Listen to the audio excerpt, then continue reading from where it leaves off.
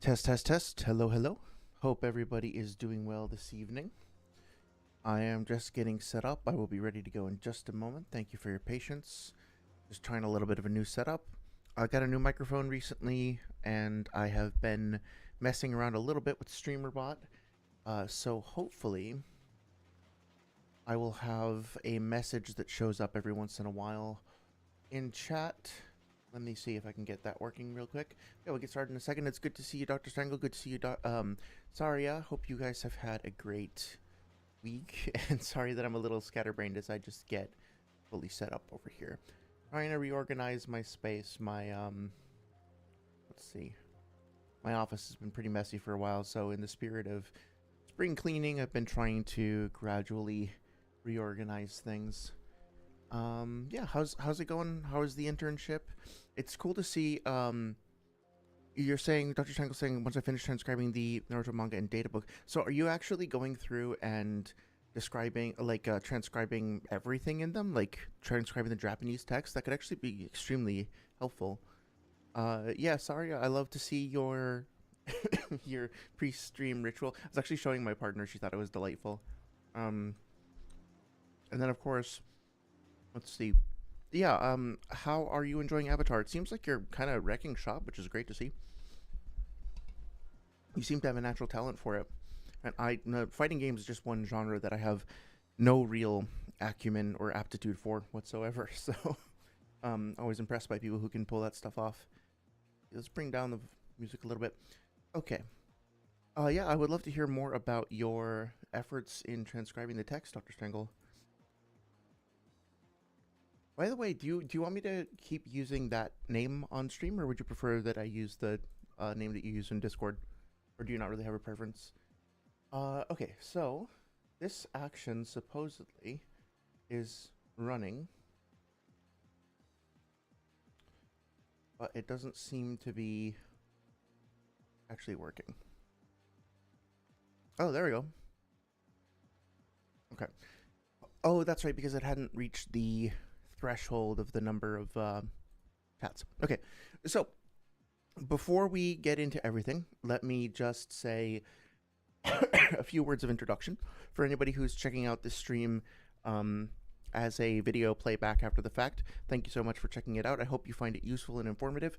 For everybody who's coming back from last time, super awesome discussion last time, super fun. I appreciate everybody who stopped by and contributed to the discussion. That's really what this is about, ironically, based on what I'm about to say next. But, like, I love the fact that we can just kind of get together, put our heads together, share our thoughts about all this stuff. It really is what, like, the discussion, the sharing of knowledge is really what motivates me to keep working on this stuff. So thank you sincerely to everybody who's participated and been a part of that. Test, test, test, test. Okay, I'm gonna move the mic a little. Yeah, but that being said, one of the things that I noticed, right, is that pretty much on brand for our streams is that over the course of 5 hours, we got through 5 minutes of the video.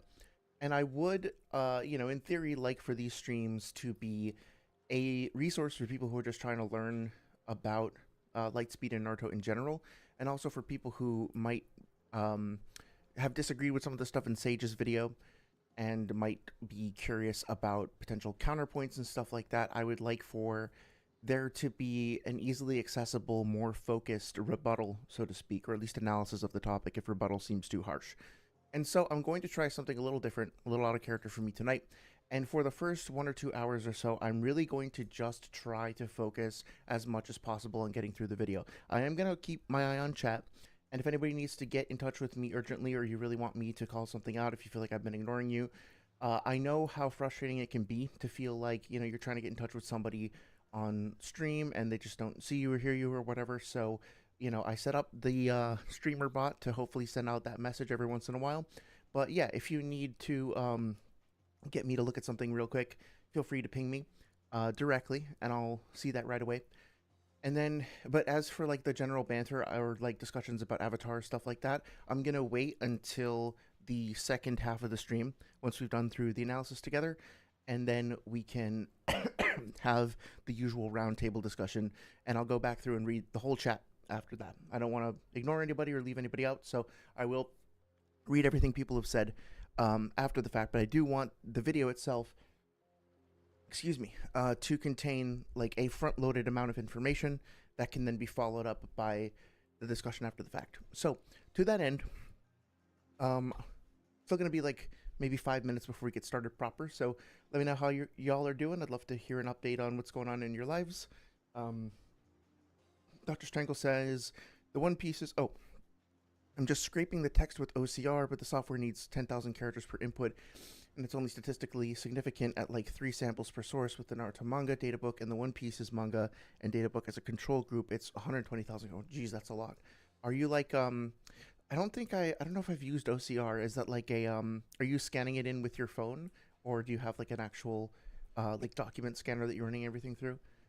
That sounds like a laborious process for sure. I thought about trying to do something similar. I really like listening to audiobooks much more than reading things out. Or like, well, I shouldn't say that. Usually when I ingest books, I get very antsy if I'm just sitting down reading them. I kind of need with Naruto, it's different because I'm usually doing research at this point. But if I'm, just listening to an audiobook for fun, like a fantasy book or something like that, like I listened to the Witcher series recently, I kind of prefer to listen to it via audio, because I like the performances of the voices and the actors and what they bring to the table, but also because it lets me kind of multitask and putter around the house and stuff like that, which is good for my brain. But at least it feels good anyway.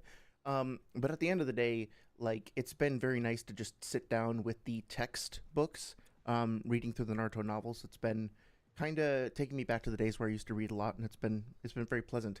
But for both my future self, who is maybe not going to want to sit down the whole time, and also for other people interested in reading the novels who don't want to sit down, or don't have the time due to driving or multitasking or whatever else, I thought about transcribing them and then either running them through an AI voice generator or optical character recognition software. Google Lens. Okay, yeah, that makes sense.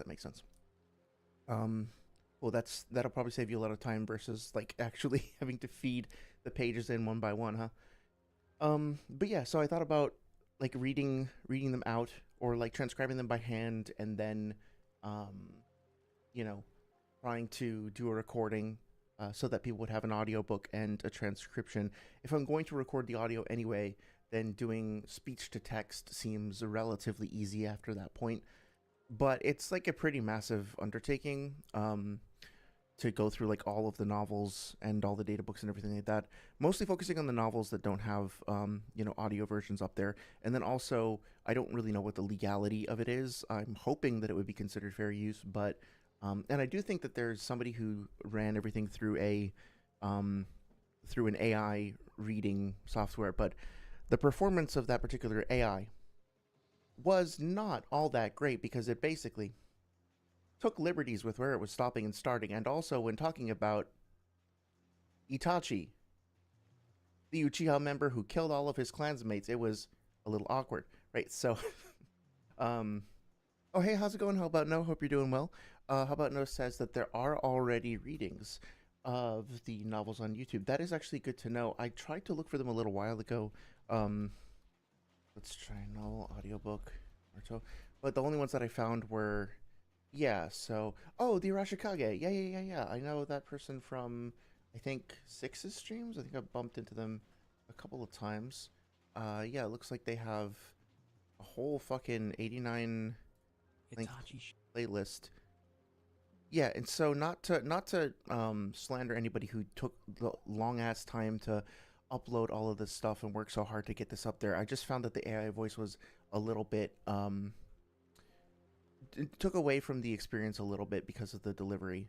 But still, yeah, this is a great resource. I guess I don't really have to do it at this point.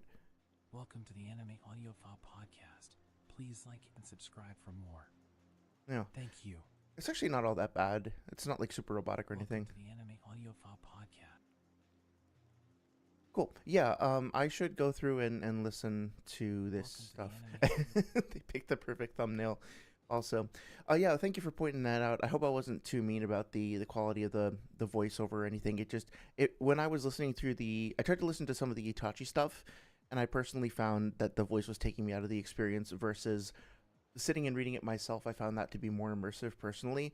But the fact that the stuff is like on there and available for people to listen to for free is actually a huge resource in and of itself. And that could potentially be used for transcription as well. You know, if you're allowed to download the audio files and just run them through transcription software, at least for the novels. Like obviously that won't apply to like the data books necessarily, but that could be a very useful resource. So shout out to was it the Shinobi Alliance and Arashikage for assembling that. That's huge. Really appreciate that. And shout out to How About No for bringing it to my attention as well. So I think I'm about to get ready here. Just looking for my notes. Okay. Yeah, so let's get into it. I'm gonna start by recapping some of the stuff we talked about last time, although not in like excruciating detail. And then we're gonna go back into Sage's video and see if we can get through it all today. Dr. Strangle said, I expect the software to group the One Piece and Naruto databooks together because I'm 90% sure they're written by the same guy. Oh, is it, if it's a company, is it Caramel Mama? I think we talked about them before. Are they the ones who are like, who handle multiple, like, are they sort of like an outsourcing group that can handle multiple? I mean, that would make sense. Yeah. Like, yeah. Okay. Yeah. It would make sense if they were contractors that would provide their services to different like creative teams and stuff, as opposed to just specifically hired for Naruto and then they didn't do anything else. That would be kind of weird. So that makes sense, especially if they're reputable, if they're doing a good job, which we would hope would be the case. But yeah, that's good to know. I need to look into them a little bit more, just out of curiosity. Something that I haven't done, which I really should do, especially given, you know, the idea of the whole process of discovering and learning more about Naruto being a collaborative community endeavor.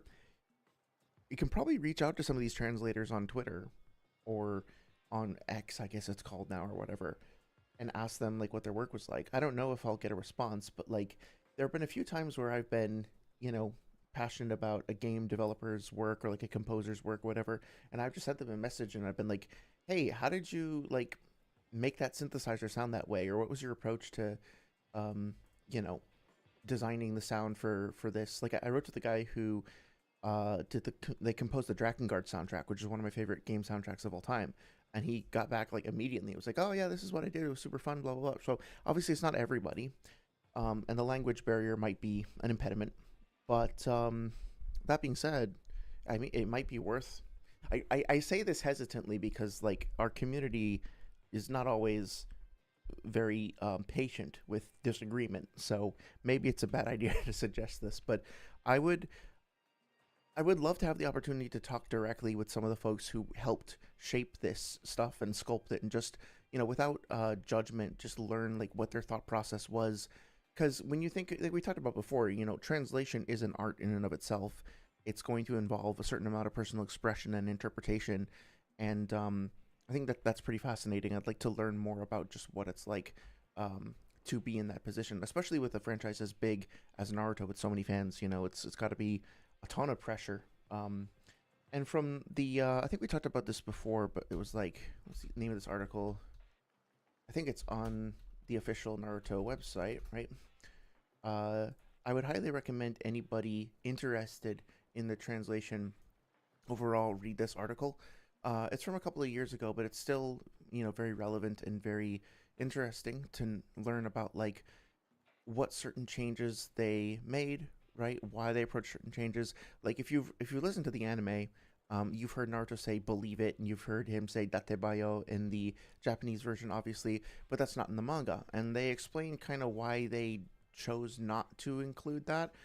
Some of the differences or difficulties in, you know, translating certain dialects like Kansai dialect and Hiroshima dialects. Rasengan is, you know, they have all this insight into how they approached things. This is not necessarily like a pass, like a get out of jail free card or whatever that says, hey, this means that every translation you can just assume to be accurate, right? There's some instances where they reveal, oh no, this is very different and we couldn't really get this across because there's no direct translation or whatever. But yeah, it's a very, very interesting read, and it's it's nice to just get a whatchamacallit, get some information directly from the horse's mouth, so to speak, on what not just like what the correct or incorrect translations are, but specifically about what the process is like for somebody who is tasked with this, which I think will help empathize with why help people to empathize with why certain decisions were made, etc., etc. Saria, also, just to give you a little preview of what is coming up in the near future, I got my hands on a Switch 2, and I have, let's just say, been paying attention to your recommendations for games, so might have some fun stuff coming up on the horizon. Let's see. How about No says, I mean, it's going to group them together anyway because they're the same format. A style guide is going to put any two scientific studies together, any two novels together, regardless of authorship. Yeah, I think that makes sense. Caramel Mama started off as a fan club of Dragon Ball, and they eventually turned into a real company that have worked on a ton of manga and anime fan data books. Oh, okay, cool. Yeah, I appreciate that insight as well. Dr. Strangle says, yeah, I'm worried about that, and hopefully it gives out such a strong signal it can't be explained by simply being genre.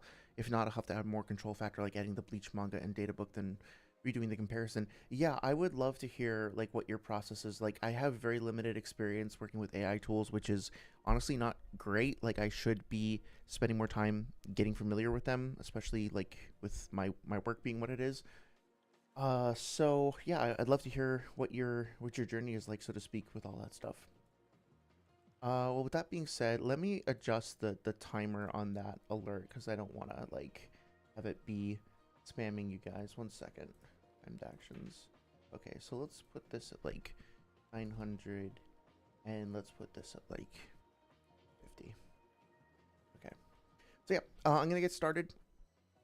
Just as a reminder, I'm not going to be paying as close attention to the chat for the first hour or two. If you need to get in touch with me, I will be paying attention, and you can please feel free to ping me directly with an @ symbol or whatever, and I will respond to anything urgent. Otherwise, I'll save the chat for once I've at least like gotten to a breaking point in the video. We take a break and kind of sync up and then go back into it, just to make it easier for people who are like here specifically for the analysis, or just like want to watch it back and focus on that, to kind of split things up. And of course, let me know how you think that works. If you prefer the banter, if you'd rather take a longer time with things in the future, let me know. I'm totally open to that feedback. If this works better for you, whether you're here with us tonight or whether you are listening back after the fact, yeah, always open to hearing what you guys think. I want to try and make this accessible and enjoyable, obviously, for you guys, the audience, and I'm happy to work, like, to be flexible in how I approach that. So, 1 second. Okay, so thank you for joining us again for more discussion on Lightspeed Naruto. For those who are joining us for the first time, thank you for checking out the stream, and I will start off with a brief recap of what we're talking about and why. So, first and foremost, we're going to be responding to a video by Sage of Thick Calves over here, and as usual, please make sure to go and watch his video on his channel in context if you are interested in this topic at all. I'm going to be skipping over a couple of sections, and I'm going to be stopping and starting quite a bit.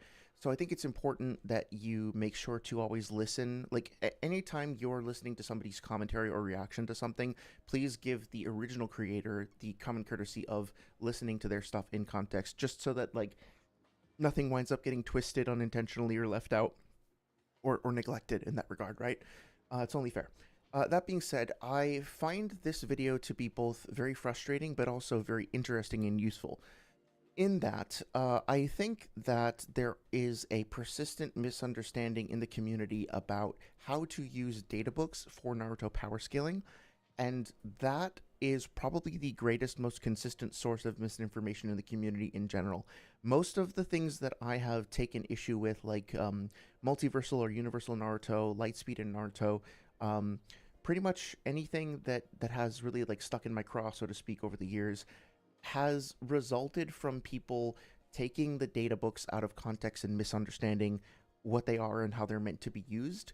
And I think if we can clear that up together as a community, our understanding would just kind of like level up together very quickly and very effectively. So on the one hand, I think the way that Sage approaches this topic is very frustrating because I personally find the arguments to be a bit facetious. Sometimes I feel them to be let's just say incurious or incomplete. Sometimes they feel kind of manipulative. They feel dishonest. I don't like accusing people of being dishonest because you never know like what's going on inside their head. It feels weird to say that out loud. But I definitely feel like watching this video and then reading the comments and seeing some of the interactions with the community, I'm not impressed with how this conversation has gone down and with the tactics being used here.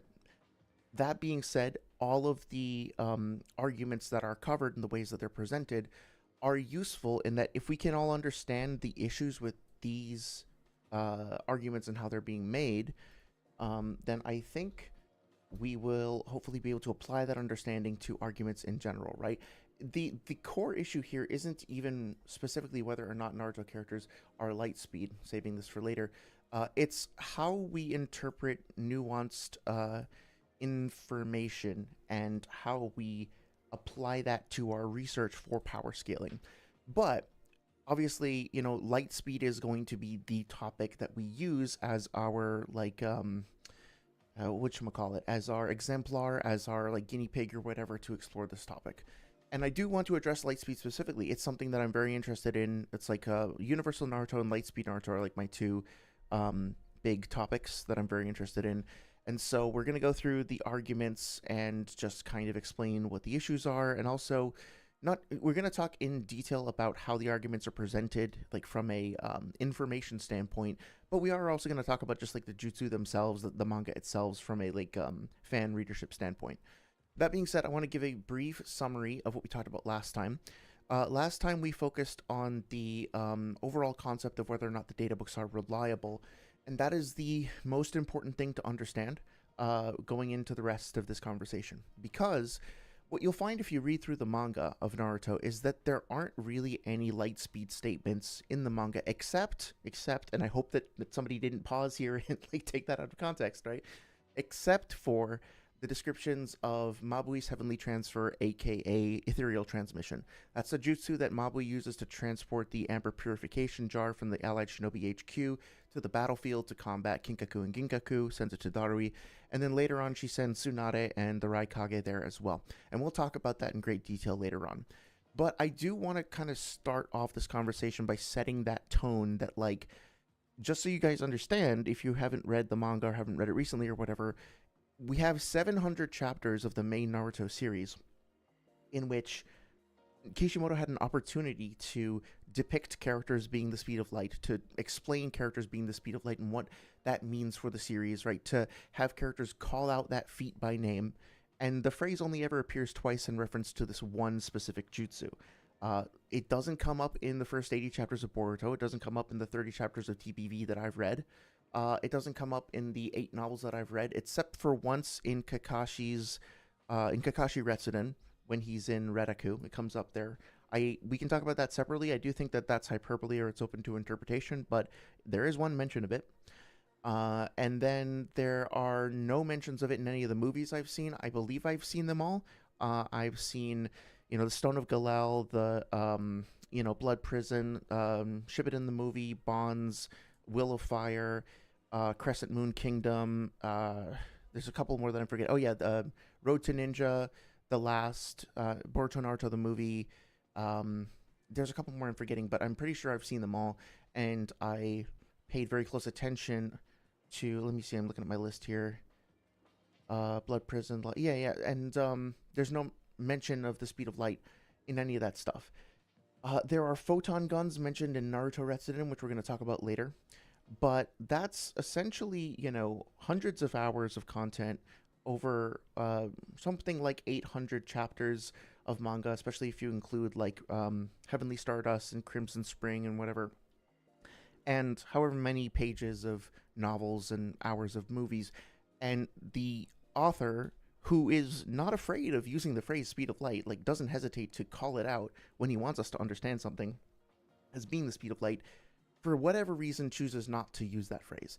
Now that's not some kind of a global debunk, right? It could be that Kishimoto wanted us to puzzle out the speed of light on our own without being explicit about it. He wanted us to examine the feats and just not have to rely on statements for those feats. That's a possibility. But it is weird to me that over that massive time span, Naruto started like over 25 years ago, and over all of those spin-offs, there is so little actual primary data that actually says anything about the speed of light from the main source of information, which is the manga, or even the anime. I haven't watched all the anime, but from what I've seen, what I've heard in the community, the only time it gets brought up in the anime as well is in regards to Haku, and we'll talk about that in a little bit as well. So, that being said, the vast majority of the arguments are coming from the data books, namely like all of them except for one. Maybe there's one from, well, I'd say like maybe 90% come from the data books, and maybe like the remaining 10% that aren't heavenly transfer come from novels. So that's about the split that I've experienced personally. So in order for us to give a shit about any of that, we have to know like what are the data books, how do we use them, why are they relevant, etc. We're gonna get to that in just a second, but just so I'm not like just talking out of my ass here, hopefully, I want to show some examples of how Kishimoto demonstrates his information and explains things when he wants to, right? So in chapter 52, this is where Lee is, uh, he's about to attack the sound ninja that are attacking like Naruto and Sakura and stuff like that, or maybe he's like revealed himself at this point. And we get this explanation from Guy on how like the brain relates to the muscles and how that relates to the lotus and the gates and stuff like that, right? And we actually get, it's not exactly a scientific diagram, but we get something like that with like a pseudo X-ray image of, or like sort of 3D internal image of the brain and the brainstem, and a very explicit breakdown of like, you know, figures of 20% of muscular energy, close to 100%, et cetera, right? So there's a very explicit and detailed and obvious demonstration of how that stuff works. But now we also have Dosu talking, I think is this Dosu or Zaku? I can never remember. We have this guy over here mentioning that his techniques are related to sound, right? And in the very next chapter, I think it's the next one, 53. Yep. We also get a diagram of the inner ear, including the eardrum, the semicircular canals, the cochlea, and all that. And we get a pretty decent representation of how vibrations work, how they travel into your eardrum, how they affect your balance. And this is true. From my audio studies, this is a pretty great way of breaking this down and explaining this, especially to like a layperson's, perspective. I don't know specifically about like 150 phones. I don't know if that's accurate, but the overall like structure of how this is presented is well thought out and is well represented, and it demonstrates that like, okay, here we have a jutsu that specifically relies on sound. It's a shonen battle manga, and the author is taking the time to explain it to us. This is the technique that he uses. So another example of this, this is for later actually. Another example of this is Kimimaro versus, not Kimimaro, what's his name? Kiromaru versus Neji.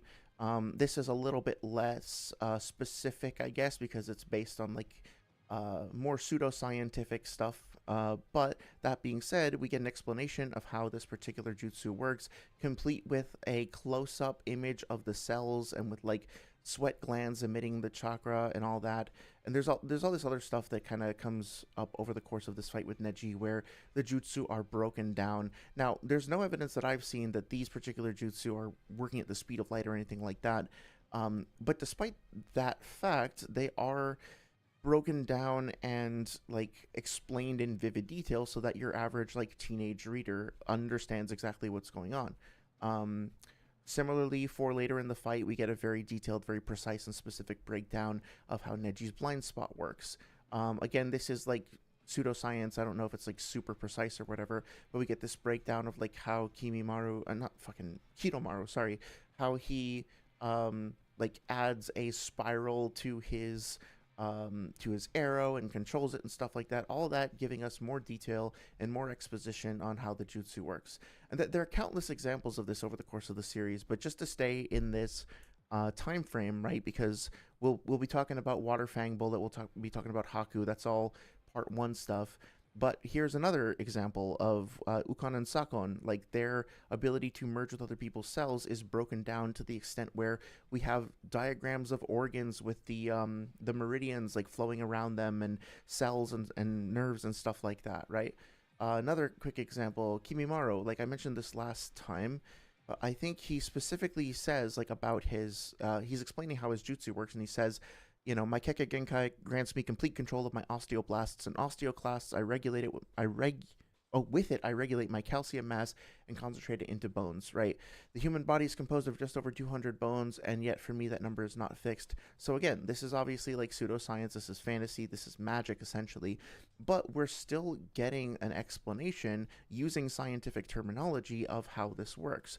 Kishimoto, as an author in context, is clearly somebody who cares about his world building. You might not think he has the best world building all the time, especially when it comes to like timeline and geography. There's some inconsistencies that people have pointed out, and that's fair. But in terms of making sure that people understand what is happening, what jutsu are, and how they work, he's pretty consistent and he's pretty explicit about uh, explaining the mechanics of them, sometimes going into such great detail that he literally stops the entire momentum of the fight and pulls up a little infographic and shows you how it works in a mechanical sense. One more example, just to kind of show some coverage over the entire series.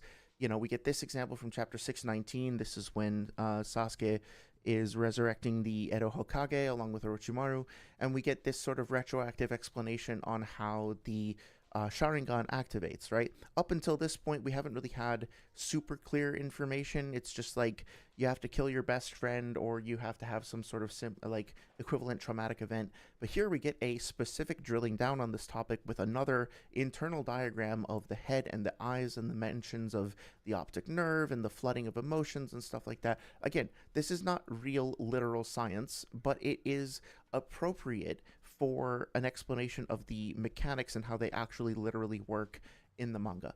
So at a certain point in responding to Sage's video, we're going to talk about expected evidence arguments.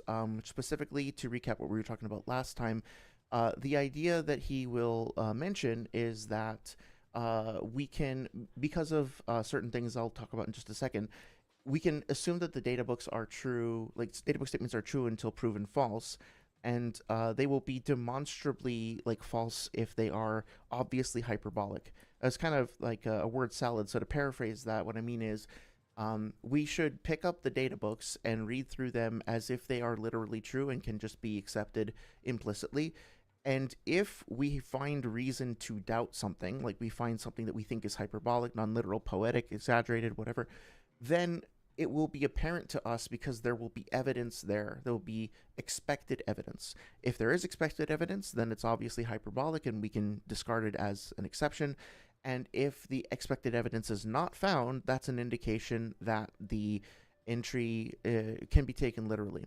So I would open that up and kind of flip that a little bit and say, okay, well, if you are somebody who's reading a manga and you are looking for evidence in the manga, in the primary source, that the characters in that manga are light speed, what sorts of evidence would you look for? Especially if you're not a power scaler, you're not pulling out like a calculator or whatever to do this stuff.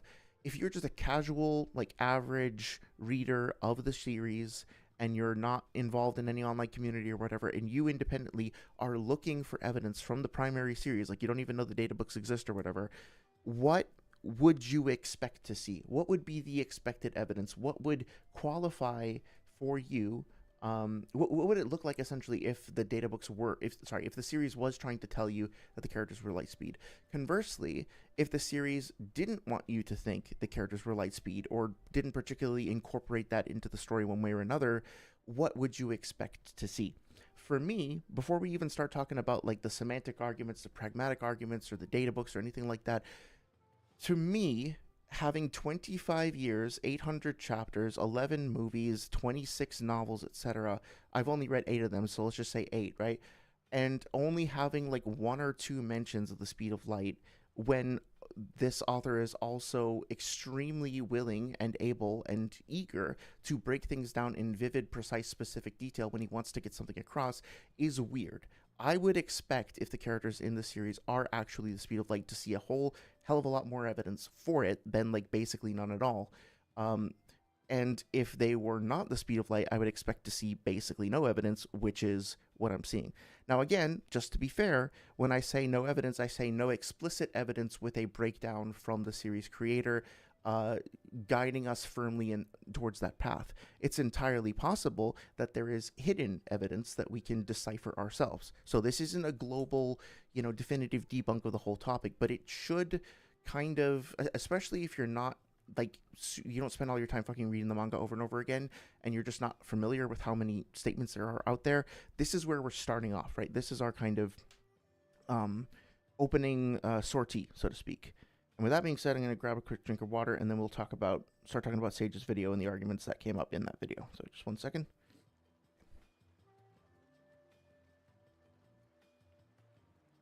Okay.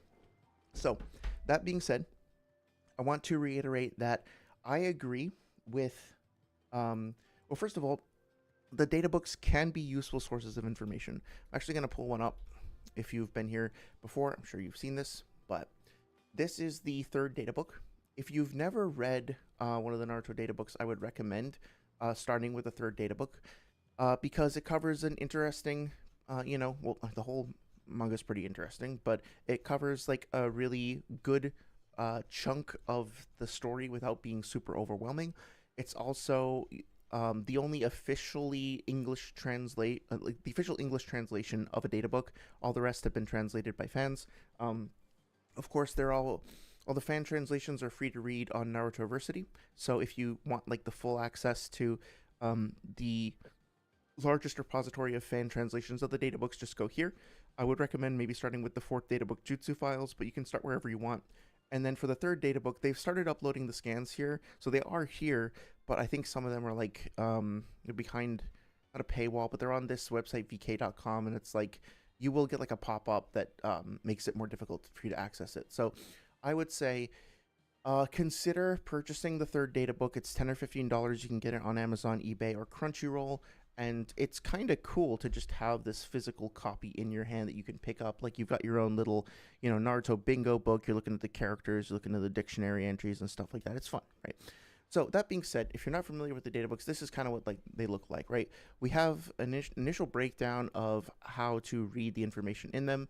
We have individual character profiles, and you'll notice that there's a sort of a mixed bag in terms of how things are presented, right? On the one hand, we have stats and figures. Like we have this little graph that shows their relative stats and how good they are at certain things like ninjutsu versus speed versus stamina.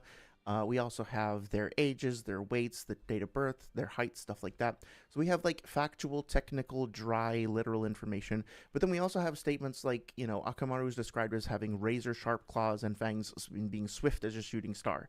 And the temptation is, I think, within the community to either say like rip through the air at super speed, blah, blah, blah, right? To be like, the databooks are inherently valuable and they're all true, and you should just take them all literally because they're just expository language or whatever. And then if you want to argue that a given statement is not, you have to prove that. You assume the burden of proof on proving the exception. And then there's people on the other side who say that like the databooks are pure shit. They're full of all kinds of like nonsense and they're ridiculous. You shouldn't take them seriously at all. And the reality of the matter is like right in the middle. Any given databook page may have stuff in it that is purely factual and accurate, and may have stuff in it that is metaphorical, hyperbolic, or just figurative in some way or another. For example, let's take the statement here, with a will of fire ablaze in his heart. Okay. I think anybody with like a third grade reading level comprehension can look at this and be like, okay, that's clearly a metaphor, right? Like he doesn't literally have an actual flame burning in his heart, which means that for power scaling purposes, we can assume that his heart has fire resistance and is not a normal human organ. It's got like blah, blah, blah. Like we don't have to take it that literally. We can understand that this is metaphor. We could talk about how to tell the difference between metaphor and literal language in greater detail if that would be helpful. But hopefully this is kind of relatively obvious. This is something that you should have learned about in school, hopefully. But even not, if you just like read books, watch movies, listen to how people talk, this is one of those things that is, when you let me not be coy about it. Let's just say if you actually break down the words literally and apply a literal interpretation to them, does that work? Does it actually make sense for Naruto to literally have fire in his heart? Or is it a metaphor describing how fire is similar to what he's got going on in his heart, right? So he forges ahead. That's probably fine. Believing in his dreams and in his bonds, excuse me, that's fine as well, right? Confidence in his gaze, that's fine. But then countless hours of training, is it really literally mathematically true that you can't count the number of hours he spent training? See, it seems like a shitty point to bring up, right? This seems super obvious, but I've heard people use terms like countless to suggest that, well, if a character can attack countless times, according to a databook statement, countless means non-numerically quantifiable for power scaling purposes. Therefore, their attacks exceed the boundaries of math and logic itself, and therefore this character is boundless. I'm not making that up. It's something I've encountered more than once. People will take a statement like this where it says countless, interpret it literally, and be like, Naruto has literally, like unironically, I am now debating this, right? They will say literally, unironically, that Naruto has transcended the concept of time itself, and he's using that to boundlessly train himself.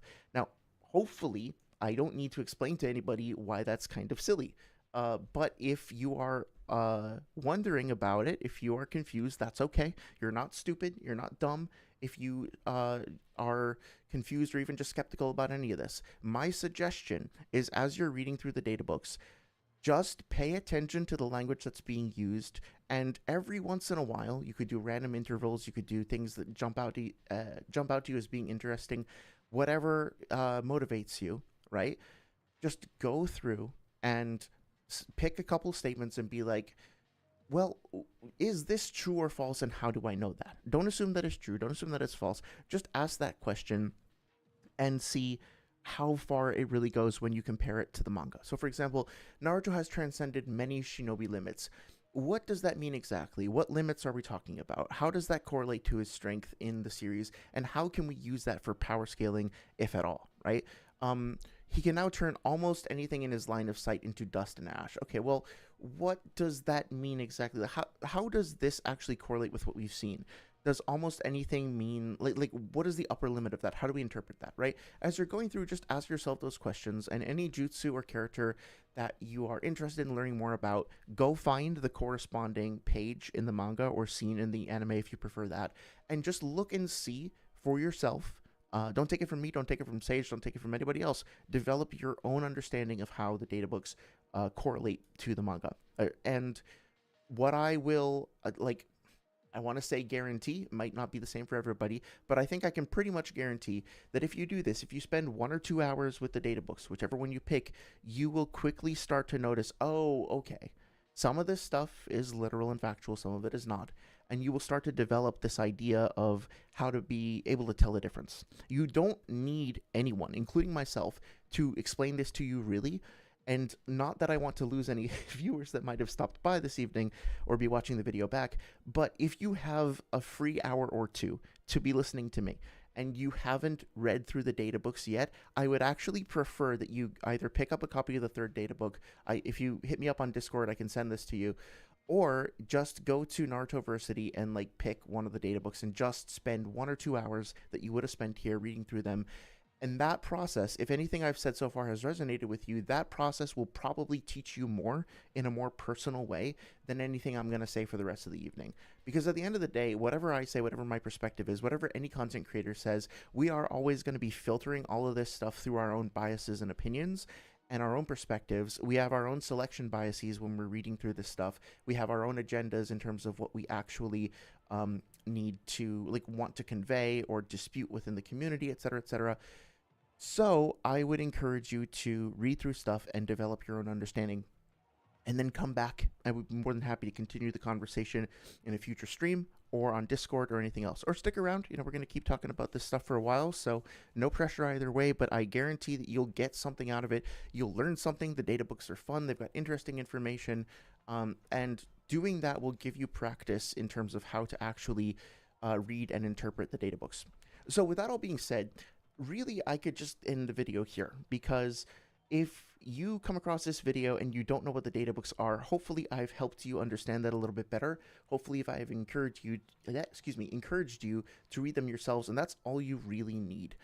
But I do also think that there's a really serious problem with the way that we discuss this stuff in the community, and frankly, not everybody wants to spend this amount of time picking apart this stuff. Some people, including myself in the past, genuinely prefer to just participate in, like, I guess you could call them like a parasocial conversation with content creators. They want to hear what other people have to say rather than reading through all of this peripheral material.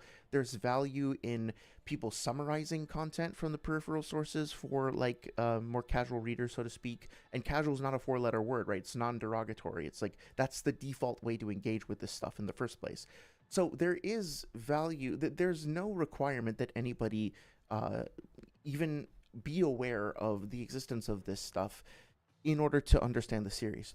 But as ambassadors, so to speak, between like the power scaling world and the Naruto like casual community, so to speak, I think that what I've seen amongst people who make certain people who make videos in this space, they have a tendency to misrepresent some of the data, some of the content, because of certain fundamental mistakes. And I would like for us to talk about them because I want you guys to be aware of what those are and to be able to develop, I guess, like a radar for picking those things up as you go and listen to more content creators. And for the record, I don't want to say to anybody, hey, don't listen to Sage's video. You should listen to it yourself and come to your own conclusions. Same thing for like Key or fucking Noodles or whoever else. I don't like them, but I won't tell you to not watch them because I think you should go see their stuff and make your own opinions about it. But when you're doing so, hopefully I can help you to spot potential issues as they come up. So with that being said, this is the long ass intro basically out of the way. There's two major arguments we got to talk about, namely what is the definition of expository writing. This is what Sage starts his video off with, and then we'll do a very quick summary of like Haku, Waterfang Bullet, and Tsukuyomi. We talked about that for most of the stream last time, so this is just going to be a couple minutes, and then we'll pick it up back around the Anbu statements over here, which is where we left off last time. That being said, great time to catch up on chat really quick. I see there's been a couple messages that have come through.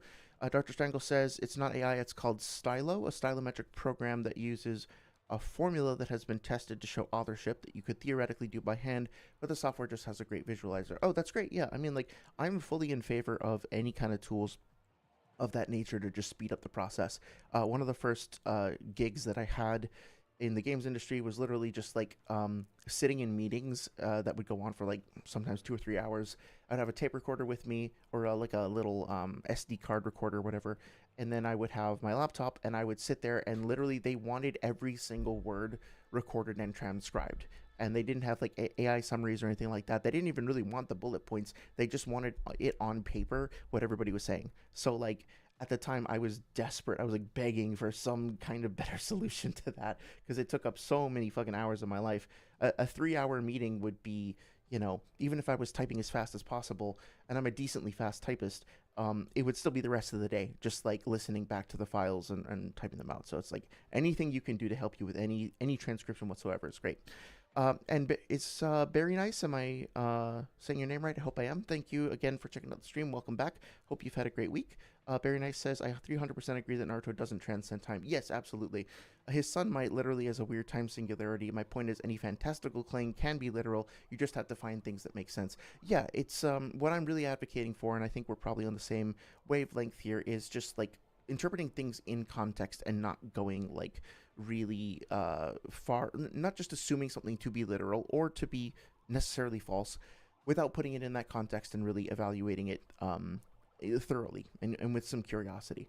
I will say though that I heard a debate, I think between, was it D1 and Weeaboo Warrior? It was Weeaboo Warrior and somebody else anyway, and they were talking about how the person repping Naruto, which was not Weeaboo at the time, was saying something like the Naruto characters in Scarlet Spring, or what the fuck is it? In the Retsuden slash Redaku stories, that because Sakura and Naruto and Sakura and Sasuke got polar particles, and polar particles were hidden, quote unquote, in the star that never moves or whatever, that it's literally a star, and therefore this person literally actually believed that Sakura and Sasuke flew around in space like at multiple times faster than the speed of light, going from star to star collecting particles. because somebody had sent them a fucking page out of the novel. They had never bothered to read it or track it down or whatever and understand it in context.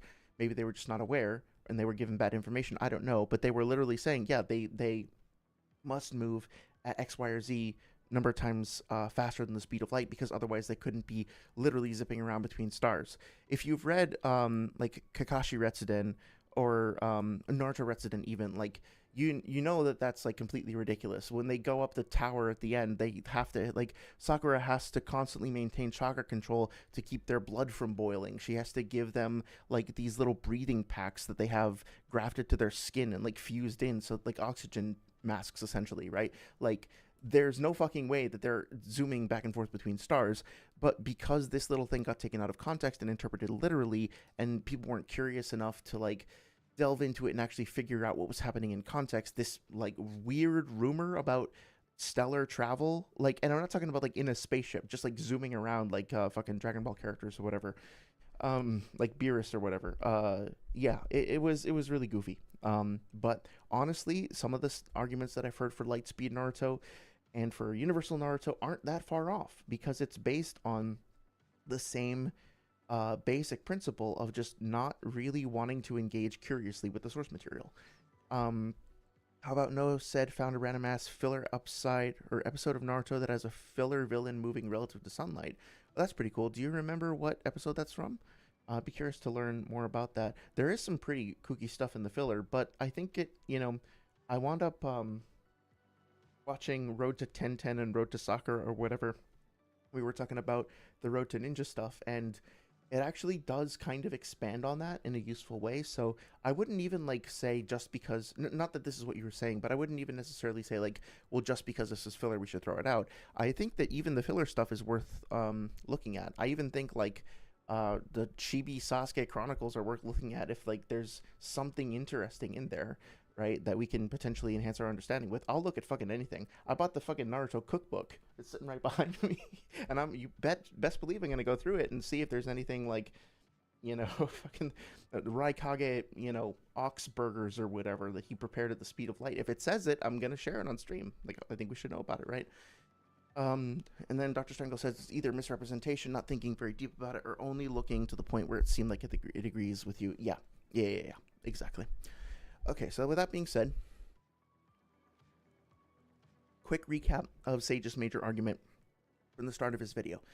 So, as somebody who has done Naruto Powerscaling and who has sort of kind of engaged in some debates from time to time, I understand that there is a high value that can exist for, let's just say, objective statements. We're going to talk about lasers too. For objective statements. In other words, if you are having an argument with somebody and it's getting heated, and or even if it's not, and you just really want to like sink your points in and make sure that they get across, then it really is helpful to have an objective, fair source of information that you can point to and say, look, it says it here, this is inherently correct, therefore let's just stop arguing about this and we can agree. It's, in theory, very helpful for achieving consensus. And so there's a strong desire in the community to identify something like that. And the data books are what often gets used for, like, in that sort of way. The problem is, as we saw before, that there are many databook statements that can be potentially taken literally, and there are many that can't be. So in order to get around that and to avoid having to contend with the nuance of all that, the way that some people try to address that is by saying, okay, well, what if we could just assume that anything in the databooks is true unless somebody wants to contest that? And then it would be on them to prove that to be the case. So, for example, if I want to argue in favor of Itachi, the third databook has a statement saying that Itachi's perfect Susanoo, his, what the fuck is it? The Totsuka blade can cut down any enemy, and the Yaramira can block any attack. That's probably one of the best statements that I could use in favor of Itachi, because basically it's saying as long as he can like keep up with an enemy, that he like can't lose, right? Like he can cut down any enemy, literally. He can block any attack. Like as long as he has enough chakra to keep that shit up and to be able to track what his opponent is doing, he should be able to beat anybody, right? Like, obviously I don't believe that to be true, but if I'm trying to argue for Itachi, that is such a powerful argument if we can assume it to be true. However, when that argument comes from the same data book that also says the same basic things about Mandala of Endless Snakes, which is a fodder jutsu that Naruto shreds through immediately, then it causes some skepticism, I think, is the correct approach to that. And what people will then say is like, okay, well, why don't we just assume the thing about Itachi is true? And then if we have to get rid of the statement about Orochimaru because that's obviously false, then we will. But that, as long as we can assume that the data books are inherently reliable, we still get to keep the Itachi statement because I don't see anything that contradicts it, right? It would be the burden of proof would be on whoever wants to shoot that down to do so, and we can keep on believing it for as long as we want in the meantime. So here's a statement from the third data book. It's on page 274, right? And it says, I forget exactly where it is, but you can read this 274, 275. Let's see. Seals them away for all time. I forget where. Oh, yeah. Susanoo boasts an absolutely perfect attack and defense, shield that can repel any attack, and the sword that can cut down any enemy in its right? So that seems pretty convincing. Seems like Itachi probably has a good shot at defeating pretty much anybody. But then again, like, let's look at my favorite entry, which is coming up in just a second for Orochimaru. And where are you, buddy? It takes me a second to find it. Yeah. So this is on page 304 of the same data book. And it's describing the wonder of infinite snake blades slithering over the ground. So this block over here is particularly important. Countless numbers of summoned snakes slither out from Orochimaru's mouth and attack their enemy. In the face of overwhelming numbers of snakes, a veritable wall of snakes, defense or avoidance lose their meaning as all the target can do is be buried in snakes. Also, when the endless number of snakes that come slithering from out gather together, they become a defense that can block any sort of attack. So here we have literally, like in the same book, just like a couple dozen pages away, if that, we have a statement about another character, a Sanin level character, as people like to point out. And the description of his jutsu states that he can, literally negate all defense and all avoidance of any opponent, and also he can defeat any opponent. So the idea that the databook statements are inherently reliable unless proven otherwise, when you actually go through them and examine how many statements are hyperbolic or non-literal, just doesn't hold up mathematically. There are so many of them, and they are written with the same tone, the same cadence, the same kind of like consistency as the literal statements. In other words, that they are scattered throughout the databooks overall, and if you read the databooks holistically, like in context, they, as works of fiction, contain both factual and non-factual information about their universe. So it is not safe to assume that anything is true or false unless you have some kind of a rubric to base, well, not even unless, like you have to have some kind of a rubric, some kind of a tool set to go through and filter the information and figure out whether or not things are true.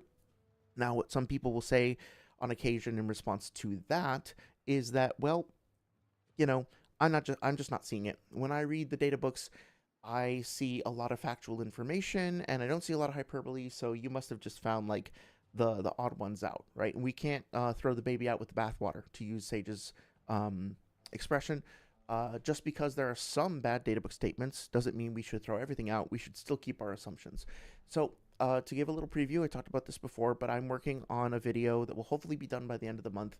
And I've gone through all 4 of the data books and I've listed every hyperbolic or non-literal or at least open to interpretation statement. Now, granted, I have to filter through this. I have to edit it. Some of the stuff is actually not that bad. Some of it is kind of ridiculous. Some of it is poetic, and some of it is just plain wrong. This is a quick, brief overview of what's in the first data book.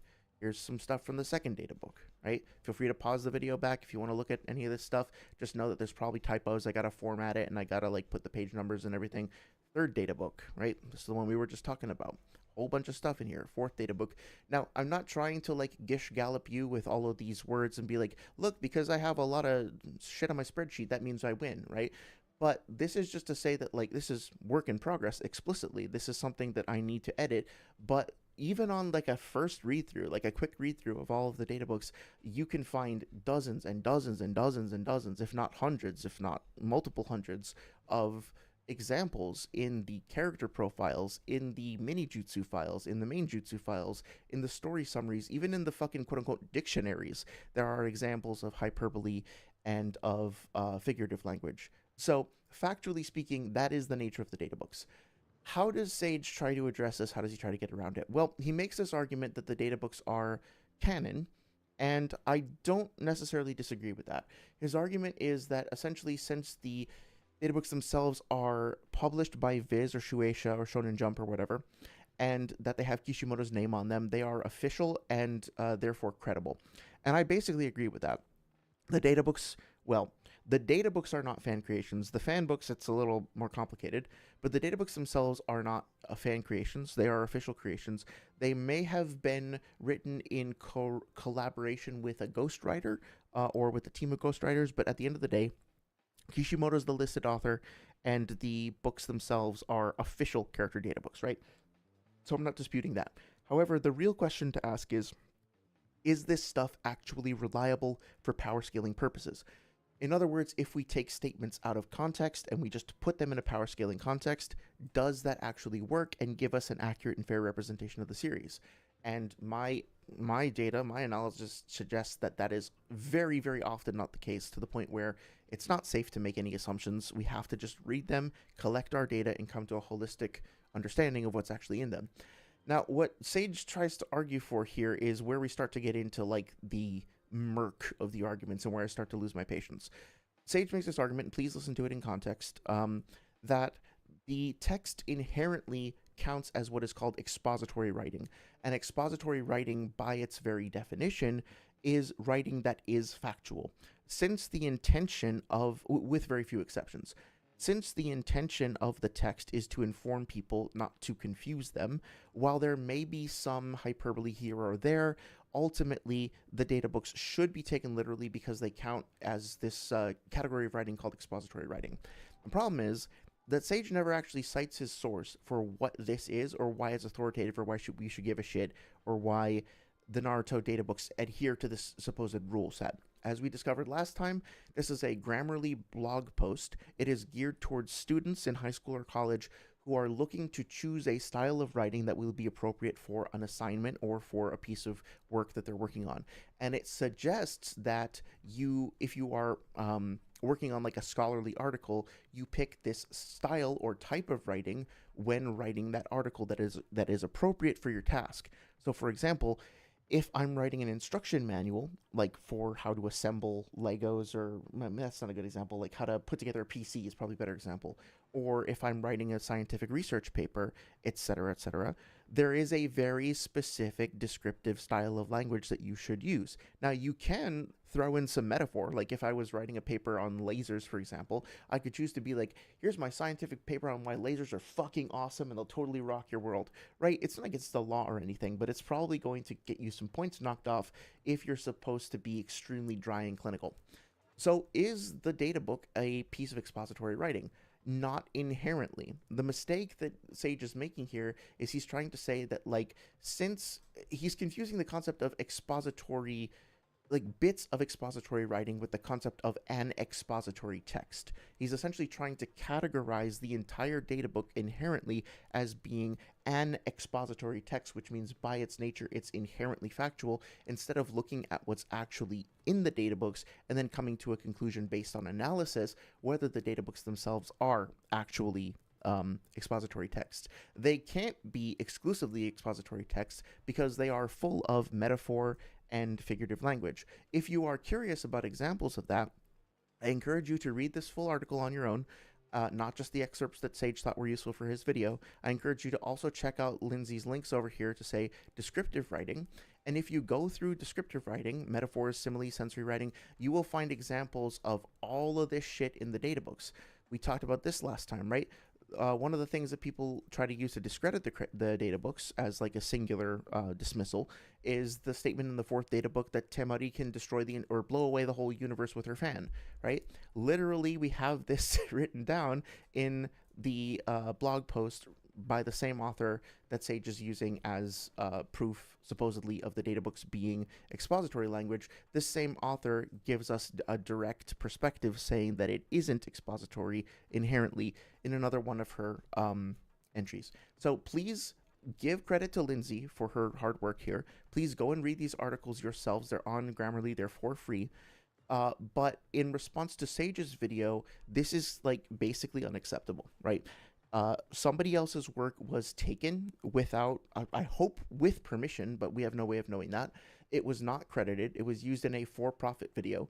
It was taken out of context. It was misrepresented and misinterpreted, all for the purposes of basically saying, hey guys, you don't actually need to read the data books because according to this mysterious thing that I'm not going to establish the credibility of, according to this, the data books just are inherently X, and because they are inherently X, they are filled with Y unless proven otherwise. And all of this is just like a big smokescreen that says, well, you don't have to read the data books, just trust this, right? Which is why I opened by saying, don't trust me, don't trust Sage, don't trust anybody. Sorry to be so cynical, but just like go fucking read the data books, right, yourself and come to your own conclusions. But this is like so fucking what's the term for it? Like shady. Using like cutouts from a particular blog post out of context to try to argue, to act as though this is somehow authoritative over writing as an institution, over literature categorically. And I think if you look in the comments over here, he's also said to people like, there's no way around this, right? Where are we? The conversation I was having with somebody earlier today.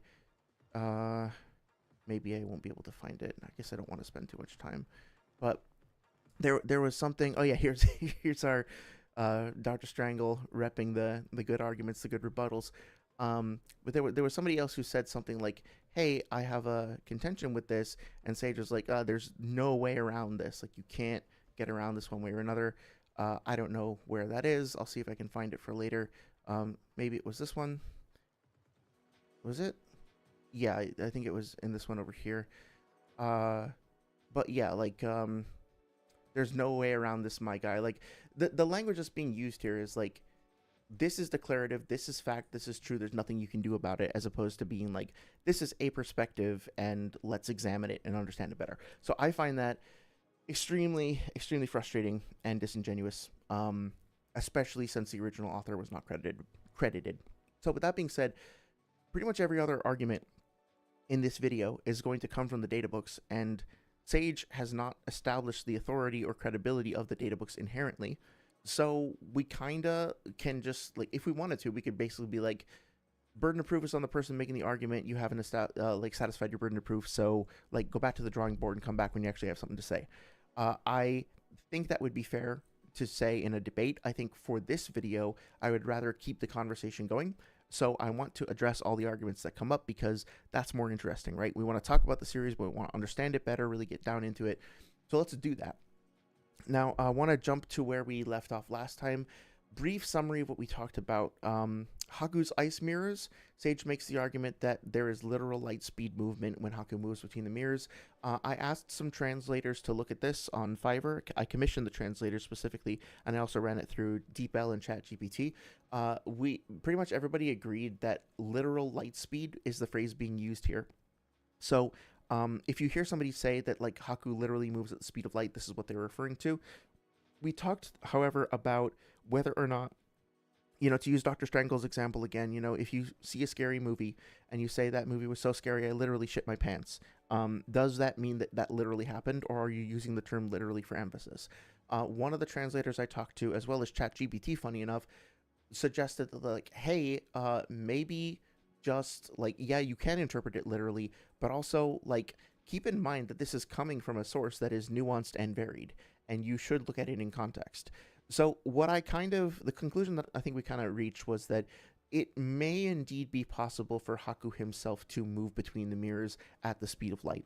And specifically, this happens when he is moving from one mirror to another mirror, but not when he's like actually attacking Sasuke and Naruto. So it's specifically when he's transporting himself from one mirror to the next, but it doesn't really apply to the scaling with Naruto or Kakashi or anybody else, because it's only like in a very specific circumstance that we might not even technically see during that fight.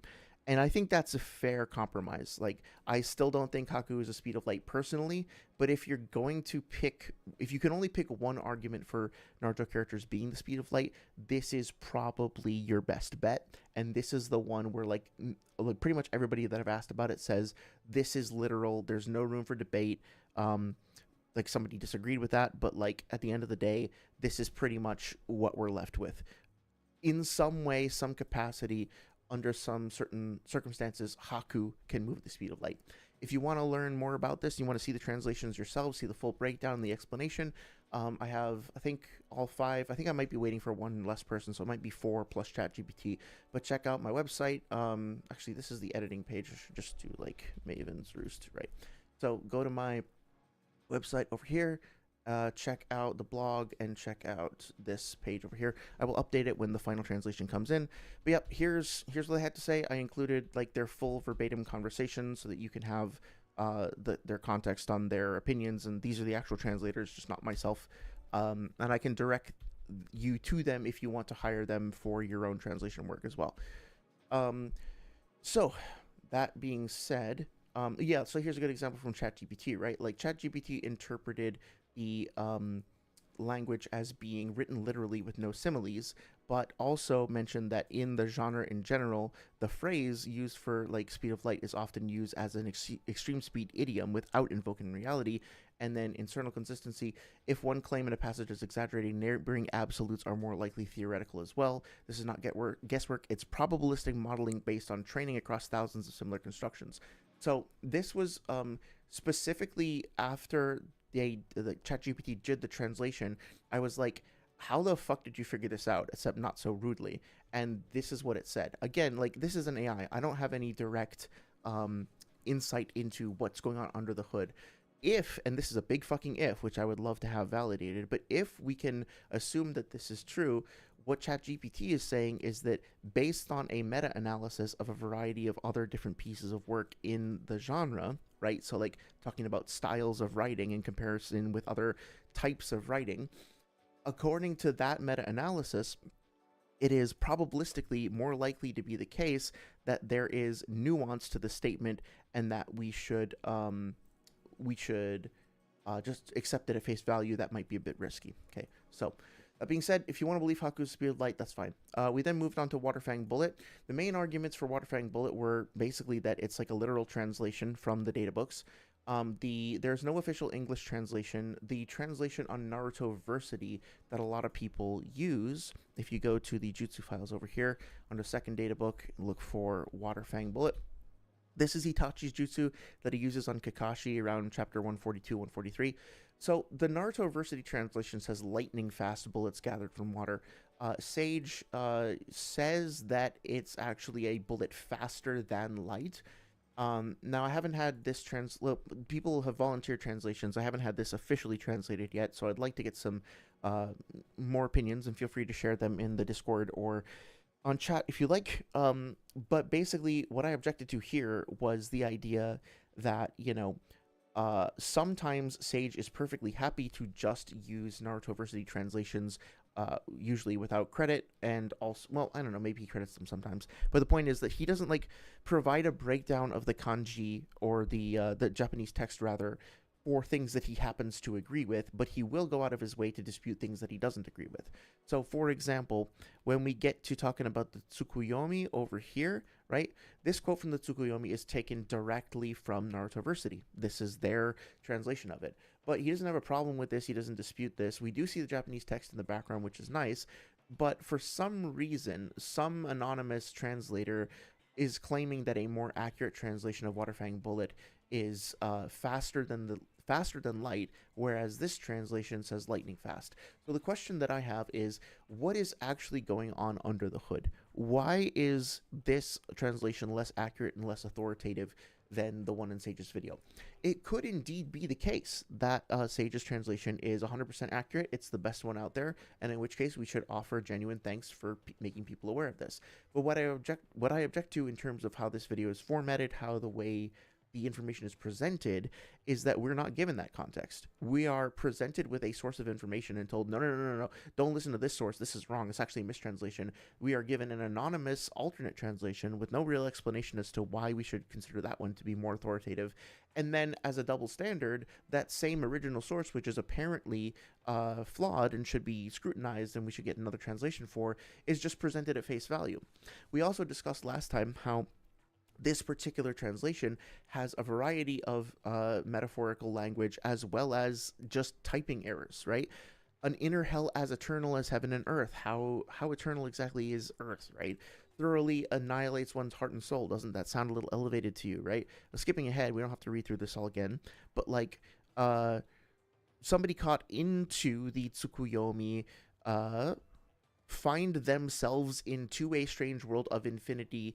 Their fate lying inside the caster's hands. Sometime they will undergo the torments of hell, and some other time they will be repeatedly short, blah blah. So this is not to slander the genuine, wonderful hard work that people have done for free and shared with us on Narutoversity, but this is to say, if there is an entry that should be scrutinized, this is one of them, right? Like, this clearly has some incorrect and awkward English, and it also has a lot of, like, metaphor and non-literal language, but for some reason, we're not scrutinizing this one, but we are scrutinizing this one. So my feeling on this is that it's a double standard. The way the information is being presented is inconsistent and dishonest because Sage, like a lot of other content creators do, is simply filtering through the data set, cherry picking things that benefit his argument, and denying you, the viewers, and probably also himself as well, the opportunity to genuinely understand this in a nuanced way because he's not looking at the full picture. The whole point of videos like this is, how can I clear my points? How can I win these arguments? How can I get this across, as opposed to how do I genuinely, accurately, and honestly represent represent this? And that's what I object to. I don't have that big of a deal with the idea that the translation might be wrong. It could be. Or that even there's multiple valid ways to interpret it or ways to translate it. That could also be the case. However, what I do have a problem with is the double standard that's being employed here.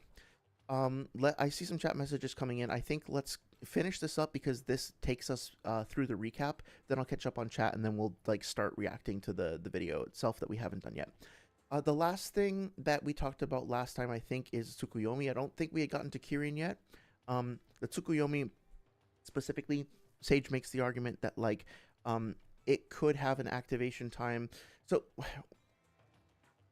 basically, like, this quote from the Itachi novel is presented, and we read it together on stream last time. We read the actual quote from the novel itself, and what I objected to with this is that, first of all, Sage never gives us the exact page that this is from. He doesn't even mention what specific novel it's from.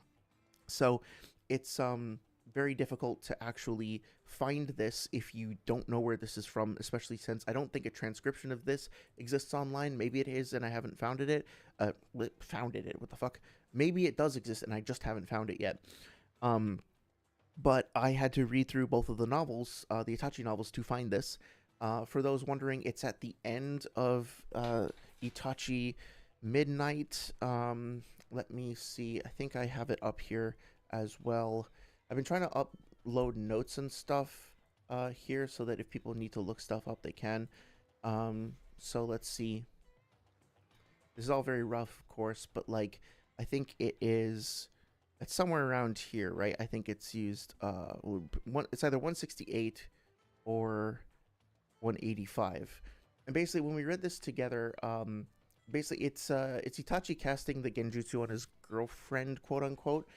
And they're both 12 at the time, and Sage's contention was that, like, since the time that is passing is like a nanosecond or a picosecond or whatever it is, that that potentially means that the activation time of the genjutsu could also be on that level, and that Itachi, well, more so that, like, it doesn't specify what the activation time is, but like Itachi would need to be able to cognitively process things that fast, and so that would help build the consistency overall for characters in Naruto being light speed. But the problem with that is that I believe we do actually get another mention of how fast the activation time of the where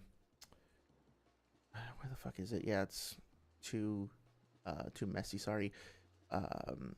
The activation time of the Sharingan is, yeah, so granted this is when he was younger, but the initial like base Sharingan activation speed is 1/100 of a second. I guess that's not super compelling because he could have gotten faster later on, so whatever, just take that or leave it. But at the end of the day, like, what I object to here is that the first part of this text was cut off, And this text specifically describes how Itachi focuses and builds up chakra and then releases the genjutsu. And then all of this stuff that gets described after the fact is specifically in regards to what happens inside the dream world. The dream world, the genjutsu world, doesn't follow the same logic as the outside world. So whatever happens in there doesn't necessarily have any bearing on how Itachi works in the outside world. This isn't really relevant to any sort of a light speed argument, because this is all about what happens in the ethereal dream world of the Tsukuyomi, an illusory, non-literal space. So it's open to interpretation, but what I was upset about was the fact that this text got cut off. Let me just make sure that it doesn't show up later.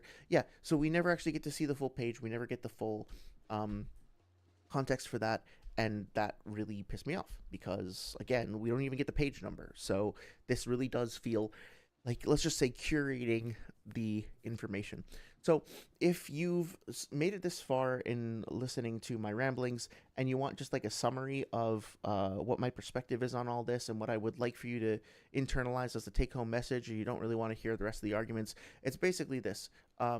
What I would love for you to leave the stream with is the idea that the databooks themselves are not inherently terrible, and you shouldn't throw them all out, but they're also not inherently true, in that every individual statement is going to vary in terms of its like veracity in the language that's being used. It's unfair and incorrect to try to categorize or characterize the databooks unilaterally or as a monolith of expository writing. The source that's being used to even make that declaration is a blog post on Grammarly, which was uncredited. The data, and this is not just Sage, this is Key, this is fucking Seth, this is fucking Noodles, a bunch of people do this. The information that you are getting shared, that is being shared with you, is being, let's just say, curated, filtered, chopped up, however you want to put it, and you are not getting the full picture. You are not getting the context that you deserve to understand what's really going on here. And for somebody like Sage, who brands himself specifically as a Naruto educator and takes money from people to run, like, do commissioned videos, right, accepts payment for a service, and the service is ostensibly education and information, this to me is like unethical from a business standpoint, in addition to just being really fucking annoying. It's not really hard to figure out either, because we're talking about texts that are geared towards explaining and embellishing on literature written for teenagers. It's not really all that hard to figure out. It's not complicated, or shouldn't be all that controversial. But up until this point in the video, not only has the data been misrepresented, but the sources used to kind of girder that data also haven't been correctly or fairly represented either. And with that, I'm going to take a little break and catch up on chat, and then we'll dive into the reaction to the rest of the video. So thank you for being patient, by the way, with I see the chats coming in. I do appreciate it. Thank you for waiting until the break, so to speak. So going back up, Barry Nice says, oh yeah, we talked about that, the transcending time, the filler episode. Barry Nice says, if you take the filler, Barry Nice, I feel like I recognize your name. Have you been like on abstract streams or on walkie-talkie streams? I feel like I know your name from somewhere. Yeah, Barry Nice says, if you take the filler into consideration, then the whole macro continuity might have light speed interpretations. The games, for example. Yeah, I think that's worth looking at as well, because at the end of the day, like, if we just build up all of our data, right? I mean, not that I'm trying to serve one agenda or the other necessarily, but like, if we wind up finding that there's a bunch of light speed arguments that come from the filler, but not from the mainline series, that also tells us something. Like, we can use that to fill out our understanding of the series overall. Like, I think it's worth playing the games and seeing what the games have to say. I think, I always forget which one it is, but like, I think Ninja Storm 4 gets used to, like, as part of like universal arguments for Kaguya, because like her boss arena, the realm of the final orb, or whatever the fuck it's called, is like, it looks like an area filled with nebulae, like somewhere out in the galaxy, like on some alien planet or whatever. So people look at that and they're like, oh, well, we didn't get to see this in the manga, but Kaguya's planets are actually much more vast and they have many more celestial bodies and whatever. So I think it's worth looking at that to at least get the full picture, at least get like to understand where the arguments are coming from, and look at how these characters are depicted in various ways across the series from different lenses.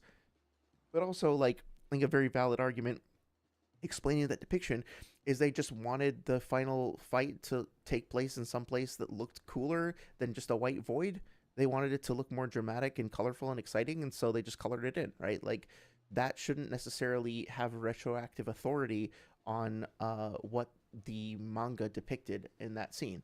And if there's a conflict between those two things, well, then I think it takes some sensitivity and care in reading to figure out how are we going to determine the canonicity of this. Um, and furthermore, like there's a whole extra battle in the uh, in that game where like Naruto and Sasuke are trapped in the ice, and they get out like pretty much right away in the manga. But then there's like a whole other boss fight where like you have to play as Obito, like having a slap fight with Kaguya while they get out and hold her off. And it's fun from a gameplay standpoint, but obviously it's not canon, right? So I think just why not see what's out there, but also like develop some kind of a nuance in terms of how you interpret it. I feel like we're going to be aligned on that, but yeah, that's just my perspective. How about No says episode 191? It's very low relativistic, like 1 to 2% eyeballing. I'll probably quantify it later. Found it because he's using ice release to make a light reflecting lens. Oh, okay, that's actually really cool. Oh, for the sunlight. Yeah, yeah, that's cool. That's cool. I think there's something at the end of Blood Prison with not Blood Prison, Clash of the Land of Snow with like a reflective lens or something, but I don't remember if there's any scaling about that though. Barry Nice says the problem with Invincible Itachi is that its context has validity in a way that is, the Totsuka blade actually has properties breakthrough natural durability due to being spirit weapons. Itachi could cut through anything not because he's super strong, but because he has mechanical capabilities that enable him to hit things non-conventionally. So, in context with the entire story, it is up to interpretation what that means. It could be hyperbole. It's probably more nuanced than that, and worse, the problem is that you need context for it all. Yes. So let me. That's a very very good point. Very well said. Let me clarify what I mean by pulling it back to power scaling. So, if you want to make an argument that Itachi, especially up until and like through the third data book, because that's where that statement comes from, obviously, like up until that point, if he hits anybody that we've seen in the series, maybe even including like alive EMS Madara with his Totsuka blade, that he would wind up defeating them and sealing them. That might actually literally be the case. And that if he could defeat, like, he could block any attack that we see up until the end of the third data book. Like, technically speaking, Hagoromo does show up in the third data book, but he's, like, in silhouette, and he's just referred to as a Sage of Six Paths. Pain is in the third data book, but we don't see anything along the lines of, like, the Eternal Truth-Seeking Orbs or the Sword of Nunoboko or any of that, like, crazy stuff, or even really see the advanced forms of the Amaterasu or anything like that, right? So, it's possible that like Itachi's Yaramir could repel the biggest Biju bomb that we've seen to date, which is like I think actually Naruto's Biju bomb is like the largest DC base attack we've seen at that point in the series, the Four Tails Biju bomb, or Four Tails Kurama mode, whatever Biju bomb, right? So with that context, I think that's fair to say. What I think is ridiculous, and people will make these sorts of arguments, and this is sort of what I'm raising a red flag about, is more like, how can I say this? If people look at that and are like, okay, well, this means that Itachi scales to like Ishiki, right? Because it said he can cut down any enemy,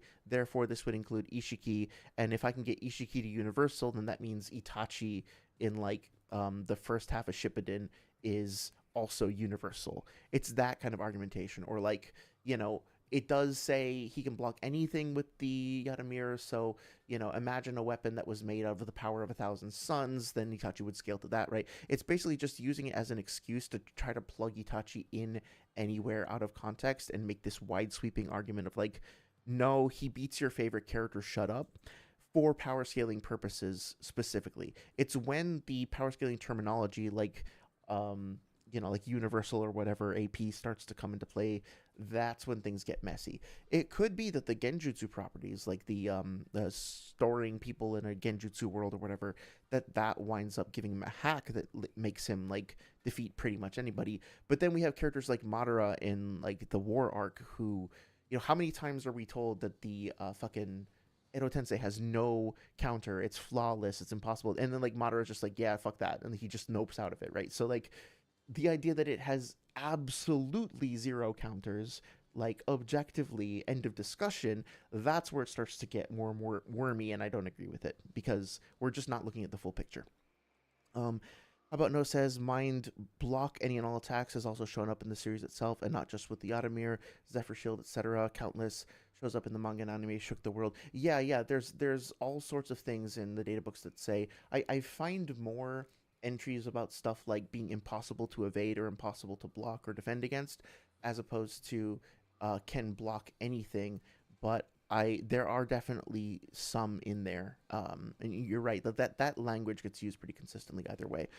Barry Nice says, like, it's just fair to say some is hype and some are literal, but there's literally mechanics that explain some of those extreme statements to make them legit in context. Okay, so at best you can say shit's really fast for Waterfang Bullet. Yeah, well, that's the other thing that we talked about last time that I didn't mention here, just to not, like, spend too much time on that. But, like, if you do apply the literal light speed interpretation to Waterfang Bullet and you want to try to use calcs, the amount of force that's going to be behind those bullets is ridiculously high, and the amount of defensive energy that would need to be sustained by that water wall would need to be commensurately high as well. And does that match up with what we see? Like, if each one of those water fang bullets are literally moving at the speed of light, then that would, I'm gonna invent a number here that can be fact checked, obviously, but that would put them at, like, I don't know, multi-city block level, if not uh city level or something like that. Let's just say city level because it's like a small nuclear bomb going off, right? So he fires like 3 or 4 city level blasts, which mean that the water wall that Kakashi uses can defend against multiple city level blasts with one attack. But then Pain's like base Shinra Tensei defeats one of Kakashi's mud walls in part 2, whereas his massive Shinra Tensei that drains him and puts him on cooldown, like, he needs to do all of that to destroy the village when one Shinra Tensei should be able to be like way more than enough, right? And so, and then Kakashi, like, it has this feat that's considered extremely impressive in the novel and excuse me, Kakashi Retsuden, where he makes a mud wall all around the city that is being besieged by cannon fire to defeat the cannons, and that's considered extremely impressive, like blocking some like lead or steel cannonballs, which shouldn't fucking matter at all when he's literally blocked like the force of nukes before, pre-Shippuden. It's just not at all impressive if he goes from doing that to blocking some metal that, like, out of a cannonball, right? So in and of itself, it might seem intuitively true, but when you put it in context with the whole series and all the peripheral material, it really just starts to crumble apart in context, right? How about No says, for the record, both translations are incorrect. It just says light speed. Oh yeah, Kosoku, like how Kirin, I think, was Kosoku no Ichigeki, right? So, and when I asked the translators about that, they did say that Kosoku no Ichigeki, that specific phrasing, it does tend to be used more hyperbolically rather than like a literal numerical measurement. So, and he said, I believe Itachi has to set up the sequence of events. Oh, sorry, I skipped some. Where he even got faster is beyond me. Sorry, let me try that one more time. Where he even got faster is beyond me. Possible AI hallucination. Okay. Very Nice says, the problem with accurate, not necessarily genuine or honest, but specifically accurate representations of interpretive work is that multiple interpretations can and are valid even with differences. Like if you're trying to build a critical interpretation of the verisimilitude of a text's world building, the shit I've heard about Tsukuyomi as a jutsu makes that heart and soul destruction almost literal. That is, there's consistency deriving from the objective fact that Tsukuyomi attacks the mind using an illusory mindscape that Itachi has full control over. I believe Itachi has to set up the sequence of events he will use in Tsukuyomi as opposed to him manually controlling the illusion. Therefore, it resolves at high speeds, but it doesn't scale to react speed. All business is based on negative reciprocity and can be argued to be immoral, but we can say screw Sage for it, dude servers home to toxic people. Oh yeah, let me back up one and say that, yeah, I think that makes perfect sense. And yeah, it seems like what you're advocating for is like a critical, nuanced, like thorough reading and understanding of things in context, which I think would be the appropriate way to look at things, right? Looking at the heart and soul destruction thing that you mentioned, this is kind of supported in the novel. I forget exactly what the quote is. Maybe I have it on my list, where it says that, like, the brain can't. I think it's when he uses it on his girlfriend Izumi, where he's like, there's a statement either on 168 or 185 or whatever, where it's like the body cannot live without the brain, And so, since it's kind of like the Matrix, right? And Kishimoto has stated in the art books and stuff that he is a huge fan of the Matrix. So I think this is what he was thinking of. He literally uses a phrase like, "You can't, your body can't survive without the brain." So if Itachi goes in and like nukes somebody's psyche, then their body will fail. I don't think it would be appropriate to say that this means their heart will literally fucking explode. But like, if your brain shuts down, your body's going to follow as well. Um, and like Izumi has this genjutsu where she lives out an entire lifetime with Itachi, and when she comes out, she's described as having like a voice that sounds like an old lady. So it does seem like it can literally like, I mean, that could be metaphor, but it could also literally be affecting her body in a physical way. But does that mean like he's using the 5 point exploding heart palm technique shit or whatever, and like literally popping their hearts in their bodies? Like that would be a little much, I think. Let's see. Deriving from the, yeah, that's a really good point though. Yeah, so again, like Sage and I have had like positive interactions one to one. I like the way that he's handled some of his disputes and stuff in his server on the past. Specifically, there are a couple of times where I think I was talking a little out of pocket, and he was good at like conflict resolution. And I respect that. I also respect the amount of work that gets done in terms of building the community and putting together videos and stuff like that. But the reason I left was, in addition to just sort of like the, let's just say, like borderline gaslighty language that was getting used in a lot of the videos, the lack of curiosity, the like data, let's just say filtering, if not outright manipulation. Also, yeah, there were people in that server who were outright transphobic, outright homophobic. I don't know if you've bumped into Mortified at any point, but like, I had him say multiple times that he found me, because I'm bisexual, like to be like disgusting and abhorrent, and he literally threatened me with hellfire. Fucking, he said something along the lines of that I should think about like what the scariest thing in my life or in all horror and all of fiction could possibly be, and what's waiting for me is like even scarier than that, because God created the concept of horror. It was like some really fucked up, super homophobic shit. And Sage was there in the fucking chat, and his response to that was like, "Hey guys, let he who is without sin cast the first stone." Am I right? And I'm like, "No, you're like fucking really? That's all you got to say?" And like, okay, maybe that was a one-off thing, but like Mortified still hung out in that server. He was recently on Sage's stream in his fucking debate tourney, like being ableist and like, you know, saying slurs left and right and stuff like that. And it's like, so nothing changed, right? Like that's the biggest part of why I left. I don't want to speak for Saria, but I, you know, if you want to share what your experience was like, it's like this whole series, Naruto as a series, is about people who are, especially in part one, people who are misunderstood, who go through trauma, who are regarded as inherently like vile or misfits, or like they don't belong, or they're forced into these roles like Neji, that they don't really belong in, or like Lee or Gara, like they have or even Naruto, like they have essentially curses that have been bestowed on them, and they have to work and figure out their ways to get around them. And the solution consistently over and over again that Naruto proposes, both as a series and a character, is empathy and understanding and kindness. So like, yeah, Kishimoto's not a perfect author or anything, but I mean, he is very clear that like seeing through bullshit and empathizing with other people and using kindness to end cycles of violence and hatred is fundamentally important. I don't see how you could possibly call yourself a Naruto fan and say that you're passionate about and love the series, and like tacitly allow for homophobia to continue to exist around you like that. To me, it just doesn't make any fucking sense. But there's a lot about this community that doesn't make sense to me, to be honest. Let's see. Hey, Chris, how's it going? I definitely recognize your logo. I feel like we haven't talked in a while, but I think I've seen you here before, right? Hope you're doing well. Thank you very much for checking out the stream. Chris says, John, have you ever considered making your own niche solo game project based on the power concepts you discussed from Naruto? I would love to make a game of my own. It's sometimes a little tough because I forget if you've been on the gaming streams, but I am a game developer as my job, and so sometimes it can be really exhausting, you know, to be working in game dev all day and then get out of work and then kind of go right back into it just on another monitor or whatever. But I have a concept for a game that I'd love to make, and I hope to find some time. Right now, I'm kind of closing out a project that's going to take a couple of months and it's going to be pretty crunchy.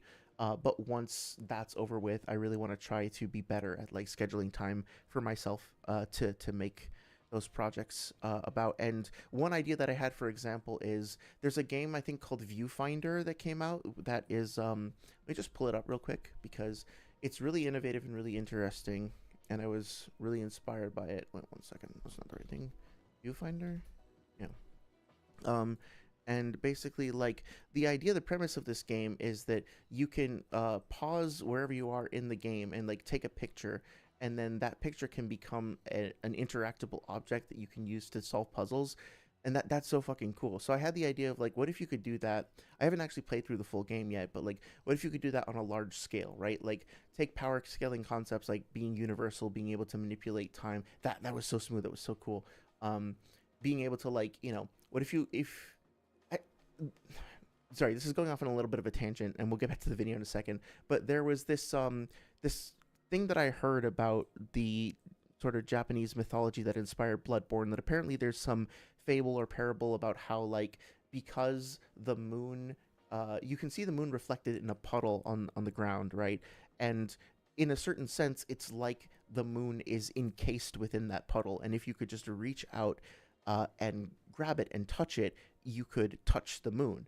um, it's kind of like a semantic, like almost like a pun, but there's some insight to it there, right? And so a big thing in Bloodborne is that they are essentially using like lakes and large bodies of water to reflect the moon to effectively like reduce the distance between them and the cosmos so they can get in touch with aliens, essentially, in a Lovecraftian sense. So I love that idea of like, okay, well, what if you could actually reach in and then be holding the moon through some sort of like space-time distortion? What if you could do that to the sun, to galaxies and stuff like that? What if you could essentially use perspective to manipulate the fabric of the universe?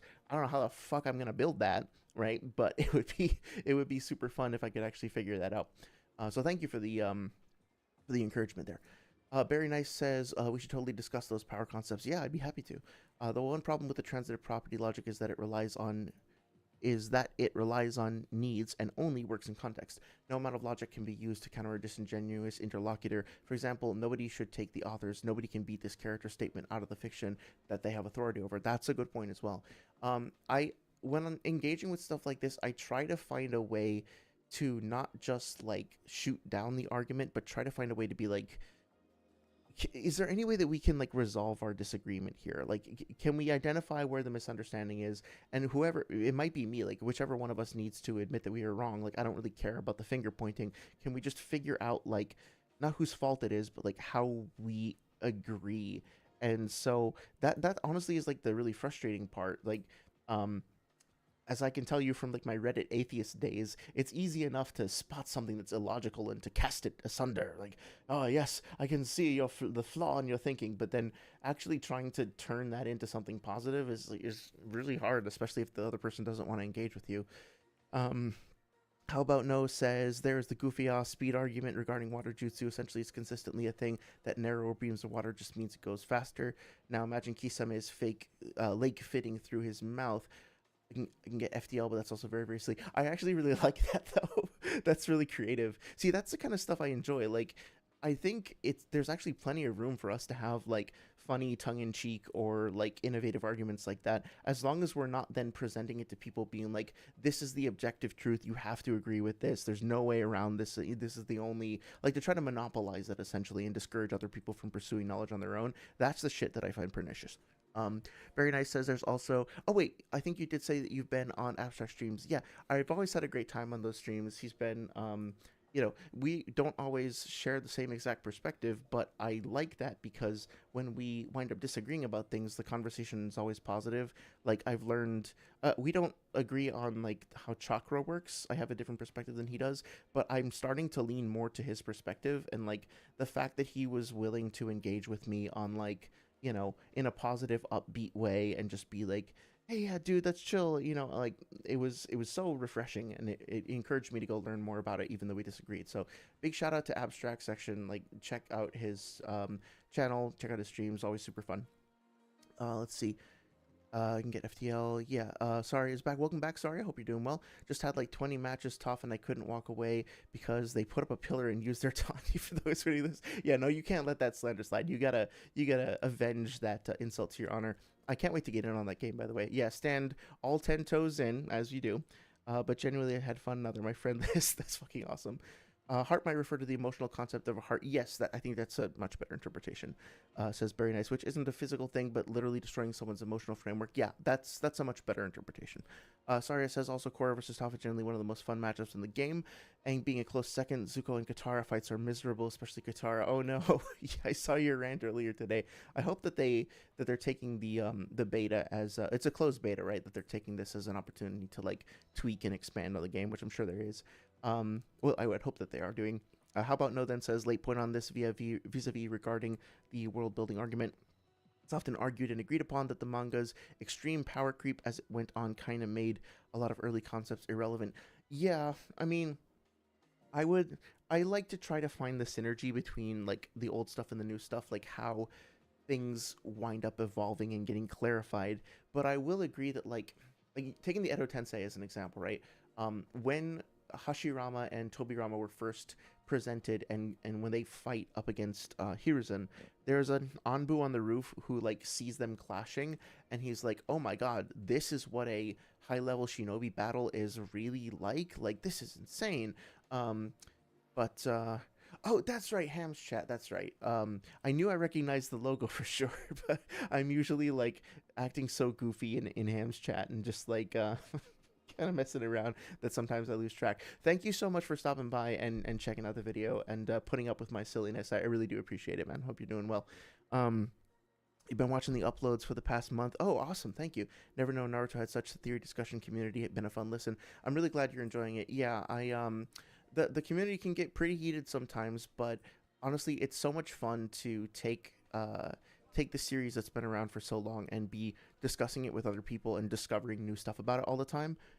It's just been, well, as long as the toxicity is kept at a minimum, which is sometimes the case, sometimes not. It can be genuinely like a lot of fucking fun to just go back and revisit these things, and look at it in a new light and hear different people's takes on it and stuff. So yeah, it's been cool. I'm really glad you've been enjoying it. The game dev stuff, yeah.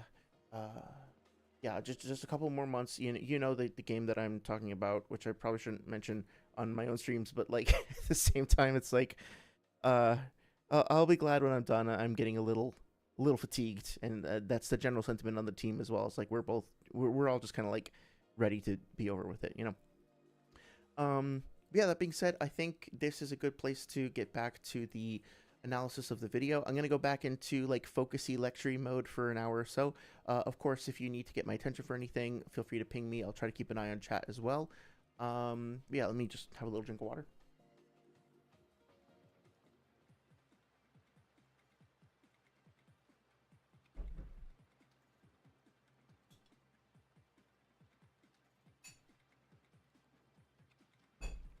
Okay. Yep. Sorry. Yeah, I'll put a timestamp here, and this will basically be like part 2 of the analysis, reaction, and then we'll do another like discussion catch up at the end. Okay, so now we're gonna just jump right back into Sage's video, see if we can get through the rest of it in the next hour or two, and picking up from where we left over here, which was talking about the Anbu. So let me bring the music down just a little bit. Okay, and let's get right into it. Lightspeed techniques. Following that, we have a statement in Fanbook 1 which tells us that Anbu members have abilities which are lightspeed. There are no real issues with this, since... I forgot if we mentioned this last time, but one thing that I think is important to note is that there's a difference between the fan books and the data books. Yes, they are supplementary material that is, I think, official, but as we'll talk about, well, as an example, right, here are just some random screenshots I took with my phone from the data books, right? So, like, if you look at the language and you look at the formatting, it's not necessarily the same, with the same level of like precision and the same level of like formatting as the data books. It's somewhat similar. You have like Naruto's registration number and stuff, and his summary of his whatchamacallit, like goals. But it is a fan book, and there is fan art. There are stories. There are surveys. We have characters who like talk directly, like breaking the fourth wall to the camera. I don't know if I have any of them here. Some of the stuff is like actually pretty useful, like the oh, this is a duplicate, like the description of the caltrops and stuff like that, like, oh, the wind shuriken, how they work. But other stuff is like, fourth wall breaky. Actually, I wonder if there's anything on the Naruto wiki about the fan book specifically. The point that I want to illustrate is that it is not the same as a data book. The data books and the fan books are different, and so using that term simultaneously is not great. Is it this one? Yeah, I think this is the one that he was using. So it is pretty similar, but yeah, this isn't really getting into the detail that I want. Let me see if I can pull it off the shelf. One second.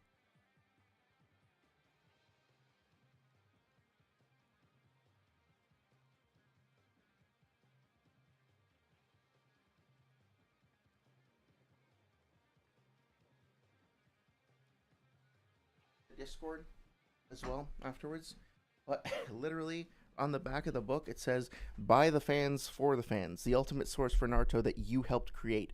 We asked you, the loyal legions of Naruto fans across the nation, to help us create this definitive volume of secret knowledge about the world of Naruto, and boy, did you respond. Now see your contributions proudly displayed alongside official maps, character profiles, and previously hidden revelations about Masashi Kishimoto's incredible saga." Right, so this is similar to the data books in that it does have some useful information and some straight up information, but it is also something that was a community effort and has a lot of like fan created content in it as well. So it doesn't necessarily fit the same definition as being like this expository text. If you're going to make an argument about like a text being inherently expository and thus we should inherently believe it, if you want to make that about the data books, I don't think you should, but I could kind of understand where you're coming from, but not the fan books, right? So like they don't necessarily carry the same kind of argumentative weight, so to speak, as the data books. Fan book, data book, different terms referring to different things. And I'm kind of also objecting to the idea that like, why is this particular statement being taken at face value without a dive into the language? Where's the original translation? Like, granted, again, Sage might have picked a translation that is 100% accurate, but since we never got the Japanese breakdown like we did with the other stuff, how do we know that this language is accurate? How do we know that it's not a hyperbolic reading? Also, what the entry literally says is like a flash of light, which is a simile. It also says instantly break through their enemy defenses. An instant and something that is approximately the speed of light are two very different things. So what does Sage say specifically? Anbu members have abilities which are light speed.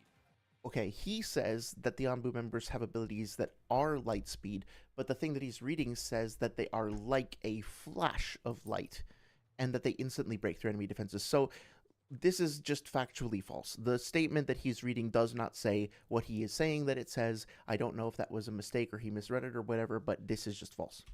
And the context presented does not adequately represent the source material. There are no real issues with this. There's a whole lot of issues with this. It's something that like content creators need to understand is simply saying, hey, this thing is what it is. Okay, it is. Like repeating that or just asserting that carries no weight in and of itself. There are many Anbu who are Jonin, and we already have Jonin level techniques which are described as light speed, with the Water Fang Bullet being a B rank technique. So okay, hang on one second. Level techniques which are just issues with this, since there are many Anbu who are Jonin, and we already have Jonin level techniques which are described as light speed, with the okay, so what he says is we have Jonin level techniques plural which are described as light speed. So two things I object to here. One is that the only one that he's brought up, the only Jonin level light speed technique that he's brought up is Water Fang Bullet thus far. Maybe we'll see more later, but I think it would have been appropriate here to list what some of those other techniques are. Also, I really don't like this use of the term Jonin level technique. We sometimes describe individuals as being like Genin level, Hokage level, whatever, Sanin level. But in terms of techniques, the techniques themselves have rankings based on how difficult they are to execute, but any given person might be using the same level of technique at different levels of effectiveness. For example, I forget what Sasuke's like fireball jutsu is, the basic one, right?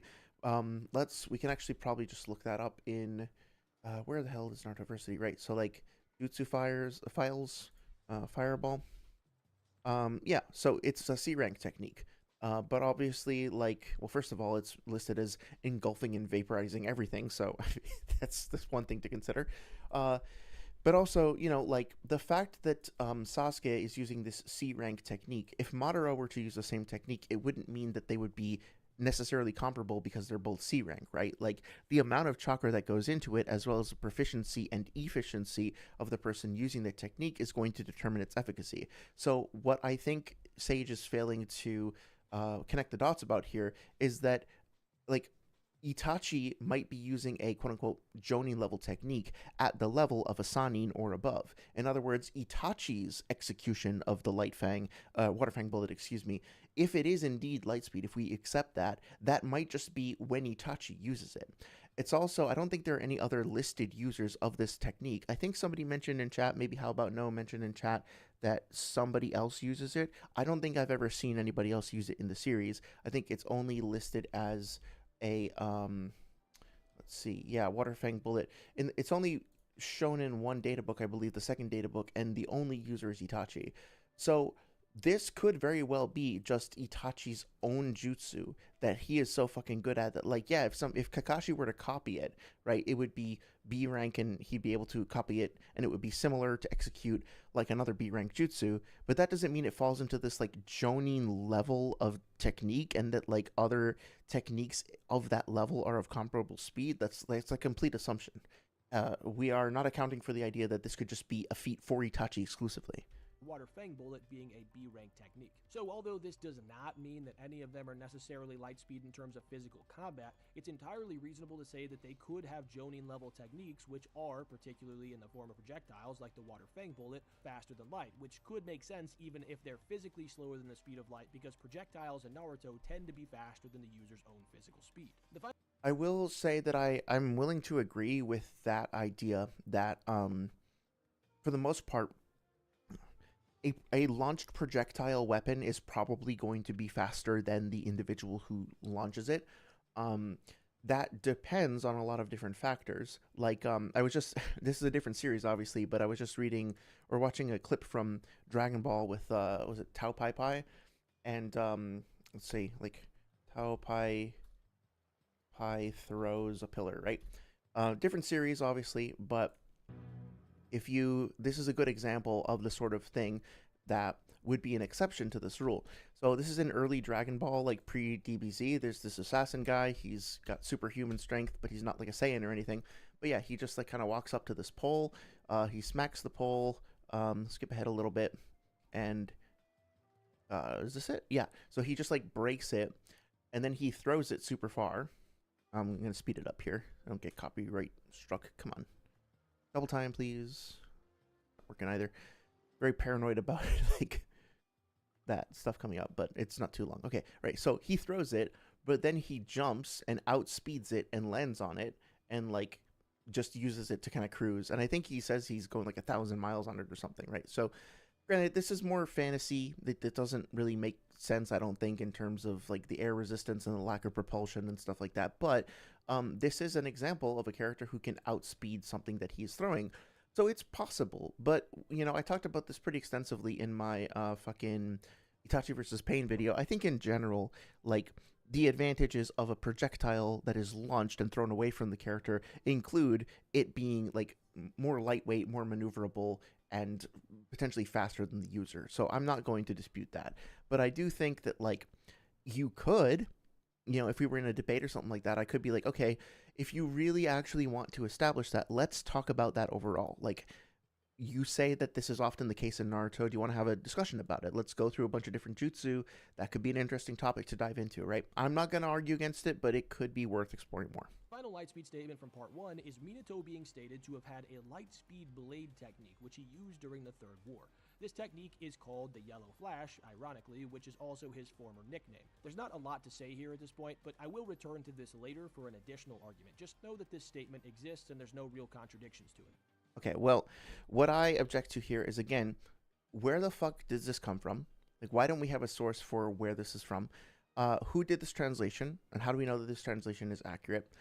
I will say that when I had the Kirin translated, like we just talked about, the phrase kosoku, specifically kosoku no ichikeki, like the strike at the speed of light, was mentioned to be something that could and is often used in battle manga contexts as being hyperbolic. Like, if you want to use a phrase like this specific phrase gets translated as like as fast as lightning, or quick as a flash, or like the speed of light, right? Like, this is not the precise scientific numerical translation. You could interpret it literally, but it's also fair to interpret it non-literally, and in context it makes sense to do so, I believe. And he didn't like give us that context. So again, trying to focus on like what is the take-home message, what's the overall message of this video as a form of peer review, or for people just who want to learn more about the subject in general, is like, you need to apply a healthy sort of skepticism to the stuff that people are telling you, and to your own reading as well, because people will filter and chop up information, and you will not necessarily be getting the full context. And honestly, that's something that we all do. Like, in our lives, there are certain things that we on a day-to-day basis, like, we don't have the time to be super scientific and meticulous about, and that's okay. If we literally required proof for every single fucking thing, do you know how like boring and infuriating that would be? You know, if your partner says, I love you, and you're like, prove it, right? Like, every time something like that comes up, it would be extremely maladaptive to try and do that. It's okay to just like not take everything super duper seriously all the time. But again, if you are making a video for profit that is ostensibly geared towards educating people, then yeah, I think it's only fair to at least provide a source for what you're talking about, so that people can understand that context. And I think I missed something from Very Nice before about business ethics. I don't know what happened to that message. Oh yeah, all business is based on negative reciprocity and can be argued to be immoral. Yeah, that's a fair point. But we can say Scrooge stage for it to serve some to talk to people. Yeah, we talked about that before as well. I'm always willing to hear, you know, people have a right to face their accuser, right? I'm always willing to hear an alternate version of story, or like somebody else's perspective. I don't have the full perspective on what's going on there. But as somebody who was a paid customer of Sage's service, who paid money and donated money to support the enterprise, I feel like, as somebody who has like availed myself of a business service, I am qualified to be providing feedback on that service and why I no longer subscribe to it, right? I think that's fair. Yeah, so that being said, the yellow flash of the leaf, who knows where this is from? Let's see if we can find it. I guess it would be here. Let's just see if we can find it real quick. Okay, so we have Flying Thunder God technique, 4th Hokage Jutsu, the reason for its alias, yellow flash, swiftness that surpasses body flicker. Like, I don't know if I'll even be able to find this. Its dazzling name is the former title of the 4th Hokage. Is this literally it? Well, this is also only a part of it, right? This is just an excerpt from it. We have Jiraiya's face over here, so yeah, that doesn't look like it would be. I don't know. I see no reason to accept this at face value without a source or a reference. Oh, in the dictionary section says, how about no, thank you. You're really quick on the draw with that stuff. But of course I don't have... so they don't have it here in Narutoversity. Okay. Well, thank you for letting me know that. I have the second data book. I'll have to take a look after the stream. Put a note to myself to do so. Yeah, that's... So, unless... Do they actually have it on... They don't have the dictionary section, I don't think. Or they have the Japanese scans. Okay. Yeah, I appreciate that. I'll take a look at it after the stream. But even if that winds up being 100% true, it is pretty skeezy to not like show it. Now, I'd argue this next one is probably the most controversial, and for valid reasons. In Kieran's databook page, we're directly told that it strikes the opponent at the speed of light. The reason this is controversial, though, is because Zetsu seems to imply that the attack is the speed of lightning. However, Okay, I'm actually going to speed this up a little bit. No, let's just do it normally. there's a big issue with this. Zetsu makes this statement before Sasuke launches the attack, simply based on the idea that Sasuke has tamed real lightning. In fact, the statement comes before the shape transformation is actually even applied to the lightning, with shape transformation being explicitly stated and shown to be able to augment the power and speed of a given technique. Okay, so something that I want to be clear about here. Not to self-promote inordinately, but please consider going to my blog at some point and checking out this page on Translating Kieran. I have a variety of different translations offered from a variety of different people. They don't all agree 100%. Some people have different takes, but overall, the consensus is that the language being used is elevated, it's hyperbolic, it's consistent with like mythological and epic poetry language. Also, I have this video on my channel that you might have seen that I uploaded recently under the shorts. Where are we? Yep. So Speed of Kieran, this just covers the same information. It's just got some visuals and sound with it. But the full translations that are used, that I reference here, are available on my webpage as well for people to read through. The brief summary of that is that the language that is used to describe the flash of light or whatever is kosoku no ichigeki, which is a strike at the speed of light, which can, as I think like 5 out of the 7 translators agreed, can very readily and should probably be interpreted as being hyperbolic, especially when the rest of the databook page also contains language that is consistent. Now, Sage didn't show us the full page, didn't show us like what page this was on, right? It was taken out of context, extracted, and we don't actually know based on this video where this is even from or what the context surrounding it is. It is in the 3rd databook. It's available in an official English translation. So let's go and see. I forget exactly where it is. I think it's a little bit above this. Yeah, let's go and take a look. And this will be quick because we've talked about this in like 4 streams now. But just so that we're all on the same page. Sorry if there's a little bit of flashing as the screens switch over here. I should have this memorized since I just did a fucking video on this, but I always forget. So here's Datara's, Jutsu, Iron Sand. Where are we? Come on. I might just go look at the table of contents because I have a bad habit of like skipping over. Oh, here we go. Okay. This is on page 247 of the databook, right? 3rd databook. And here's what it says, right? The cry of a mythical beast rocks the world. Okay, so we start off with language referring to a mythical beast crying or roaring or yelling or whatever. So already we start off with like metaphorical language. Sasuke created this to be the ultimate lightning jutsu. He uses a fire-style jutsu such as the Dragon Flame technique to quickly heat the air and create a violent rising current of air. The rising current creates thunderheads, which in turn create lightning, which is guidable toward a specific target. It is a relatively low-impact chakra on the user. In essence, Sasuke's tamed lightning. Thunder claps and the enemy is defeated. Lightning takes the shape of the legendary beast, Kieran, and vanquishes the enemy in a flash. So this is where the translation from at the speed of light comes from. The official Viz translation, the official published English translation, does not use the phrase speed of light. Now, you can agree that you can disagree with Viz translation. You don't have to accept it inherently, but this is an official translation, right? Sage, a moment later in his video, uses a translation from that same 3rd databook, again, without actually listing the page number. For this translation, again, double standard. He doesn't feel the need to second guess this or check it, or at least if he did, he didn't feel the need to disclose that to us.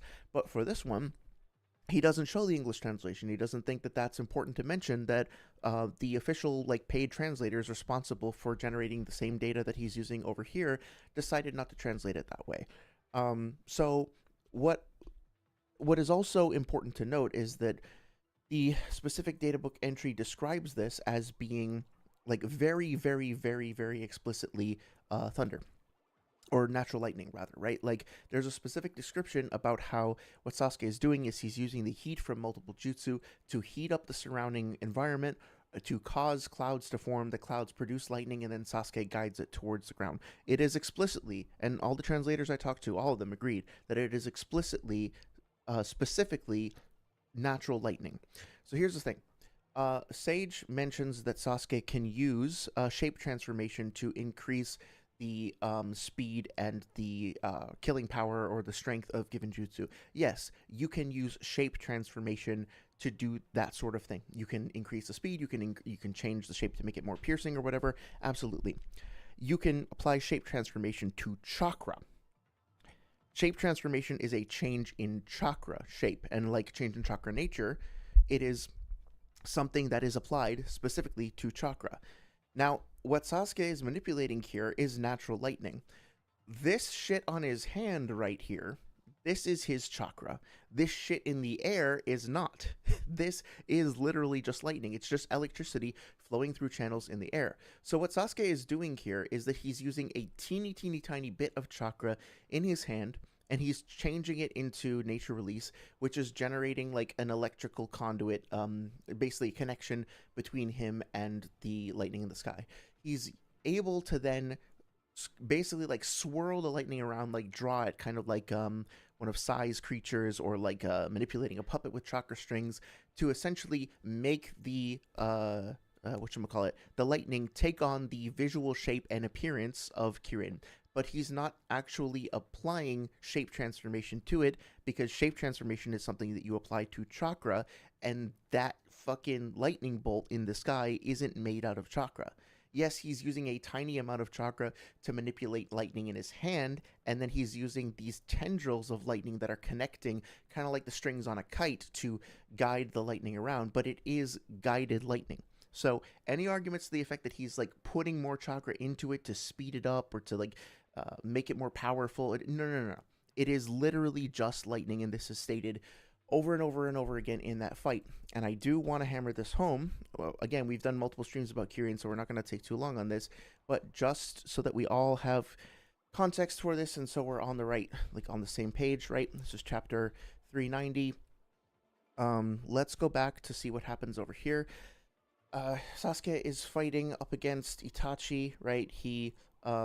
The heat from the Amaterasu has already been contributing heat to the atmosphere. Sasuke then puts a shitload of chakra into this fire dragon caterwall rising jutsu. He sends up at least two of them. I think just two of them actually. And then he says, "This will probably be my last jutsu." Itachi says, "I can see you're out of chakra." Black and white Zetsu see Sasuke is absorbed on blah blah blah. Sasuke says, "I don't have any chakra left. I used it up on that fire style jutsu." So the whole point of this is that he committed as much chakra as possible without killing himself to specifically go into his fire dragon, whatever the fuck it's called, to go into the sky to make the thunderclouds. That's where he put his chakra, into generating the clouds. Now he doesn't have much chakra left. He hardly has any. So if you think about how big this is, if this was actually made out of chakra, like the fact that fucking Kakashi's Chidori, right, or Raikiri, like he can only make 3 or 4 of those a day in part 1, and maybe something like 8 of them in part 2 before becoming like completely exhausted, at least at the beginning of part 2, like around the fight against Kakazu. He might be able to do 8 or 10 maybe, right? So that being said, like, look at this shit. When Kakashi uses his lightning clone, he says like that costs 50% of my chakra or something like that, right? Look at all this shit. If this was actually chakra and Sasuke were actually manipulating it with shape transformation, it would require like way more energy than anything we've ever seen with like shape manipulation before. This is fucking massive. This extends, and it's up in the sky too, so it's bigger than it actually looks here, right? And look at all the individual like forks of lightning that are coming off. It's multiple arcs of surface to, or like cloud to ground lightning and cloud to cloud lightning, like internal cloud lightning, right? So Zetsu says over here, like, he shot fire style jutsu into the sky, creating a rapid air current, form a thundercloud, blah blah blah. Okay, he doesn't have to use his own chakra, but just take advantage of the enormous ambient atmospheric energy to create a lightning style jutsu. You can see that there's like this little leash, like a little tendril that's attached to his hand. It'll be on a totally different scale than what anyone can create using change in chakra nature alone, right? So nobody says anything about him like using change in shape. Like, he doesn't. the whole context here is that he's specifically not using shape manipulation. He's not using chakra. He's not warping all of the stuff in the sky. The only chakra he's using is to maintain Chidori on his hand so that he can then like connect it to the thing and then guide it down, right? So with that all being said, hopefully we're all on the same page there. Let's go back to see what Sage has to say. There's a big issue with this. Zetsu makes this statement before Sasuke launches the attack, simply based on the idea that Sasuke has tamed real lightning. In fact, the statement comes before the shape transformation is actually even applied to the lightning, with shape transformation being explicitly stated and shown to be able to augment the power and speed of a given technique. It can augment the power and speed, sure, when it's shape transformation that is actually applied to chakra, but it doesn't necessarily affect the speed and the shape in the same way for each given jutsu. So if you want to make the argument that he did actually use shape transformation here, and it did actually boost the speed as opposed to the power of it, you would need to actually demonstrate why that is the case here.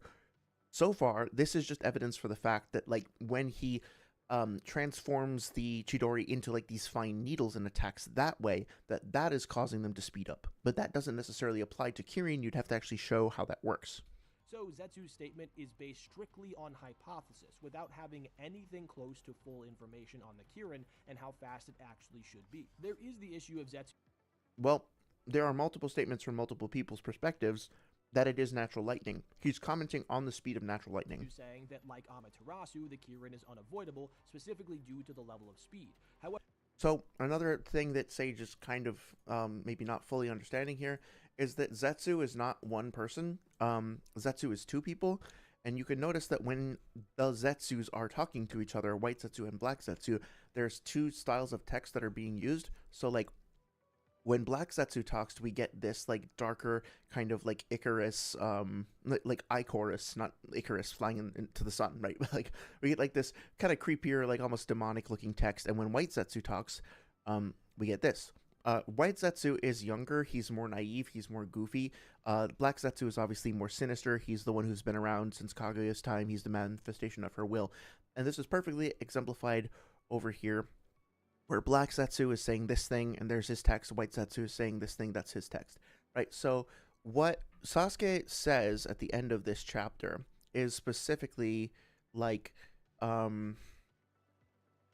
Sasuke himself, Sasuke says, just like the Amaterasu, it cannot be blocked or evaded. So what Sasuke is saying is that from his perspective, he thinks that this jutsu and the Amaterasu can't be blocked or evaded, right? And then White Zetsu repeats what he says with a question mark. So at this point, Zetsu isn't actually making a statement one way or another about the speed of the jutsu. He is asking a question. Notice how he then says, what is it? Right? It is White Zetsu, the younger, more naive, more goofy, more lighthearted part of the Zetsu twin, who is asking for clarification by repeating what Sasuke said. He's not actually like making a statement about it one way or another. So again, like Sage is not really understanding the context of this conversation, or he's just like not representing it accurately, in my opinion. However, there are two problems with this as well. First, the Amaterasu is not unavoidable. We literally see it get evaded by A, with A himself being relative to KCM Naruto, and KCM Naruto being relative to a healthier Edo Itachi. So we know that he's wrong about at least one part of the statement, even in regard. Yeah, I mean, Sasuke is the one saying it, and this is before he develops like Kagutsuchi or whatever, so I think it's, I don't want to get into the Amaterasu. I'm willing to just like accept this for now, although I think there's more nuance, but whatever, it's fine for now. To Itachi himself. Some will take issue with this because they're under the assumption that Amaterasu doesn't actually move, but we know for a fact that it does. The reason we know this is because we see it spawn in front of A, not on him, and before it's able to make contact, he's able to evade it, with his arm in this panel clearly being behind the Amaterasu wisp. We also see that characters like Gyuki, Danzo, and Naruto can actively guard against it after it's been activated, meaning... Yeah, so I'll let it go 1 sec. that they had time to put their guards up before it reached them. So the most reasonable interpretation, based on the empirics, is that the Amaterasu's chakra travels through space, takes form in front of the target, and then moves toward the target and tags them once it's at close range, which is actually consistent with not only everything I've spoken about thus far, but also the fact that it literally travels past A and hits a samurai behind him. But Okay, so what I want to identify here is I don't really want to talk about the Amaterasu. I think that's fine. What I want to say though is that in terms of presenting information to your audience, this is what I would consider to be a particularly specifically chosen tactic, right? So rather than saying, okay, guys, let's all look at this chapter together. Let's look at the beginning of the conversation through to the end of the feat. Then let's look at the full data book, entry from start to finish. Let's look at this translation because I'm skeptical about the English translation. So here's the alternate translation, right? Let's discuss that. And now let's put this all together and see what it all says, and we can come to a shared conclusion about this. Instead, he says, here's this translation, you can just accept it. Now I know what you're thinking. You probably have a counter argument. Let's talk about that counter argument. You're probably thinking about the counter argument about the Amaterasu, right? So here's this tangent about how the Amaterasu works this way, and I think you're probably wrong about that one, champ. I think maybe you got that one wrong, sport. So in conclusion, I was right about my initial point, right? And that, I don't know what the term for it is. Maybe it's red herring, maybe it's a smokescreen. I don't know.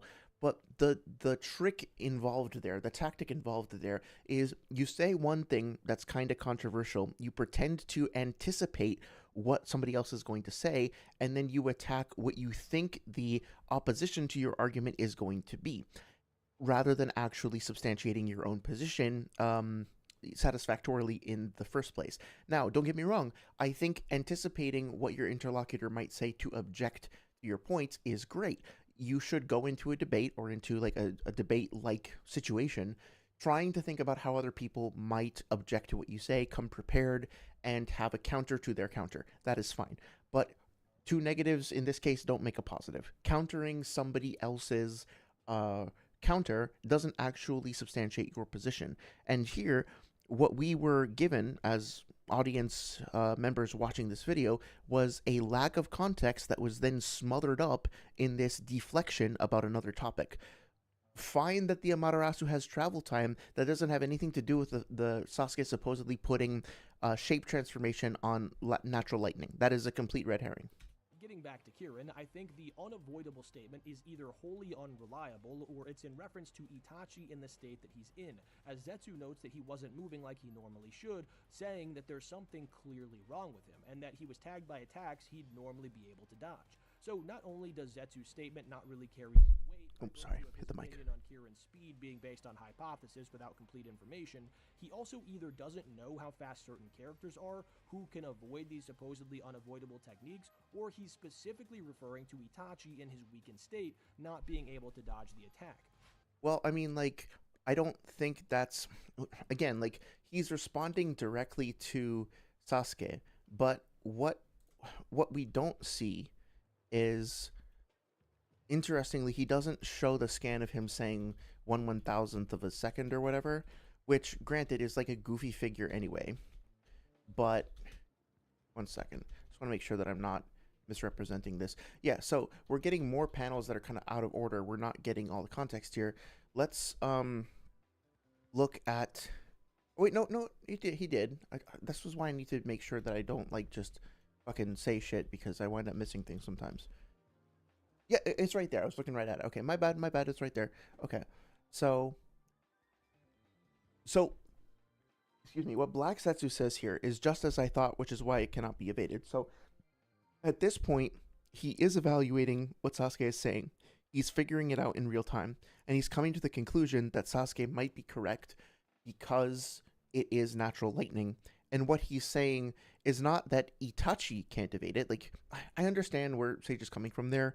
That Zetsu might specifically be referring to Itachi himself not being able to evade it because he's in like a weakened state, but he doesn't say that, right? He does actually say it cannot be evaded because it's faster than sound. that it is also valid to interpret what he's saying literally. It's really weird that, like, apparently we're supposed to just take these databook statements about characters being the speed of light literally at face value and just swallow them with no further elaboration. But at the same time, we're not supposed to apply that same kind of, or like, we're supposed to apply much more scrutiny to the stuff coming from the primary material.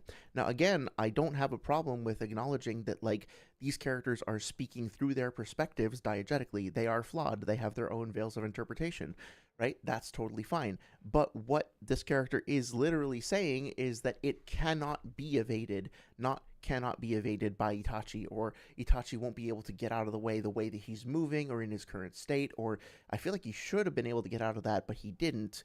And we do have commentary where Zetsu, like, talks about, hey, he should have been able to get out of the way of that kunai. He should have been able to move better in this particular situation. But now he says it cannot be avoided categorically. So it's like, it feels to me like a bit of a double standard. I'm not saying you can't interpret it the way the sage is doing it, but when you put all of that together, it really feels like it's hedging your bets, so to speak, right? Specifically referring to Itachi in his weakened state not being able to dodge the attack. That's what I think, but however you slice it, Kishimoto clearing this up later on by stating its light speed in an official guide, with his voice obviously being more authoritative than Zetsu's, paired with the unreliable nature of Zetsu's hypothesis, as well as the fact that he may not be making the statement about nobody being able to avoid it, but rather a sick Itachi, leads us to the conclusion that there are no real contradictions with the Kirin literally being light speed. Next up, There are plenty of contradictions. The fact that it's possible to make two completely opposing arguments and both of those arguments having equivalent weight is sort of a contradiction in and of itself. At least it's a contradiction to the proposition that one is more likely than the other, right? Like, if I hear a loud bang outside my house and somebody says, I think that was a gunshot, and somebody else says, I think that was a car, like, engine backfiring, right? Which one of those is more likely to be true than the next? At that point, we don't know because we haven't actually evaluated the likelihood of either of them, right? And you could say, okay, well, one doesn't contradict the other. Like, okay, there's nothing that I see that contradicts the idea that it could be a gunshot, right? Like, people around here have guns. Sometimes they get a little crazy. 4th of July, they fire them up into the air, something like that. It's entirely possible it was an accidental discharge. There's nothing contradicting the idea that it could be a gunshot. Therefore, it's a gunshot, right? Like, that doesn't help you at all. You have to actually do some research. Yes, it's good if you do the research, you come up with data, and you're like, this data is commensurate with the hypothesis. This data fits in with the hypothesis very nicely. That's perfect. But at the same time, it's not enough to just say, well, there aren't any contradictions. That's not evidence in and of itself. Especially when there are multiple different ways to interpret it, you would need to evaluate the likelihood of each of those interpretations and then, like, come up with some kind of model explaining which is the more likely one and why, which Sage hasn't done here. up we have a statement in Databook 4, which calls the lariat a technique that's light speed. Okay, well, again, let's look at what this actually says. This is another uncredited scan taken from Naruto Versity. Does he actually say, because, like, I should walk this back if he does actually say where they're from. He's got commission links and Venmo, but he doesn't actually link the sources that he uses. Perfect.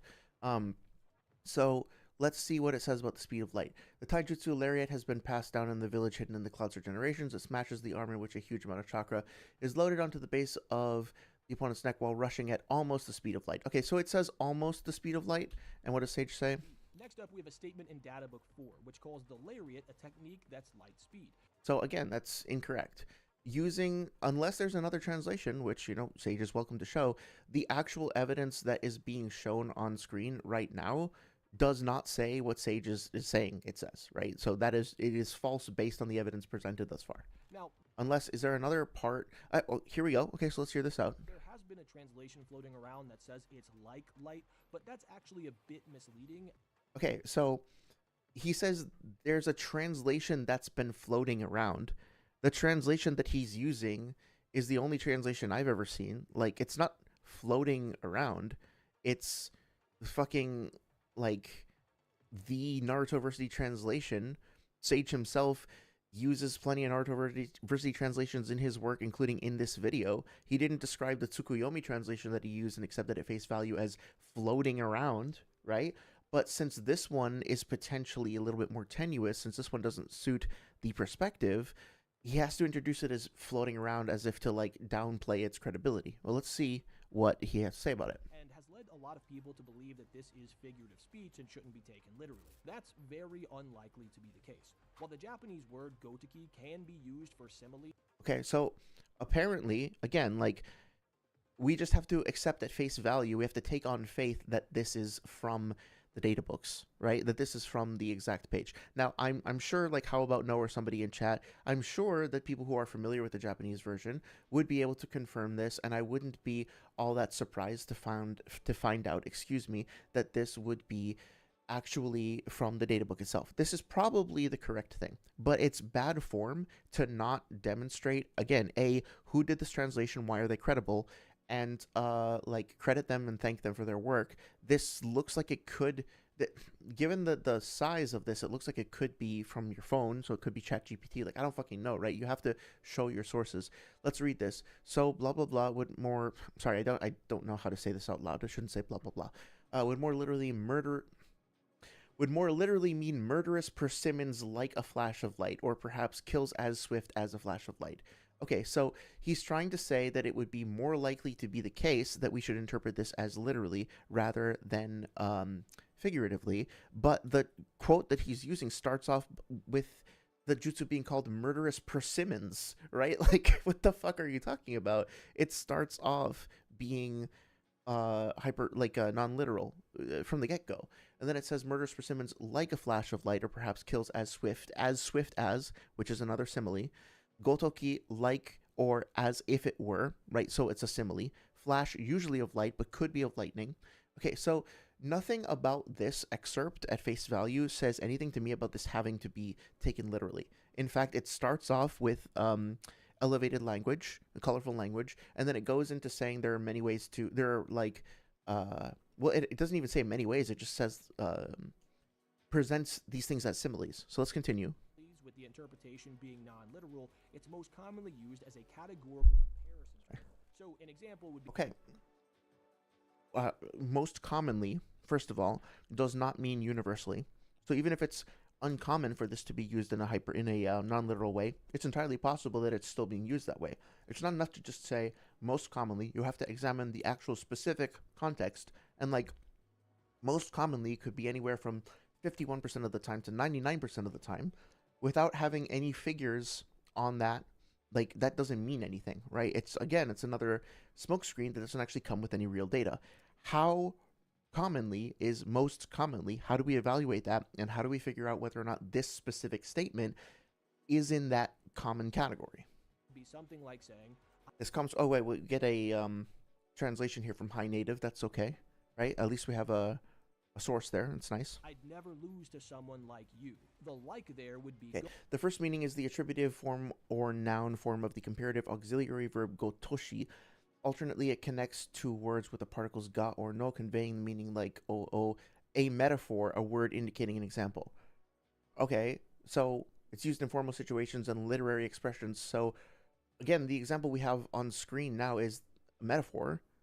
So Gotoki, and it would be categorically... Used examples include, there's no way I'd lose to someone like you. This isn't work someone like me could handle. A tragic incident like this one must never be repeated.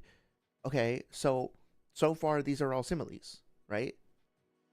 It's similes, and it specifically uses the term metaphor. Used to compare two things in a way that has them as the same or similar in a categorical fashion. Another example would be, an accident like this should never happen again. What's being communicated is that something on that level categorically shouldn't be allowed to happen again. So the implication would be that there's something about those two things being compared that is the same in a literal categorical way. It seems like Sage is struggling with the concept of a simile. I mean, like, it literally uses the term metaphor on the screen, and what he just described is several similes, right? Like, he's looking at similes, which are literary devices that are non-literal, that are used to describe similarities between things, and he's saying, no, guys, it's not actually... I know it looks like a simile, but it's actually not a similarity that's being drawn. It's a categorical equivalency that's being drawn. When I say something like this should never happen again, I am saying categorically that specifically this kind of event of this specific exact nature shouldn't happen again. Like, you can't use that metaphorically. But the source that he's quoting literally describes it as being usable in a metaphorical context, as well as the previous thing. Not to mention that the databooks themselves are, as we discussed before, as I'm more than happy to demonstrate with an abundance of data, filled with hyperbole, such that the figurative language, such that the inherent context of the databooks themselves, like the substrate from which these statements are being drawn, is non-literal in the first place. Not inherently, but it's mixed, is what I'm trying to say. So the general usage of this word is a literal comparison, not a non-literal one. I've ran this past my translators who speak and read Japanese, and they're all in agreement that this statement should be saying that something about the lariat is the same as something about light. Yeah, it's the same, like as in a simile. Sorry, I don't mean to slander whatever translators you're working with. I know you're probably working with Ood or Hobbes or maybe even Acolyte. I have, obviously with Acolyte especially, I have had great conversations with those people, and they are good at doing translations, and that can be fine, and they can be totally accurate, and that's great. They have helped me out with stuff in the past. I don't mean to say anything negative about them, but based on this video in and of itself, I don't know who the fuck these people are, right? If I'm just a random person watching your video and I don't have the context for who these people are, just saying, oh yeah, I asked my friend, he speaks Japanese, he said that, like, that's the equivalent, right? Like, if I asked, like, fucking Sasuke fan 69xxx on my Discord server, and he speaks Japanese, right? Speaks Japanese, does that mean that he, like, has the fluency to be able to interpret this with, like, the appropriate cultural context? I don't know. Run it by somebody who actually is a native speaker, or who has certification approximately, like, going towards that level, and demonstrate receipts for that, and then I'll be like, okay. Yeah, but at the moment, like, unless I know these people personally, I know what their skills and qualifications are. Again, not to say anything negative about Acolyte or Ood or Hobbs or whoever else, or like Anime Drip or whatever. Like, they are volunteering their time and effort and presenting good work to help people out of their, you know, the kindness of their heart, so to speak. But that's not, like, Sage is not actually being transparent about that, and that's what I object to. Since what's emphasized here is the speed, what's being communicated here, more likely than not, is that the speed of the lariat is the same or similar to the speed of light. It's similar to, in a metaphorical, abstract sense, when taken out of a substrate of other non-literal language being used. Yeah, it's not necessarily literal. And Sage's own verbiage here indicates that that's the case, right? It is perfectly reasonable and legitimate, and not a contradiction at all, to interpret this as being rhetorical. Now, like I said, this word can be used in a non-literal Yeah, exactly. way, So it's most commonly used as a literal categorical comparison.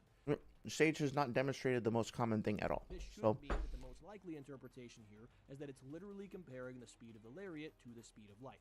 Now, I'll come back to this in a bit to lend more credence to it, but for now, we'll leave it here. Next up, we have lightning release that's completely unimpressive to me. flash pillar. Now, the databook profile on this does say that the genjutsu emanates a dazzling lightning, not a dazzling light. But it is the light that actually transmits the chakra, as Sasuke is never struck by the lightning to be placed under the genjutsu, but rather just gets flashbanged by the light itself, which leads to him being caught with this light being produced by chakra. So, this is most reasonably at least light speed chakra transmission, even if the genjutsu itself doesn't take hold of the speed of light. But by the nature of the jutsu being a literal flash of light that captures the opponent in genjutsu, at least some aspect of it should be light speed. We then have another... Well, what's interesting about that, though, is that, like, let's see. A genjutsu that Sea of Kumogakure mastered, it shows a genjutsu to the opponents who have their eyes concealed by a dazzling lightning, and it induces a disturbance. It's suited also for cooperation, creating a chance for now. Oh, okay. So yeah, what this does is it makes the opponent, like, it's a flashbang, right? So, like, it uses lightning release, as far as I can tell, to create a large flash of light, and that, like, blinds the opponent. Like, look, they're literally shielding their eyes. So yeah, I mean, like, the light that's coming off of it is light, but the jutsu itself is a lightning release, so it's lightning, right? And it's basically like throwing a flashbang and being like, well, technically speaking, you know, the flashbang operates based on, like, the release of light, so some part of flashbang no jutsu is the speed of light. So I mean, this is kind of consistent with our other light speed arguments, people, right? Like, no. This is a lightning release jutsu. Now that doesn't mean it's like literally moving at the speed of lightning either, but it's not safe to assume that like the genjutsu activation here is necessarily the speed of light either. It's a flash of light, sure. The flash of light is a consequence of the genjutsu itself, which is just this, the flash, which is the lightning release. Now, that being said, I want to look at this in more context to see what's happening. I would like to actually see the animated version of this as well, to see, how it's represented. But as far as I can tell, I don't find this personally convincing. Maybe I could be convinced otherwise with more context, but it just seems like a flashbang to me. Itself doesn't take hold at the speed of light, but by the nature of the jutsu being a literal flash of light that captures the opponent in genjutsu, at least some aspect of it should be light speed. We then have I don't even know if that's true, like captures the opponent in genjutsu. I don't think it really works like that. Yeah, it's also might be to use a horse metaphor, because of course it might be putting the cart before the horse, because like maybe it's more like this. C activates a genjutsu. After the genjutsu is activated, the people affected by it think that they see a blinding flash of light. The light is not actually being created because it's a genjutsu. It's just they think that it is because they're under the illusion. So there is no actual light speed thing happening. It's just like he's tricking their senses into basically making, like, thinking that they're being overloaded. He is hacking their brain to make them think they are seeing a flashbang, but there isn't actually a real literal flashbang, so none of this light speed stuff is relevant. transmits the chakra, as Sasuke is never struck by the lightning to be placed under the genjutsu, but rather just gets flashbanged by the light itself. Yeah, that to me seems commensurate with that interpretation. But some aspect of it should be light speed. We then have Don't another agree with jutsu that. from the cloud in Darui's laser circus. This is never stated to be the speed of light, but it is described as light rays, with the Japanese specifically using the same word that's used. It is necessary to numbered every ray of the star. Okay. Again, no source for this. I find that unfortunate. Sunbeam actinic light rays. Okay. Described rays from the sun. So I think that's what it's being likened to, which could get it to light speed. Some will say that because Well, that's just the name of the jutsu, right? Like, shit, I was just going over this the other day. There's a lot of different jutsu that are given names that are literal, but others that are a little bit more abstract. So, obviously, hiding in mist technique, puppet technique, Edo Tensei, stuff like that, sickle weasel, they are literal techniques, literal descriptions. So a lot of them are. That might be the case, but there's also I need to look this up and post it. But there's like, I guess this one can be removed actually. Right, so like lion combo, for example, the fact that it's called lion combo doesn't mean that like a literal lion is being summoned. It's not a summoning jutsu, right? The movements resemble those of a lion, but it doesn't mean that they're literally those of a lion. What else? Senbon shower, like that's basically fine. I probably won't be able to find it now, but like basically this is something that I can do more research on and come back on later. But yeah, human bullet tank. I mean, obviously it's not like a literal transformation into a tank. Temple of Nirvana. Again, like this is just the shit where Kabuto summons feathers. Like there's no actual temple being summoned there. They don't literally go to Nirvana or experience Nirvana or whatever.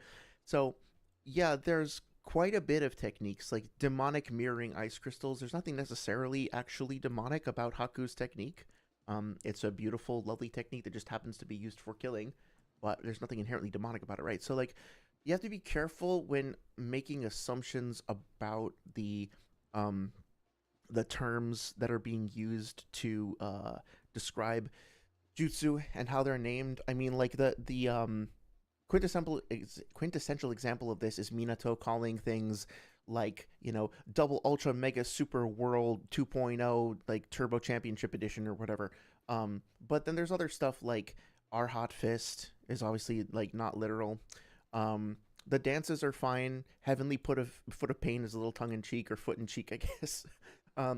So just be careful with that. A lot of times the the descriptions, the jutsu names are literal descriptions, but not all the time. It's not enough, and you could be like, oh, this is likely to be the case, but saying something is likely or not is not necessarily going to get you an actual analysis of the thing you're talking about. Not to mention that this is a storm release technique, so it's called Laser Circus. But I guess I should have just said this from the get-go. It's called Laser Circus, but first of all, there's no fucking circus. I don't see any goddamn elephants or high tops or like people flying around on trapeze. Okay, so it's not a literal circus either. And laser is an acronym that we're going to talk about later. It stands for light amplification by stimulated emission of radiation.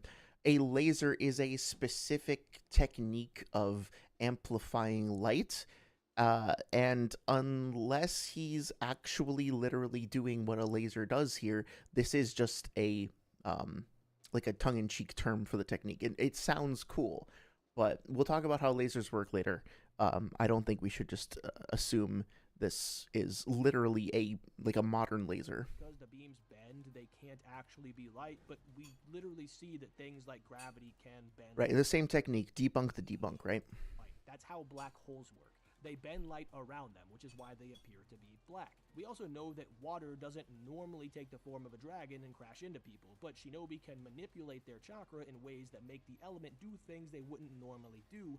Well, the thing with that, though, is that water does actually bend and flow and, like, have these physical properties, where light doesn't really work like that. Yeah, it can bend, but not necessarily in the way that's being depicted there. I'm not an expert on optics, but this literally is pretty commensurate with what we see water doing in the natural world. I'm not sure if it's safe to assume that that's the case for Laser Circus, especially since it's water and lightning release, right? So it having properties that are more water-like, liquid-like, like bending and flowing and rippling and stuff like that, that is more commensurate with it being water than light. Like, light is not an element in Naruto. It's not a nature transformation. It is something that is given off, right? The term photons comes up in the novels, but like, it's not a type of transformation as far as I'm aware. Without outside forces acting upon them. It's also worth noting that Boruto's scientific column tells us that shinobi can use elemental ninjutsu because of their understanding of things in nature, specifically stating that Kakashi can use the Raikiri because he understands lightning on a fundamental level. So these elements are basically near-perfect replications of the real-life elements, with the novels even going as far as to talk about the molecular structure being similar, and even certain properties being similar, with Kakashi being able to hydrate a dehydrated girl using water he actually created from chakra. Okay, I forgot about this. I'm really happy that I read the novels, because at first glance, this looks legitimate, right? The official, again, we don't get exactly where this is from, right? But this is an excerpt. This first thing back here is an excerpt from the Boruto, like, chapter summary or whatever in one of the novels, right? And these, so this statement here is basically saying, let's go back and look at it correctly. Now, it doesn't actually mention Kakashi by name, but it does say Lightning Blade, so fine, whatever. But yeah, this looks like it's something from a primary source. This looks like it could be more legitimate, right? So where is the problem? Well, Sage himself uses Naruto Retsuden as a source for his information. So I'd say it's fair game for me to use as well. Let me pull up my notes 1 second. Movie notes. Let me fucking notes here 1 second. Akatsuki Hiden. Oh, come on. I have to have it here somewhere. Oh, yeah. Spiral Destiny. There we go. Okay. So. Yeah, I got the stuff about the photon gun here, too. Yeah, I'm just looking at it on my other monitor. I'm trying to find the exact page. Bear with me 1 second here.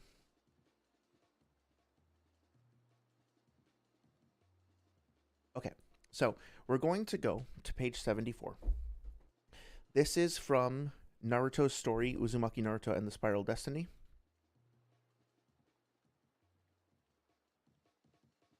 Right.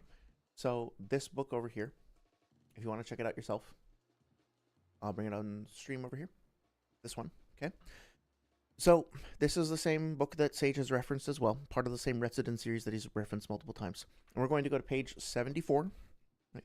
And let me set the stage for you over here. So at this point in the story, Naruto has run out of chakra, or not run out of chakra. He has a disease, right? The whole premise of the Retsuden arc is that because of the use of Kurama's chakra, Naruto's chakra network is all kinds of fucked up. And he's basically going to die unless somebody can come up with a solution and find a cure. So Sasuke and Kakashi and Sakura are off in the land of Retaku looking for a cure. Naruto, meanwhile, is kind of bored and is just kind of fucking around at home. But then Orochimaru shows up and gives him these goggles that let him essentially use the Byakugan. And then he teams up with this scientist called Chihare, who essentially like is trying to create a renewable source of energy based on chakra to power, well, a bunch of different things, but including like motorcycles and like wants to use them for healing people and regrowing organs and all kinds of stuff, right? So in order to do so, she takes chakra and she applies a bunch of different transformations to it to see if she can replicate natural gas. She has this lab that's filled with all these petri dishes, and so Naruto shows up every day, and he kind of wanders through the area with these Orochimaru-made goggles on, looking at all the petri dishes to see if there's been any reaction in the Byakugan, and by doing so, they're able to create like a chakra-based fuel source, and then that ties into the political shenanigans in the story too, right? So, going to page 72, I'm going to read a quick, 74, I'm going to read a quick excerpt here. Actually, this is starting from the end of page 73, so let's read together. She, Chihara the scientist, picked up one of the petri dishes and shook it gently as she continued. Don't you think chakra is quite mysterious? It can become anything at all. It can be wind, fire, earth, water, electricity. Depending on the person, it can be transformed into lava or rubber even. Recently, some ninja have changed the component elements included in dirt with earth style to make glass and gemstones. There is no other energy that can change into such diverse forms. So, by the way, this is Boruto era Naruto. Naruto is the Hokage at this point, right? Naruto responds and says, I guess, yeah. The phenomenon of transforming chakra was so innate to Naruto that he'd never given thought too hard about it before. But now that she mentioned it, she was exactly right. It has the potential to transform into anything according to the user, she continued. If we could control this nature of the chakra scientifically, for instance, what if we could turn chakra into a valuable natural resource or precious metals? Don't you think there would be plenty of societal good in that? Developing a new energy source. Naruto finally understood the purpose of her experiment. And it was true that if they could make that happen, they would no longer have to destroy nature to extract resources. Such development would drastically change the energy situation in every country. Okay, skipping ahead a little bit. That was if she could actually make it work. We're still on page 74. Artificially transforming chakra, he said. How do you do that? How do you do it? Chihara asked in response, staring into Naruto's eyes. How on earth do you change chakra into wind? Naruto looked anywhere but at her. Ever since his episodes had begun, the chakra sickness episodes, not only had he not changed chakra into wind, he haven't even needed chakra. Needed K-N-E-A-D like molded chakra. But normally he opened the palm of his hand and, wait, how do I do it? I go, thud, and then, bam, I guess, Naruto replied earnestly, and hearing it, Chihara let out a sigh. All you shinobi say the same incomprehensible thing. Well, I'm sure the perception is difficult for you to put into words, but at the very least you must work with the idea, the intention of trying to give the chakra the form of wind, just like when you move your arms and legs, your brain gives the command to need the chakra receives that and changes. She was right. As long as Naruto didn't have the intention of changing chakra into wind, the chakra flowing through his body wouldn't transform. And so this continues over the course of page 75. So basically what this is explicitly saying is that Hokage level Naruto, right? The Naruto who inherited the Sage of Six Paths abilities to cure people's like death essentially, and like manipulate Truth Seeker orbs and fight against Limbo clones, right? That Naruto, as an adult, as a Hokage, doesn't fucking understand how wind works. Probably the best wind user in history who developed the Rasen Shuriken himself. Like, he figured that shit out himself. He invented it. He figured out how to throw it and expand it. He doesn't fucking know how wind works. All he knows is that, like, if he puts and then he puts it and he goes bam and wham and zam and then it comes out and it's really cool. That's it. And then Chihara responds by saying, oh yeah, like, you shinobi, like, don't fucking know anything, do you? Like, everybody I talk to gives me the same answer. So yeah, it's possible for certain people, like Sasuke or whatever, to have, or Kakashi, to have an academic understanding of the jutsu that they work with. Absolutely. But at the same time, it's not a necessity. So what he's trying to say here is that Darui probably has an understanding of the element of light, like photons and shit, and that is then getting applied to this light speed, this like laser circus jutsu, and that goes to establish the credibility of it being the speed of light. But the fucking protagonist of the series doesn't understand how his most like iconic jutsu works that he himself invented, despite having like access to what is described in the fourth data book as knowledge of the principles of all creation from Hagoromo's Sage Mode and shit like that. So this is another example of cherry picking. The funny thing is that if Sage hadn't mentioned the Spiral Destiny book, I probably wouldn't have read it because, like on my own, I wouldn't have been inclined to read the novels. I only started reading them to do research. Although I'm kind of glad I did because they've been pretty fun overall. This is my favorite one, right? I like this. This is the one novel I would recommend to anybody. It's great. I really liked it. And this is the one. It's Boruto era, and it this is the one that debunks what he's saying. And another great example of that is Naruto like healing Guy's wound and bringing him back to life essentially, or healing Kakashi's eye. Do you think he knew what the fuck he was doing? Did he understand cell biology? Does he understand like, cell division and stuff the way that Tsunade and Sakura do? I don't fucking think so. He just magically did it. By magically, I mean intuitively. So this is just not true. I think I'm going to go to the end of this section and then I'll check in on chat. I do see quite a bit of messages coming in, so I appreciate your patience there. Real life elements, with the novels even going as far as to talk about the molecular structure being similar and even certain properties being similar, with Kakashi being able to hydrate a dehydrated girl using water he actually created from chakra. No, that's fine. Again, thank you for not mentioning which novels these come from or what pages. I can tell you, I don't know where this is from. I think this is from Sasuke Retsuden. This is from Kakashi Retsuden. It's from the first 20 pages or so. It's like right at the beginning. So they're all this stuff is from the Retsuden novels, but yeah. Kakashi being able to hydrate a dehydrated girl using water he actually created from chakra. So that said, it should be the case that these light rays are basically perfect replications of real light rays, with the only real difference being one of them is produced by chakra and the other one is not. The real problem here, though, is that light rays don't always have to move at the speed of light, so it's not necessarily the case that they are here, but again, I'll come back to this in a bit. Now, though, we finally arrive to the singular light speed statement in the manga, Mabui's heavenly transfer technique. This is directly stated to be the speed of light, so that part is basically undeniable. But anti-light speed Naruto dudes tend to try and use this to discredit all of the other light speed scaling that we get. So technically speaking, you could argue that this is just like Mabui's perspective. Or, look, I'm willing to accept that this is a speed of light, but just to be pedantic, because there are two potential counter arguments to that point. One is that people in the Naruto universe don't give us like a specific measurement of how fast they think the speed of light is. So she could just be saying, this is the speed of light as far as I'm concerned. She could be speaking, she could be speaking in an exaggerated tone. Or she could be referring to speed of light in Naruto that is slower than our universe. Now, I don't really think any of those arguments are very compelling. But in a debate, I would expect that, like, if I made the argument that Sage just made, I would expect an aggressive debater to come back at me and be like, well, can you prove that, right? Like, I wouldn't be so petulant, but I know that, like, it's happened before. It will happen again, right? Let's go over why this is not the silver bullet they think it is. The people will often say that the fact that we're told that this jutsu isn't meant for people because of the speed of the transfer means that nobody in Naruto can move at light speed without taking damage. The problem with that is that the transfer technique is specifically used to transfer things over a massive distance. Okay, so we did talk about this last time a bit. I think that's a bit of a straw man, at least from my experience as somebody who has argued about this in the past and how I've seen other people approach this. I don't think people treat this as a silver bullet that completely destroys light speed scaling.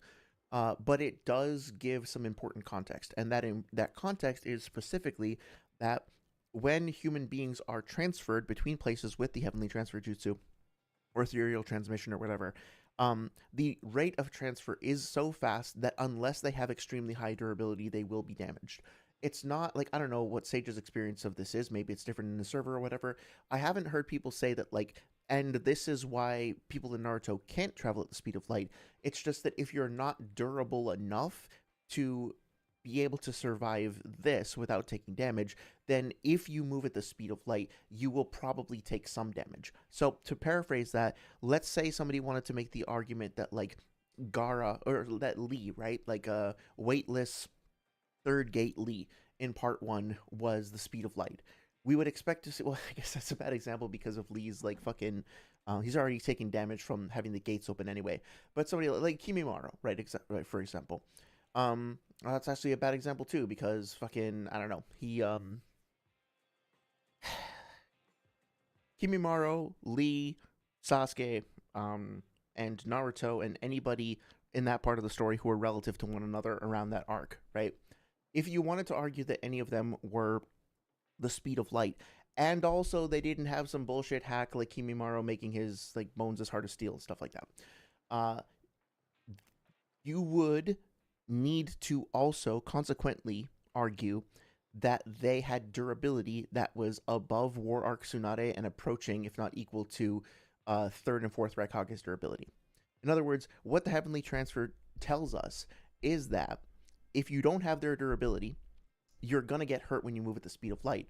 So anybody who we see moving at the speed of light earlier in the series who doesn't get hurt by it, for them to actually be moving at the speed of light, they would need to have durability on this level.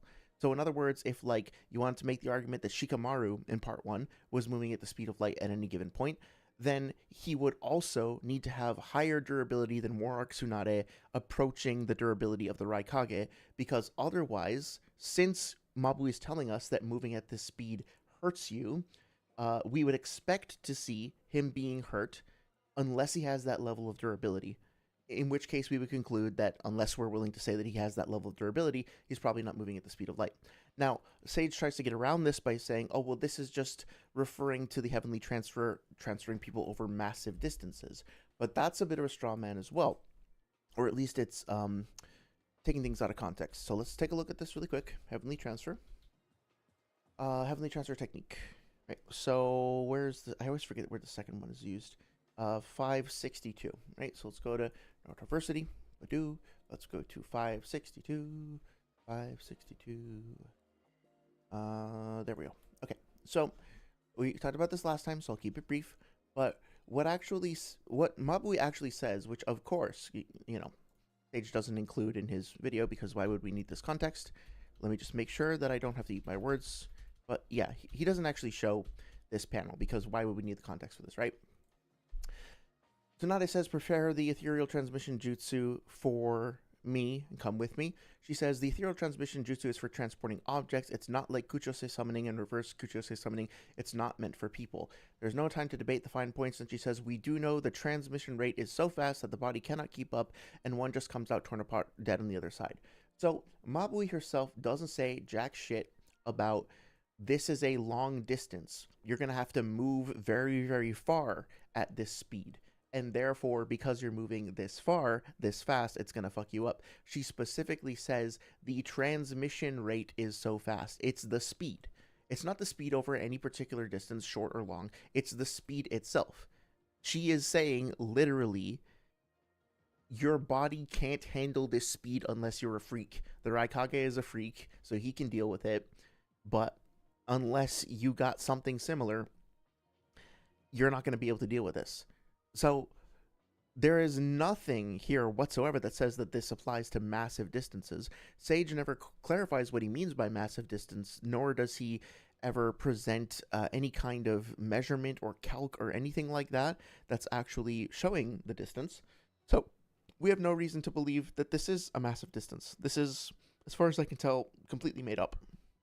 That the transfer technique is specifically used to transfer things over a massive distance, like several... Yeah, she literally doesn't say that. That is false. Tens or hundreds of miles. We see that even... Yeah, tens or hundreds of miles, that is never mentioned either. Sage made that up. transferring Tsunade or A over a giant distance only resulted in minor injuries, so it's reasonable to assume that this travel over just a few meters wouldn't result in the same type of issues, if any at all. Well, no, not necessarily, because he says that Tsunade was only.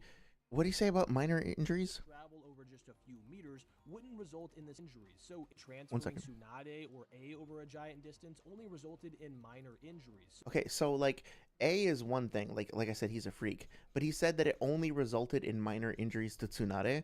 I think that is explicitly false as well. We talked about this last time, but when she comes out of the heavenly transfer, she's fucking bleeding all over the place. She's like hemorrhaging all over the place. Look at that. She has to post hoc, she has to activate her mitotic regeneration, which specifically, like, it's a big fucking deal. Like, this has a lot of combat potential. It shortens her lifespan. She doesn't just like turn this on for shits and giggles.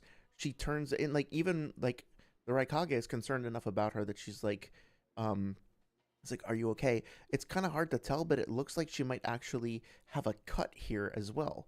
So she's got blood coming out of her fucking mouth. She's got like cuts on her breasts and neck. She's got blood coming out from like her legs and shit.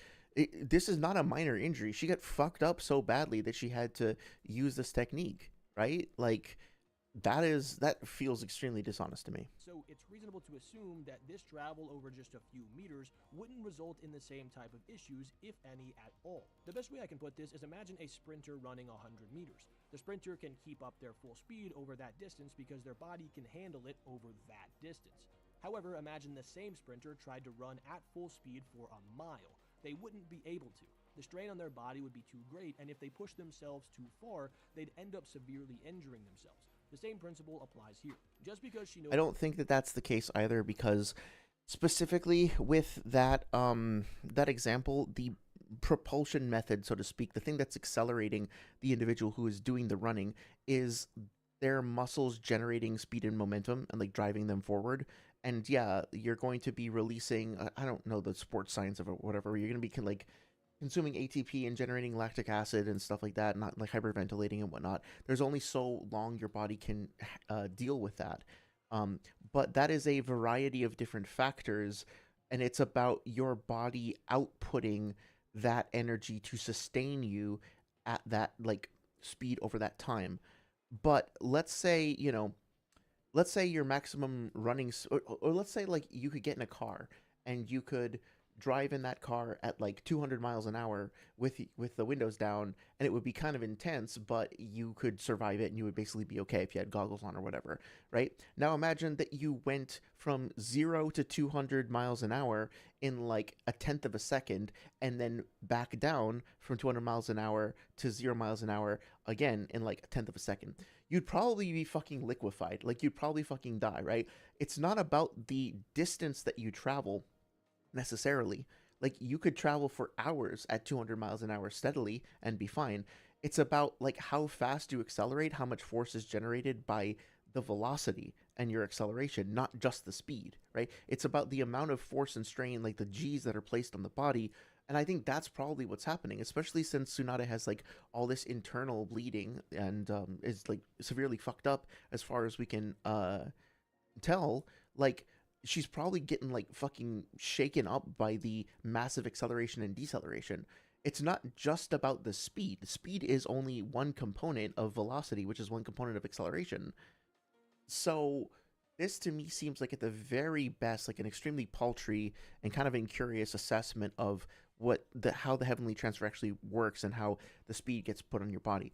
Conversely, like we talked about this before, but if you get in like a space shuttle, right, as long as the shuttle accelerates smoothly, or maybe a better example would be like a fighter jet, for example, right? Like, you can get in a fighter jet that can break the speed of sound.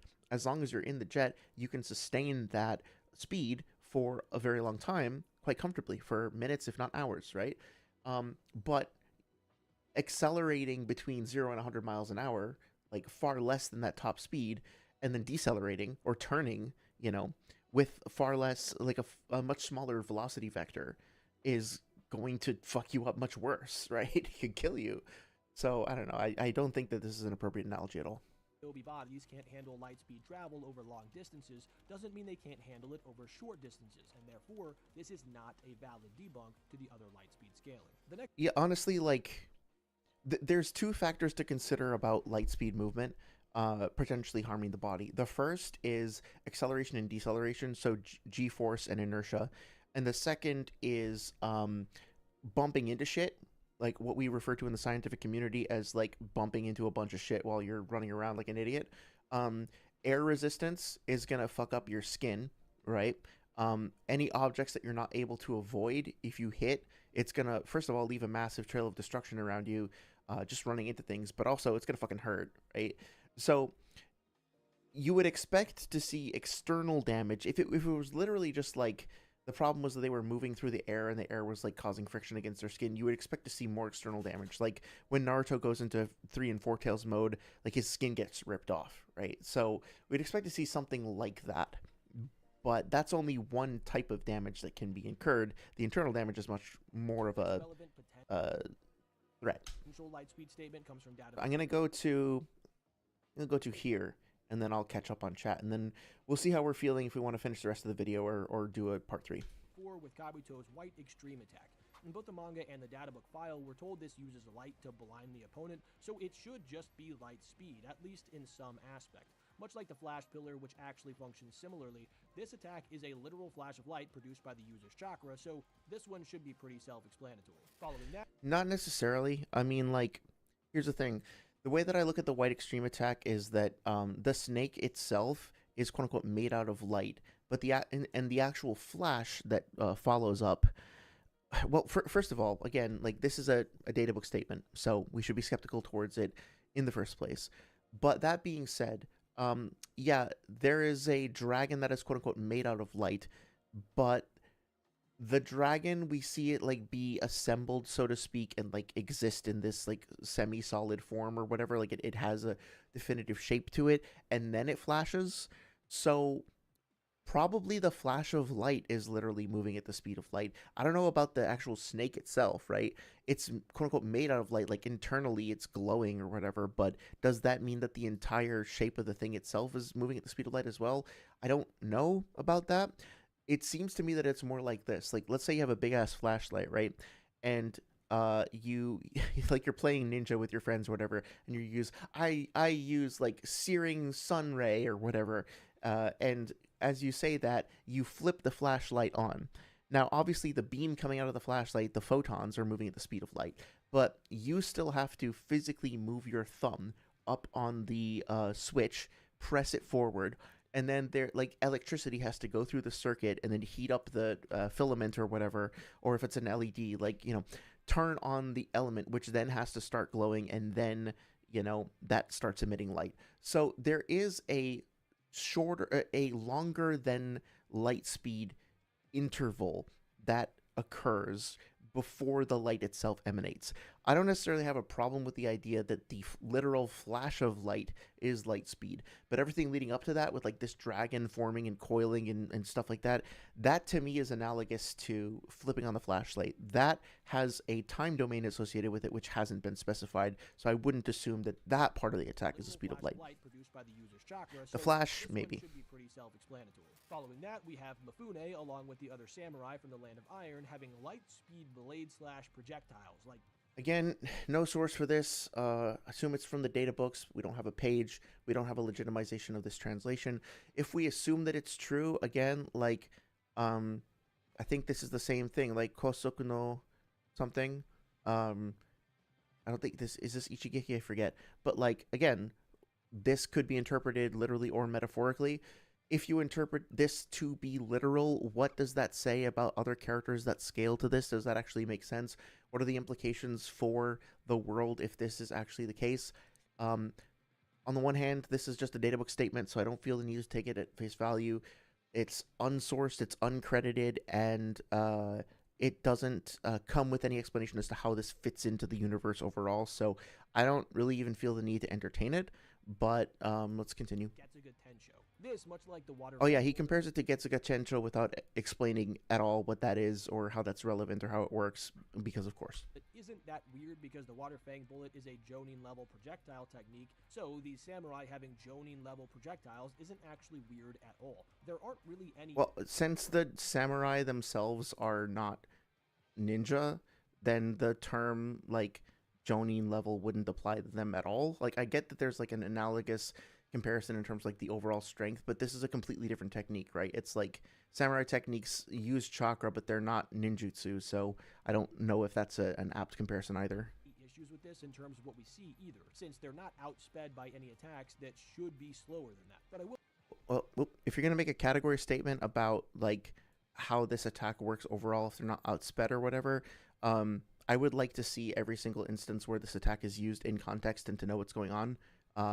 I don't feel like as a viewer, like I'm not gonna feel the need to die on the hill of fucking beam of light, like this particular attack. But at the same time, it's like there's very little actual information or data to go off of here, especially none from the actual manga itself in context. So I don't find this inherently compelling whatsoever. You could argue here, if you don't like these guys having light speed projectiles normally, is that this. Well, don't also like lead the question like that. Don't make it as though like it's because somebody who objects to your position just doesn't like it, right?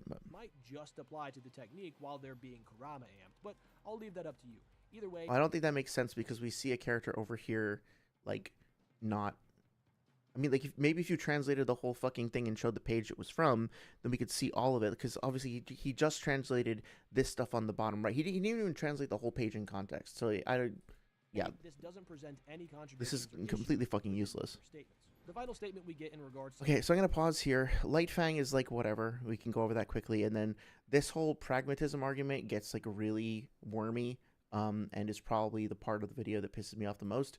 And that's probably an exaggeration, but also this starts to get into lasers, and I think that I might want to save that for next time.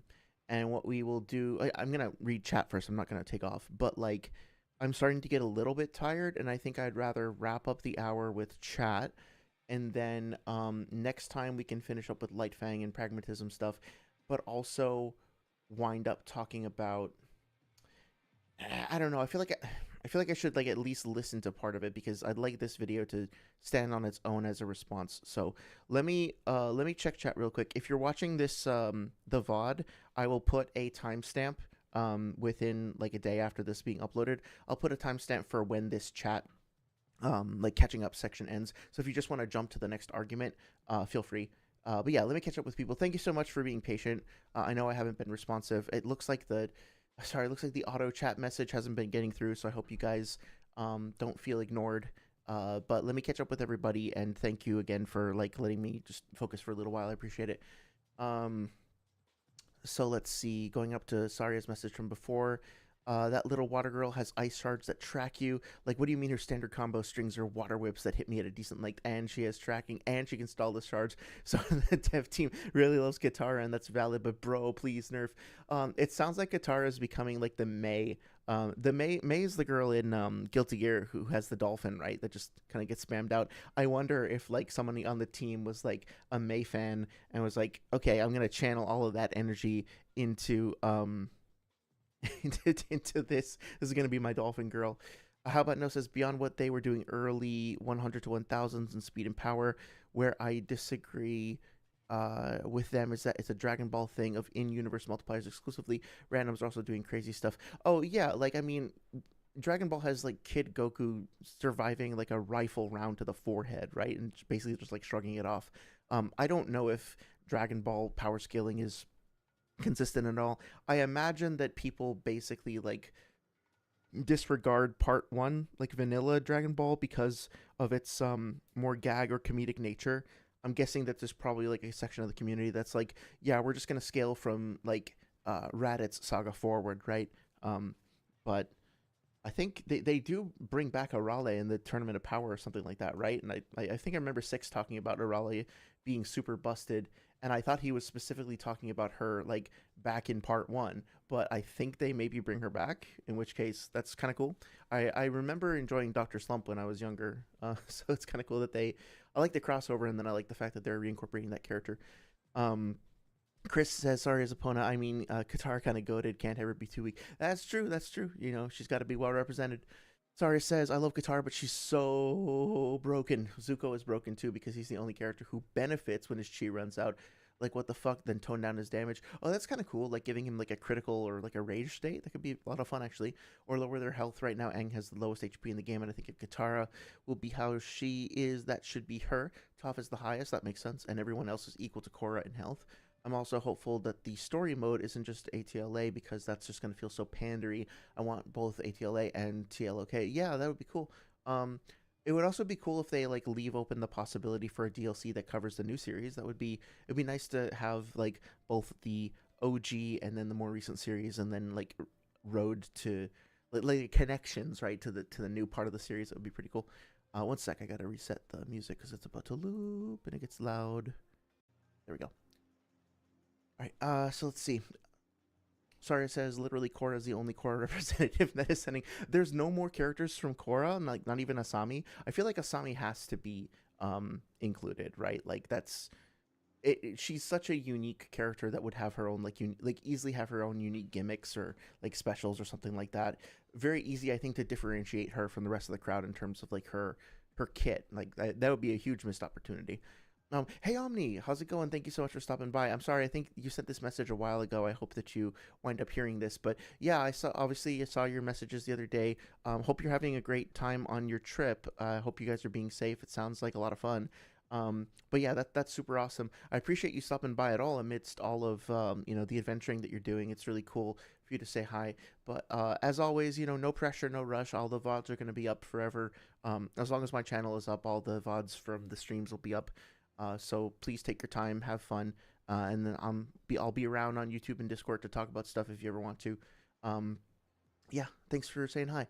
Barry Nice says the fact that the community relies on databooks like this in general for power scaling is flawed because we need the main canon for context at all. Yeah, I agree. Like they are supplementary material, and they are fine. And they can be useful and super entertaining and great, but also they are specifically and expressly designed to go along with the series and should be taken in context in that regard as well. How about No says the when it's applied to chakra argument is extremely flawed. Jutsu can be used to manipulate existing natural elements. Gaara didn't create his sand from chakra, but he manipulates its shape with it. Oh, okay. So are you saying like in response to my claims about the what the fuck is it called, about the Kirin, you're saying that my argument there is flawed because the transformation, like you're kind of objecting to what I was saying about the transformation. I think that jutsu can manipulate existing natural elements. Sure, but so in Gaara's situation, what he's doing is, yes, he has the sand. He's not like transforming his chakra into the sand, but he packs the sand full of his chakra, and like it's described as being extremely heavy and costing a lot of chakra to manipulate. Specifically, the combination of the sand armor and the sand shield, right? Like those two things together are taking sand and infusing it with his chakra. And Gaara is a fucking Jinchuriki, and he has this like, massive reservoir of chakra, probably of his own. Plus, I don't know if he can draw from Shukaku the same way that Kurama can, or that Naruto can with Kurama. But at any rate, like, it's made pretty clear from Kankuro and Temari that he's using a shitload of chakra to infuse the sand with energy, and that there's only so much time he can do that. The reason I don't think Sasuke is doing something analogous to that during the Kirin event is that he is explicitly stated to be like basically out of chakra, like by multiple people, including himself and Itachi, who can see his chakra with the Sharingan, right? And then we get all these statements both in the data book and in the main series about how he is simply guiding the lightning, and it's natural lightning, and it's very clear about that. So I think that you might be right that my argument doesn't fully hold up because there are other things that you can infuse with chakra. There are ways that you can combine chakra with other stuff. But what Gaara is doing with his sand is also not quite the same as Naruto using shape transformation on like the Rasengan, or Kakashi using shape transform, or sorry, what's his name? Yeah, Kakashi using shape transformation to make like the lightning cable, right? To fight the Jinchuriki. I think that that's almost like a special thing that Gaara is doing, where he's infusing something with chakra and then manipulating the chakra and applying the transformation to it himself. But he's not really transforming the sand as much as he's transforming the chakra in the sand, although he does use his chakra as a substrate to fuse gold into it and other like materials and minerals into it later on, right? So I think there's some nuance there. I think that we can probably meet in the middle on this, and I'd be willing to say that like I don't think I would, yeah, that if I made like a category statement about you can't manipulate natural things with chakra, then that was probably incorrect in terms of a categorically like a global statement. But I don't think that that's what Sasuke is doing there anyway. Does that seem fair? Um, Very Nice says, yeah, with your breakdown of Kirin in mind, that speed of natural lightning is the peak of reaction time for Naruto characters and at the highest speed tier. That's what seems to be implied there. I don't discount the possibility that like characters might be able to amp their perception via chakra or via other techniques. Like, I think the Raikage has a statement from Shi or somebody who says, like, the Raikage's nerve transmission speed goes up when he uses V2 or whatever. So, you know, it's fantasy. At the end of the day, characters might find ways to enhance their perception or whatever. That's okay. But based on that context at that time, it definitely feels like what we're being told is human beings can't evade lightning bolts, right? And I know like Kakashi supposedly cuts a lightning bolt, but we talked about that last time, that he was him pushing through the lightning bolt is a valid reading of that, as opposed to him like standing still, perceiving it, reacting to it, and cutting through it. So highest speed tier, they get power crapped in the next arc. What do you mean by power crapped? That's a new term for me. Very Nice says Olitachi reacts to KCM Naruto, who rivals A in speed specifically, so for me that's Sunny tier. That makes sense, I think. How about No says Itachi in the fight was already dying, ran out of chakra, was sandbagging the entire fight to begin with, none of which applied to Edo Itachi. That's true. KCM is faster than A after he mastered it. Yeah, well, it took him a while to kind of settle into it, but then after that point, yeah, I think that's fair to say. Dr. Strangle says you're 20 minutes behind on stream. Oh, no worries. It probably took me like an hour to respond to you at all. But the moon's reflection thing is actually, it's Chinese in origin. Okay. Japanese borrows the idiom for Kyoka Suigetsu, meaning mirror flower water moon, which is also the name of the main enemy of Bleach's sword. Oh, that's fucking cool. I love that. How about No says, also, Sanin is not the highest speed tier remotely, but we're going off topic at this point. Very Nice responds by saying Sanin is the highest realistic tier, excluding those higher gods of shinobi that no one normal in the verse really scales to. You're attacking me before I fully represented my opinion. I want to read the back and forth here. How about No says, I'm not attacking you, I'm responding to your point. Apologies for misinterpreting that specific point. And Very Nice says, it's all right, the limits of YouTube comment chat. Yeah, that's cool. I'm glad you guys were able to resolve it. I think you're both making valid points. They can be hard to infer intention over YouTube sometimes. But yeah, people are pretty chill here, so I'm glad that you guys were able to kind of connect about it. How about No says, check, there's like an extra kanji there that wasn't in the original. The original is just, I'm making noises that pretend that I can actually read this. To be fair, similes that use you or me, it's hard to say that you're not literally talking about said person. That being said, it is hyperbole. These statements cap out at Mach 500 via feats in your opinion.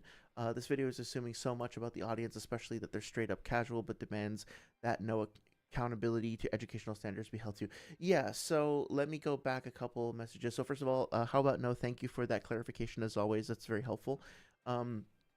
I would be curious, Very Nice, if you want to elaborate on the Mach 500 thing, like not to second guess you per se, but just curious why that's the number that you arrived at.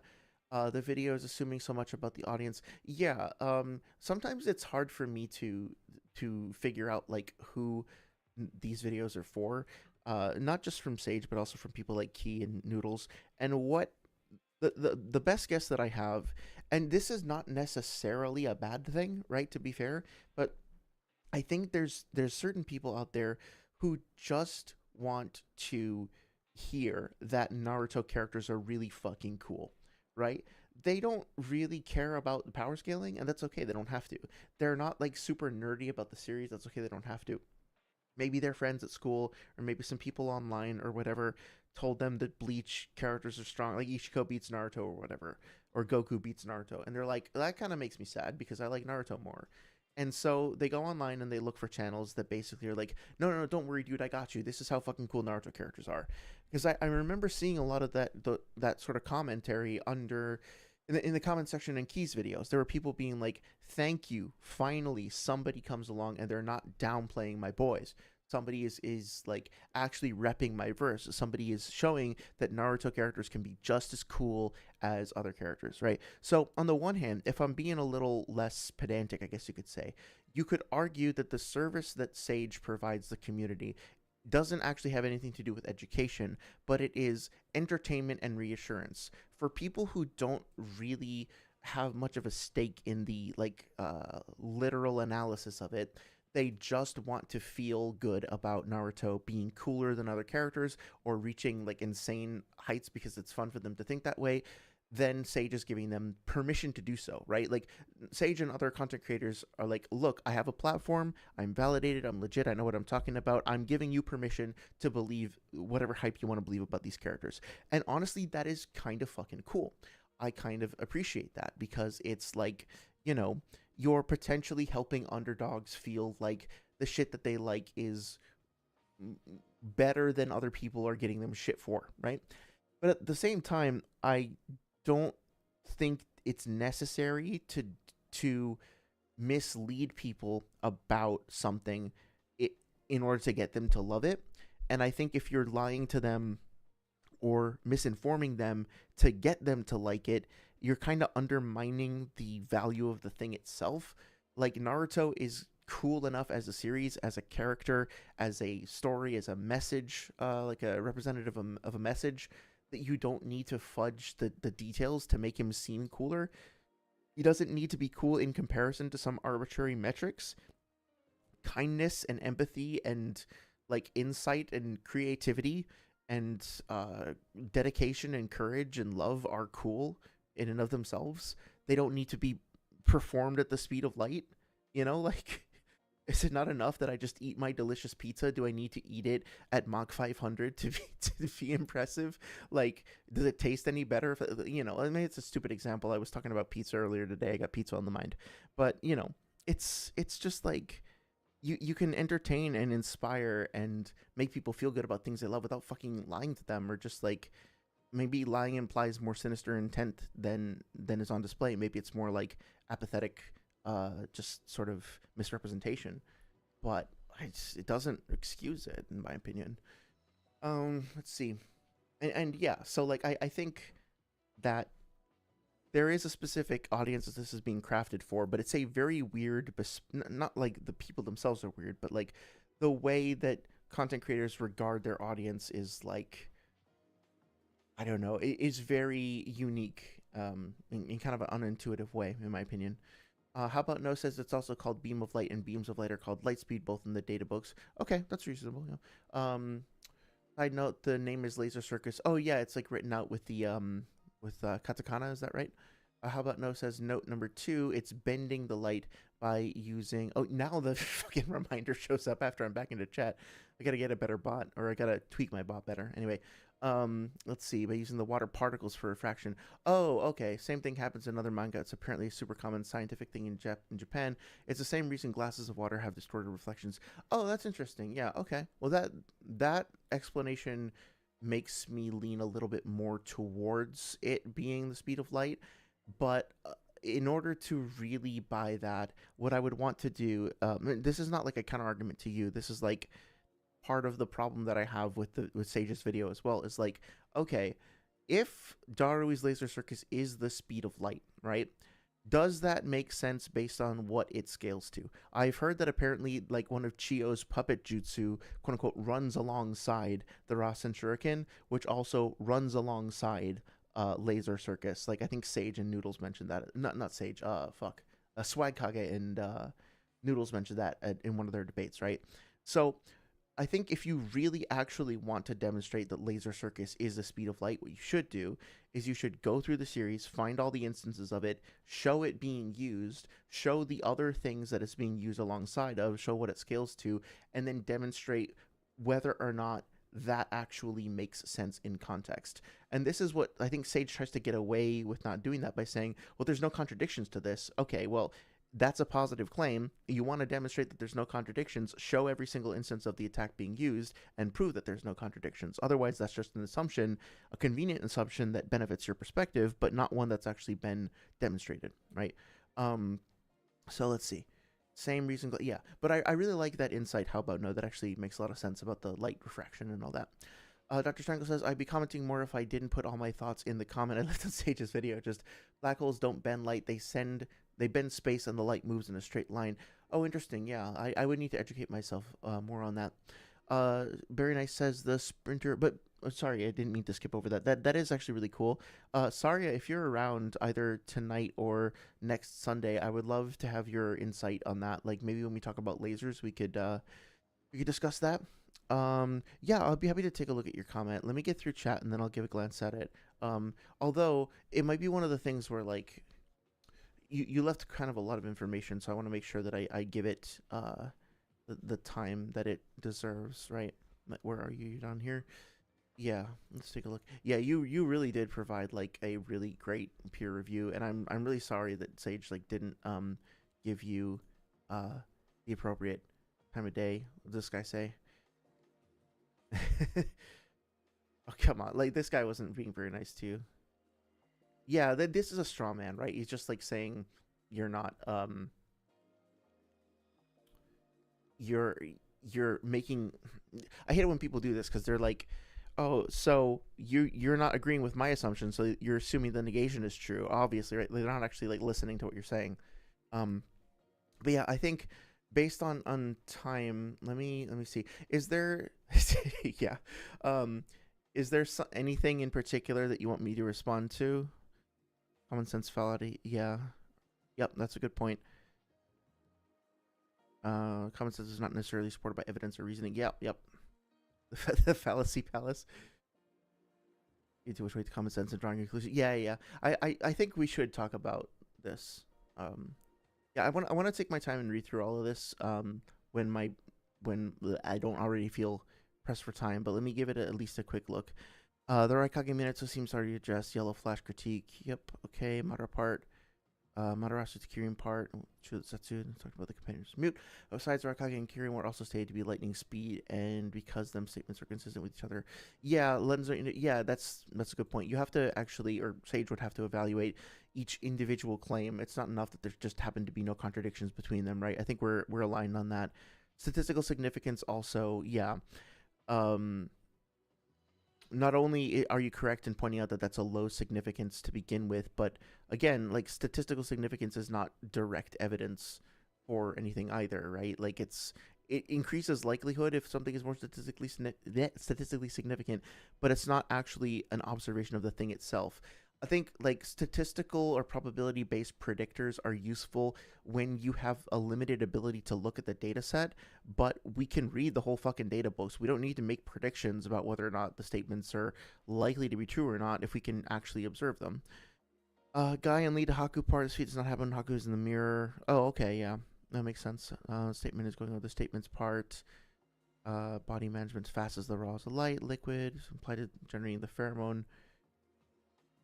Generating the pheromone. Oh, so, yeah, okay, that makes sense. The way that you're interpreting that, I think. Yeah, and the figurative use of that. I appreciate the clarification there. A-Tails also Biju Bomb flicked away. At first glance, this makes sense. I want to make sure I reread this and make sure that I'm like fully grasping what you're saying. And data book attack in chapter 17. Yeah, I really appreciate that you're calling out the specific chapters as well. You know, giving people the data that they can go look at this themselves. You're doing a better job of that than Sage did in his video for sure. Page 17, data book state to have speed like a lightning strike, which is consistent. Yeah, that makes sense. As Naruto's attention was on the device, the guy pulls the gun and Naruto reacts to it. Yeah. So we should talk about this on the stream. So yeah, give me another day or so to read through all of this. I want to make sure. I feel like I want to make sure that I get to all of my arguments and finish Sage's video tonight if I can. But then we should talk more about this. And again, like I'm sorry that he didn't give you the response that you deserve because like obviously you gave a lot of useful and helpful positive critique here that unfortunately doesn't seem to go very far when people aren't open to the constructive feedback. So I'm sorry about that. It has to be pretty disappointing. Yeah. Let's see. Yeah, if there's a specific thing you want me to make sure to read, make sure to call that out. I don't want to like ignore you about it either. She's very nice. Says, Who do you think would win a fight on Avatar State, Aang or Madara with the Juby stuff? Oh, Madara. Yeah, I love Avatar. I think it's an amazing series. I think like I have a strong emotional attachment to it, and I love the characters. I love the universe. But I mean, I don't think anything that Aang does, even in the Avatar State, at least in part one. Like I haven't read through all the comics yet, but at least in like the main series, I don't see any of the feats that the avatars do as being comparable to like Madara and his perfect Susanoo. I also don't know how they're dealing with Genjutsu. I know there's some back and forth in the community over whether or not Genjutsu actually work in other universes. I won't argue about that right now, but yeah, I think if they do, then Aang is gonna have a tough time. Although, well, if characters can like get broken out of Genjutsu by like Biju, then maybe he could be broken out by the Avatar State or by like another Avatar, like basically like poking him. So that's possible. I just like intuitively I can't see how Aang manages to get around the perfect Susanoo, right? Yeah. Let alone stuff like Nativity of a World of Trees. If he's like Edo Tensei Madara, then yeah. Did you say? Oh yeah, like Jubi Madara. Yeah, that's a whole other thing, right? Like again, I don't think that if Naruto characters are moving at the speed of light, Avatar characters definitely are not. Like, I know Sage argued that he thinks that some characters are lightning speed. I think that's a vast exaggeration. But even if they are, if we're gonna accept that Naruto characters are light speed, they would be in a completely different level. I don't know. I just I'm trying to think of like how hard the Avatar Aang was pressed by Ozai, and then trying to like think about how Madara just casually like deletes the tops of two mountains with like a flick of his wrist. And I don't know what Aang is gonna do to that. The one variable I will say is that like I don't know what Aang's Avatar State durability is. When he has like the four elements swirling around him, that might be a pain. Like if Madara is not an Edo Tensei, then would he eventually run out of chakra? Could Aang just basically be like Metal Mario or whatever in his little like defensive hedgehog curl ball? Yeah, that's the dumbest fucking metaphor I've ever tried to use. But like, could he like basically curl up in his little ball and be like a little ping pong ball just zipping around the battlefield, pissing Madara off until Madara ran out of chakra, and then Aang kind of swoops in and just like smacks him, takes his energy away. I guess energy bending would be interesting. Like, could Aang take away Madara's ability to mold chakra like a 64 palms thing, like blocking his Tenketsu permanently? I think yeah, that would be, if I were to do like a video about that, I would probably approach it in that way, like give them equal stats and then see how their abilities are going to play off of one another. Just based on stats, I don't see what the fuck Aang is going to do in that situation, but I think the clash of their abilities could be genuinely a lot of fun to talk about. So yeah, that's cool. Interesting topic idea for sure. How about No says, yeah, I agree with the out of chakra argument. Was more so clarifying about how shape transformation works. It's the default for water style. Okay, I gotcha. Yep, that makes sense. To just manipulate it rather than transforming your chakra into it, which is more costly. Same goes for earth style. Also, the argument you were trying to make earlier is that, for example, in calculable terms, base Naruto's speed in the middle of the war is like 200 times what it was in the start of Shippuden, but like I don't think in universe his base got that much faster. I think it's more so the author power creeping. Oh, I think I see what you're saying. Yeah, power creeping the series as a whole, similar with background characters suddenly pulling out feats that are above all of part one. Yeah, I would like to go and look at like really look at the feats for characters like Chio, even though she's not on screen for very long as an Edo Tensei, and other Edos, and see how does Zabuza and Haku really compare to their alive selves, and their scaling off of Kakashi as Edo Tensei as an example. But yeah, I think it might be fair to say, based on a certain interpretation, that like Kishimoto or even the editors, the studios in general, just had a goal for the level of feat that they wanted characters to eventually get to, like destroying massive chunks of countries and stuff like that. And so they had to figure out a way to just sort of like quietly nudge characters up there. Whether or not that's another thing when it comes to Naruto power scaling, is that we're all kind of giving Kishimoto a bit of a pass and saying we're just going to operate under the assumption that this is all basically consistent. I mean, not always, right? Like when we wind up talking about stuff like fucking Dr. Strangle and I, like, you talked about calculating the surface of the earth based on the curvature and how inconsistent that can be over the course of time and stuff like that, right? So, there's not always this persistent assumption that everything is such, but I think in order for power scaling arguments to work, oftentimes you have to concede a certain assumption of internal consistency, because otherwise you're just like constantly second guessing everything, which I don't have a problem with, me, but like it can slow fucking conversations down, like to a grinding halt, or grind them down to a halt rather. Very Nice says, I like to build verisimilitude up from a perspective that is trying to find cohesive world building first and foremost. So an overall view of the whole world building is more important than calcs. Yeah, I'm totally with you there. I think that makes a lot of sense. Trying to look at everything in context and how it like connects like fans out. Like I feel like I talk about this every single fucking stream, but there's that feat where Minato, gets his shin busted open by a wood splinter during the Konoha assault by Obito. And it's like, I feel like if the Hokage, right, like, can get damaged by that level of attack, to me, like some people look at that and they're like, or not that level of attack, but like can still be wounded by mundane things. Some people look at that and they're like, well, Minato is just a fucking fraud. Like, he's garbage, he's trash. And this is a Minato-specific anti-feat. To me, I'm like, well, what does it mean about the series overall if the fucking Hokage can still be harmed by something like that? Like, maybe there's a greater, wider spanning implication about durability.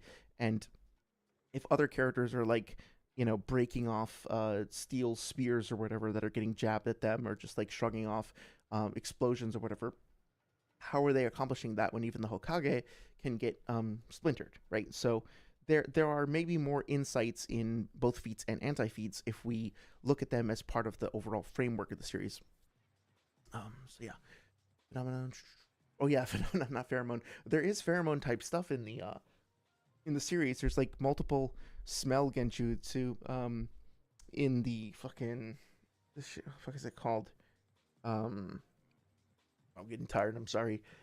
The Akatsuki Hiden novel, like, there's a couple of people who use pheromone, essentially based genjutsu, to induce hallucinations and like reliving memories and stuff. So I mean, it wouldn't be entirely off topic necessarily. Dr. Strangle says, you have to love the series at whichever level it's at. On my website, you can see me saying stuff like, look at this, Luffy here is moving Mach 2, even for the average scaler thinks that's trash.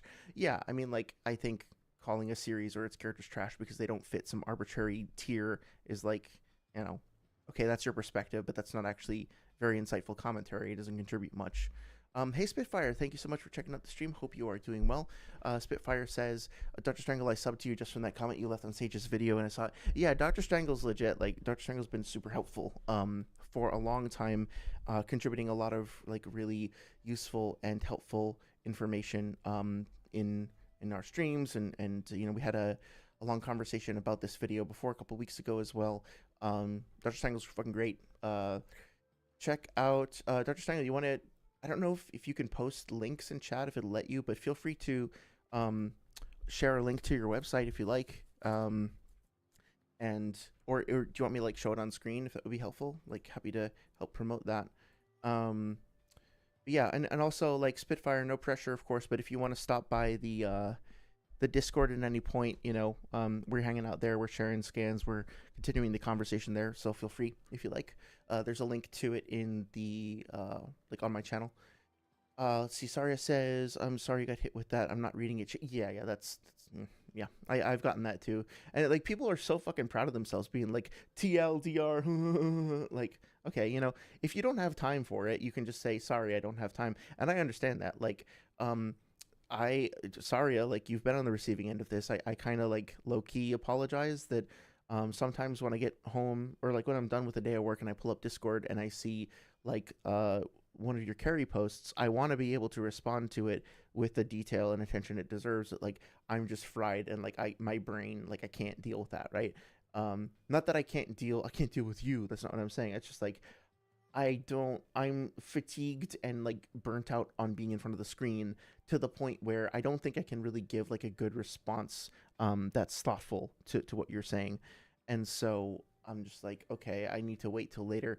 And if you have a channel with thousands of subscribers and you have people hitting you up every day and just like, poking and prodding at you and stuff like that, I can understand basically being like, I'm done. I don't want to fucking talk to anybody anymore. Like that's why I've said before, and I'll reiterate that I don't think anybody who I'm critiquing has any obligation to watch my videos, respond to them, or talk to me at all.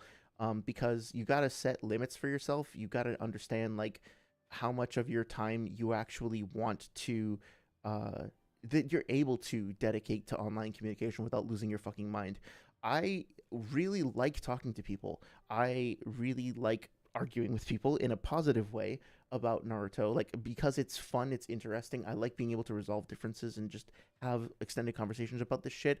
But I stopped leaving comments because I know what it can be like to like feel obligated to respond, and then feel guilty about not being able to do so. I don't necessarily think I don't know. Like I started to realize like, okay, the real reason why I stopped leaving comments, honestly, is because every time I was doing that, it was contributing to somebody else's page. And I'm happy to do that if it's like a conversation with somebody where the conversation is going to go somewhere, like giving them more traffic, like giving them like increasing the numbers at the bottom of the screen. But like if it's not going to go anywhere, then basically I'm putting all this time and effort into putting something on somebody else's property, essentially. And they can choose at any point to delete it or erase it or ignore it. Like it's out of my hands the moment I hit send, right? It doesn't belong to me anymore. And so I hope that this can be more useful, like the conversation format. And yeah, that was just sort of my way of processing it. But it kind of sucks because I would genuinely like talk to people every day about this shit, and if that's a text or VC or whatever. But at the same time, that's not always realistic with my stamina and my screen time and stuff like that. I hope that makes sense. I feel like I'm just kind of talking myself into a hole here. But I'm just trying to sympathize. Barry Nice says, I think it's fair to say top tiers like God of Shinobi Plus characters are about Mach 100, give or take, due to how clear they can fight at A, who is likely as fast as some kind of electricity. Yeah, that's honestly, like, if you want to say that the series caps out at lightning speed or whatever, like, I don't have as much of a problem with that. It's clear that certain characters can move at the speed of light under certain very specific circumstances. I don't know if A is capable. Well, there's the other thing that Sage left out, which is, like, the fourth data book says that the heavenly transfer technique that Mabui uses astonishes the Raikage. So if it's astonishing to him, then that seems to imply to me that he can't like just casually do speed of light stuff himself, because it wouldn't be as impressive if he could just do that whenever the fuck he wanted to. So I don't know. It feels to me like maybe lightning is more reasonable. Especially with just the way that like the Raikage is represented and being cloaked with lightning and V2 and stuff like that. It seems thematically appropriate to me. Dr. Strangle says, sorry, I kind of respect the I skimmed it guy more than the I ain't reading that. Yeah, that makes sense. There's some people who gloat about, like, not reading that, bro, ha ha ha. Like, some people are so fucking rude. Sage isn't actually, like, as bad as somebody like Noodles has been in the past, but people who actively take pride in shooting other people down or, like, enjoy that shit, it just pisses me off. It's kind of gross. Saria says it'd be one thing if he engaged and after a while realized there was no point in continuing, but yeah, exactly. Like, this reminds me of like fucking, I don't know if you guys know about Sargon of Akkad, but like you put out a video and then somebody would respond and then he would be like, I can't fucking muster the time to do that, bro. I don't have the time to respond to all that. You expect me to read all that? How dare you request that I read all that? My time is precious. And then they go on like a 5 or 6 hour podcast with some random people and just complain about Jews all day. So it's just like really, really weird energy. Yeah. Saria says, but at the very least, engage to see where the to be clear, just to be very clear there, like I don't support that individual or his bullshit perspective on pretty much anything.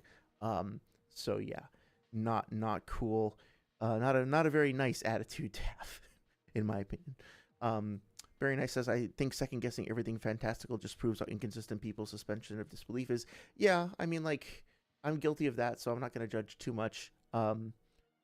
Because that's sort of the premise of a lot of my shit, right? Is I'm just like constantly second guessing and nitpicking and overanalyzing. It can be useful. I think that I genuinely do understand the series better now than I did 2 years ago. But at the same time, you have to, like, I think power scaling ruined my brain for a while, because I remember I was super excited to see that Ranma 1/2 was getting like a new adaptation, and I sat down and I was enjoying it, but like every time a character did something, there was a part of my brain going like, oh, that's not all that impressive, that's barely even wall level, none of these characters are like even Mach 1, let alone like like there was a part of my brain that had absorbed all this toxic, like the stuff you were talking about, Dr. Strangle, about what you were reading on your website as well. That, yeah, fucking it's fatiguing. Yeah, no worries, Spitfire, on the Discord. Just an open invitation if you want to talk, but or like chat about stuff. Let's see. Saria says, but at the very least, engage to see where the opposition is coming from, because it might not be utter nonsense. Yep. I mean, I know that it's like you have thousands of subscribers, you have people hitting you up on hundreds of videos every day. You have the Discord, when I was there, was super busy, so I get it. Like, you have to set limits, and maybe this is just where his limit is. Maybe he said, you know what, I'm not responding to anything over 1,000 characters, and I'm only responding to the comments on each video for 3 days, and then I'm moving on, right? I understand that, like, genuinely, you have to set limits or you're gonna lose your fucking mind. But also, if somebody wrote that out to me, even if it was like literally like a comment that you wrote, Dr. Strangle, and it was literally just, here's why John is a big stinky stupid piece of shit. Number one, John smells and looks like a big stupid stinky piece of shit. Number two, John literally is. I mean, look at the motherfucker, right? Like, even if somebody did that, if they put that much time into it, I'd probably respond to it, at least to say like, hey, good effort, man. Like, you really committed to this. I gotta respect that. Very Nice says, I think it would be A's narrative metaphor if he is vaguely as fast as a bolt of electricity in the literal sense. Yeah, honestly, I think that fits his character very nicely. It fits his narrative, so I don't have any opposition to that.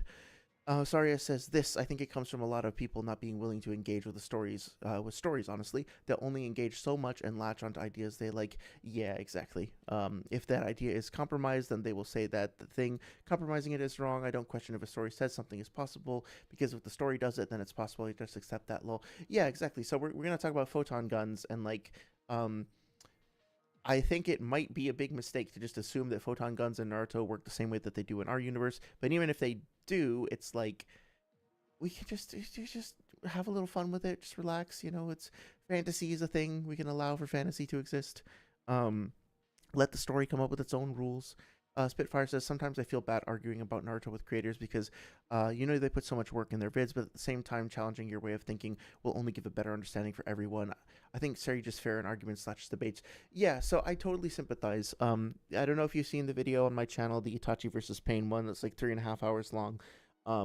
That took like 4 months of my free time, like working like every day to get that out. It like was extremely exhausting, and I don't think the video editing in it is very good. Like, it's literally just like 1,000 scans slowly streaming across the, like going up and down across the page. So let alone like somebody like Sage, who actually has videos that are edited that look professional and crisp and stuff and good animations.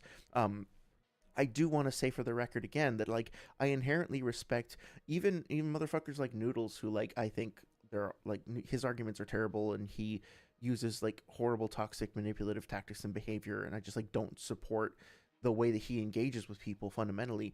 But if you look at a video like his Kakazu versus Pain or whatever it was, that's like an hour long, there's still a lot of effort there, right? There's a certain kind of passion, there's a certain amount of love that went into there at some point. I don't know what the fuck happened to that guy that he became so so bitter and hostile and angry all the time, but you can see a twinkle there of like, there's some passion, and you have to give, even if every single argument is bullshit, which I think most of them are, you have to at least give a little respect for the fact that he committed to this shit. he brought it from nothing into existence, because it is infinitely easier to do nothing than it is to do like to make anything at all. To have the, I will say, like, courage to just like put something with your name on it up there for the public to see, knowing that people can tear it apart, knowing that like you could get a copyright strike and have all your shit be taken down immediately. It's a lot. It's a lot. And I want to like always leave that olive branch dangling out there slightly suspiciously, to kind of indicate the mutual respect for that.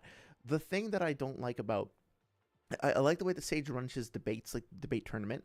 I think that when he is managing debates and like sharing a stage with other people, he tends to do a really good job of encouraging positive conversations among those people. What I don't like about, just speaking about my experience having not even debates, but just like chats with him in his Discord, I don't like the lack of curiosity that he exhibits towards certain topics, because I think, from, this is just my opinion, right? Like, I'm not trying to get inside the motherfucker's head, but like from my perspective, he is motivated by trying to find the way to clear the point, to use his own phrase. He wants to figure out, okay, how can we get this to work? And then once he thinks he's accomplished that, he's happy to kind of move on. It doesn't really want to dive deep into it, right? So the example that, like, this was kind of what led to me being like, you know what, I don't want to engage with this anymore. Like, the whole conversation that I had with him about the moon, right? Basically, he used a calc, again with no source or whatever, in one of his videos. I think it was the one he did with Six on Boruto versus Gohan. And he was talking about Toneri, and he used the calc for Toneri, saying that since Toneri can move the moon and it was going to crash into the Earth, that he was moon level or something like that. He took the calc from Comic Vine, but it was a copy pasta from VSB. Didn't show the like evaluation page. I think it was actually validated by the community, so it's like fine. But the objection that I had with it is that the calc assumed that the size of the moon, like the mass of the moon in Naruto, was equivalent to the mass of the moon in our universe. It was like literally the same. It was just using the metrics for our moon. And I asked for clarification on that, and he said, well, the reason why I think it's fair to assume that that's the case is that the Naruto characters refer to the moon with a specific kanji in Japanese. That kanji is only ever used to refer to the moon, never to other natural satellites. So because they're calling it the moon, it's literally the moon, right? And so I'm like, okay, what is the kanji? I never find out. I go and look it up myself, and it's Tsuki, and Tsuki can be used to refer to the moon, but it can be used to refer to other natural satellites, according to Jisho. What's more is that the interior of the moon is hollow. I pointed this out, and he's like, well, it can't be that hollow because Kaguya was trapped in there. Okay, well, we see Kaguya where she's trapped. She's in a little cave. What about the cities? What about the fucking plants and animals, or like the little bodies of water and the trees and stuff like that? What about the artificial sun and the floating castles and all that stuff? What about the ruins, And he was basically like, look, dude, I already told you, we've already been over this. The moon is likely the same as it is in our world because they refer to it with that term. I'm like, you don't want to do the calcs, you don't want to look at this, you don't want to like rewatch the last and go over this together. No, it's likely to be the same, and I can clear this point via a likelihood argument, right? So this is obviously a bit of a straw man because it was like a year ago. I don't remember all the details, but that was basically it. It was like, I feel like this seems likely to me. I don't really care about looking into it. It doesn't interest me. I don't really care about the counter arguments. Those don't seem to contradict my position. So, like, I'm fine with this, right? And I'm not. Like, that's not enough for me. It's not sufficient.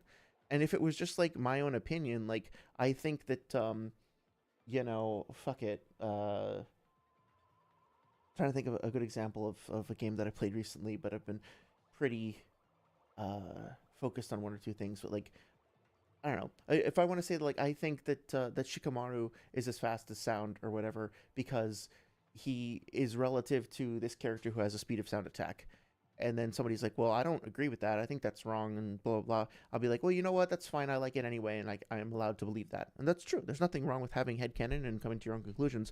But then what changes it for me, what ruins it for me is then when you develop a platform where you're purporting to share like passion and knowledge with others and educate others and clear up misconceptions, and you take money from people for that, right? And invite people into your community and like benefit from the work that they do for your community, the scans, the information, the debates, the discussions they bring, the attention they bring, the people that they bring over to you. You're benefiting from all that, right? Directly, financially. That changes things a lot. At that point, if you're gonna use headcanon, use headcanon, but just be honest about it and say, like, this is my personal belief, and then you can believe whatever you want, or here's the counter arguments or whatever. Not like, sorry, bro, skull emoji, there's no way around this Moai face emoji. Like, there's literally, like, there's no alternative. This is the most likely thing. Rice's Maxims, Occam's Razor, whatever. Just, like, throw out some fucking terminology, like, debate 101 terminology, and be like, okay, well, I'm done now. I've said my piece. Okay, well, you're misinforming people. It sucks, right? It's very discouraging too, especially if you're like, whatever. Like, I'm at least by some definitions an adult, so I can take it. But imagine you're like a little kid, or not even like a little kid, like you're a teenager, or you're in college, whatever age you are. If you're someone who doesn't have a community for this stuff, and then you wind up finding that, and you wind up being embraced by that community and being like, oh, dude, awesome, there's people who I can talk to about this thing that's like a subject of mutual interest, and I can share these ideas, and then you go from that to then being basically like gaslit and lied to and discouraged and being told like, no, there's only one way that you can, like, you have somebody who's basically just focused on like winning debates, warping, distorting, and manipulating the way that you see this series that you love, and permanently adversely affecting your perception of it. It's like, when you break it down, it's actually really, really shitty what some of these content creators do. Like, they're like lying to children for money because they're too lazy to read books written for children and pay attention while they're reading. Like, that is literally what's happening. And when I say it out loud like that, it actually makes me kind of fucking sick to my stomach.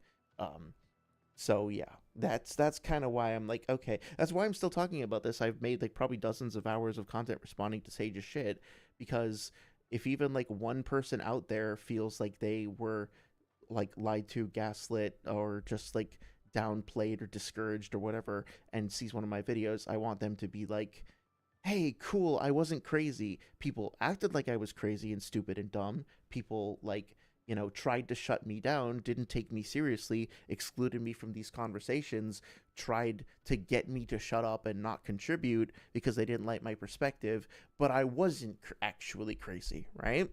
That's kind of what I'm hoping to achieve with some of these videos. Hopefully, feels that way. Fire says, sometimes I feel bad. Oh yeah, we talked about that.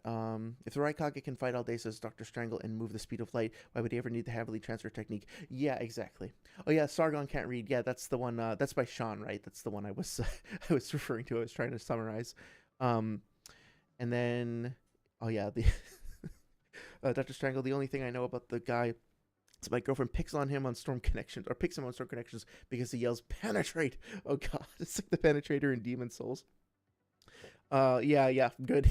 There's a lesbian joke here somewhere, but I can't put my finger on it. I think I see what you might have done there. Very clever. Spitfire says, yeah, you're not doing anything wrong or bad anymore. Thank you. I appreciate that, dude. Spitfire says, yeah, he does do shit like that. I think he's more focused on the debate part. Yeah, and I understand. I understand that, like, having the intellectual sparring match or whatever of a debate can be a lot of fun, but there's consequences to that. There's side effects, and I really don't like it. And look, I'm not trying to do a character assassination or whatever. I really would like to focus on the debate. But another thing that I kind of, that rubbed me the wrong way, and not in the fun way, is that like if you've been to my streams before, or if you just heard me talk, or if you've spent like 5 minutes around me, at some point I will mention Noodles and how much he pisses me off. But at the same time, like, yeah, actually, you know what? No, fuck it. I was gonna kind of mention like this weird thing that happened in the server, but honestly, like, I don't want to make this about server like drama. So if you do wind up joining the Discord, I'll share my thoughts about like the community side of things more. But I should probably stop just like mouthing off about people and get back to the argument. So I think I'm gonna do that. I'm running out of steam, but why don't we try to get through the video so that we can have this concluded and wrapped up. I'm going to go back into focus mode for a little bit and let's see if we can do this. I'll go until the 5-hour mark. Let's do it. Or not.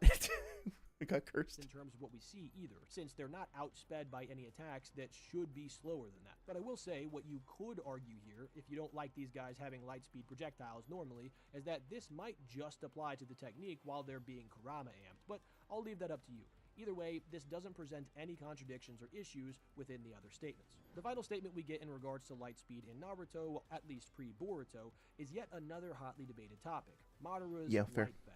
This is also a pretty controversial one, simply for the fact that people wrongly believe that if this attack were actually lightspeed, it contradicts previously established lightspeed statements. However, as you I don't know guess about might be that. saying wrongly, this isn't true. Where most I don't know what he's referring to there, but okay, let's just hear it out. people get this twisted is the fact that there's a widely circulated mistranslation which says that it's unable to be evaded.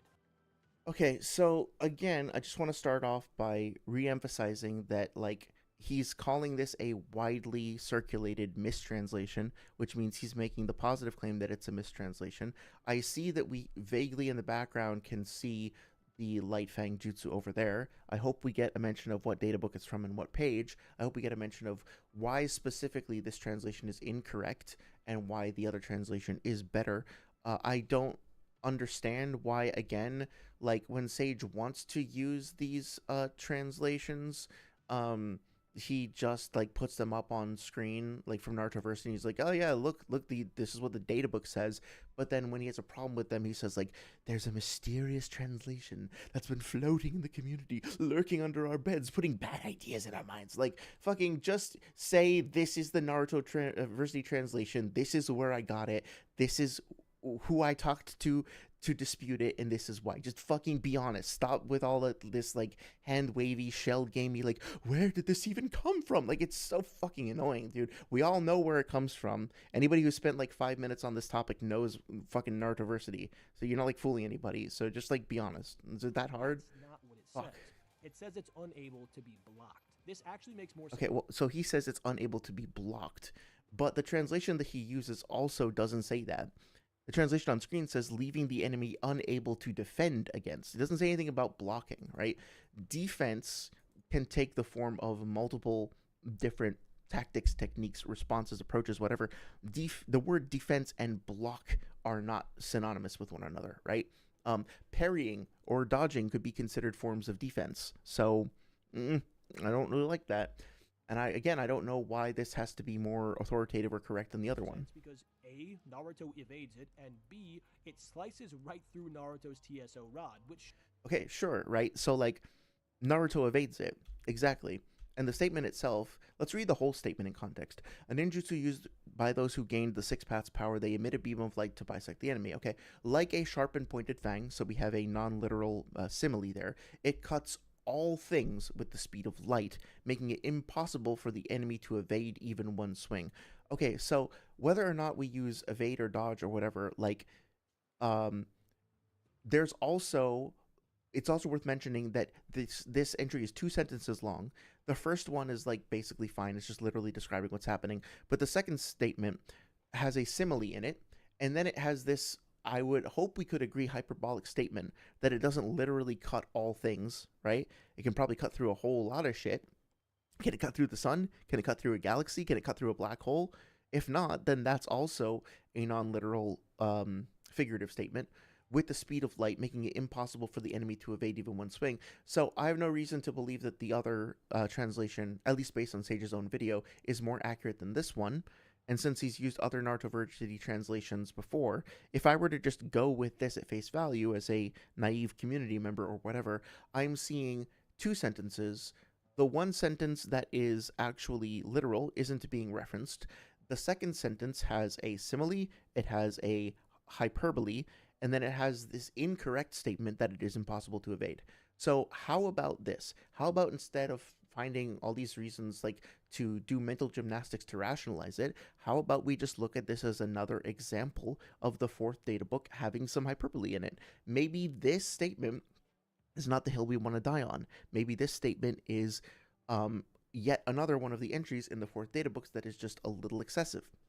not to spend too much time on this because we have to finish this video, but I just want to point out again that like Madara's yeah, there's a whole bunch of things in the fourth data book that are worth looking at. I just want to go to Great Fire Annihilation. Right, we talked about this last time. But where are we?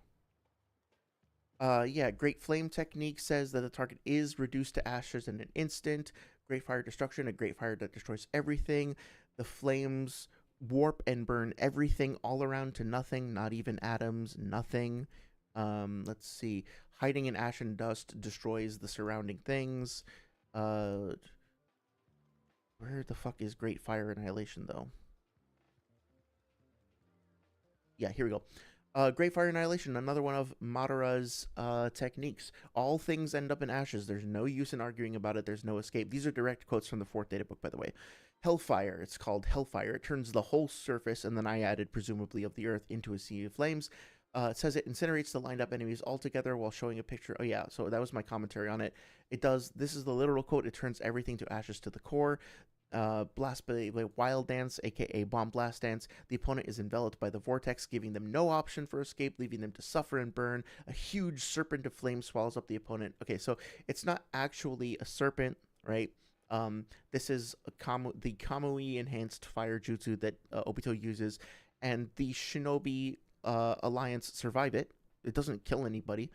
Great Fire Annihilation is Madara's fire jutsu. He uses it once against the Shinobi Alliance on his own, and then again with Obito. He uses it at the same time Obito uses Blast Wave Wild Dance, and the Shinobi, like, nobody dies. Like, everybody's fine. I think maybe a couple people get, like, incinerated on the sidelines, but, like, most of the people who get hit by this are totally fine.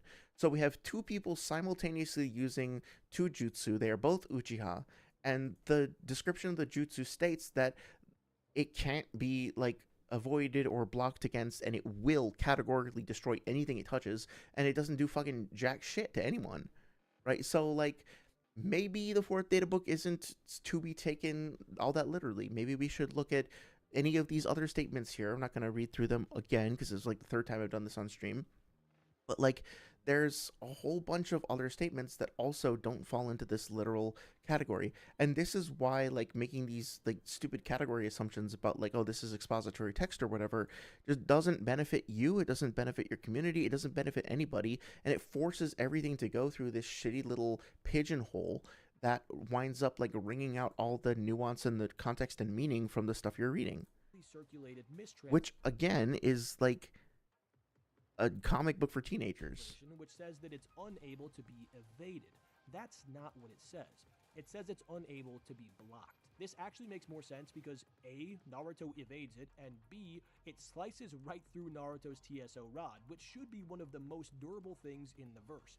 So not only is the primary reason why people use this to discredit Lightspeed statements debunked, the actual translation works better with what we see. Now, that feels like a little bit of a misdirect there. Like, I don't know how people are using this to miscredit or like remove credit from Lightspeed statements in general. I'm personally interested in whether or not this statement in and of itself holds up, and I'm not seeing that it does. Like, I'm not seeing how it does.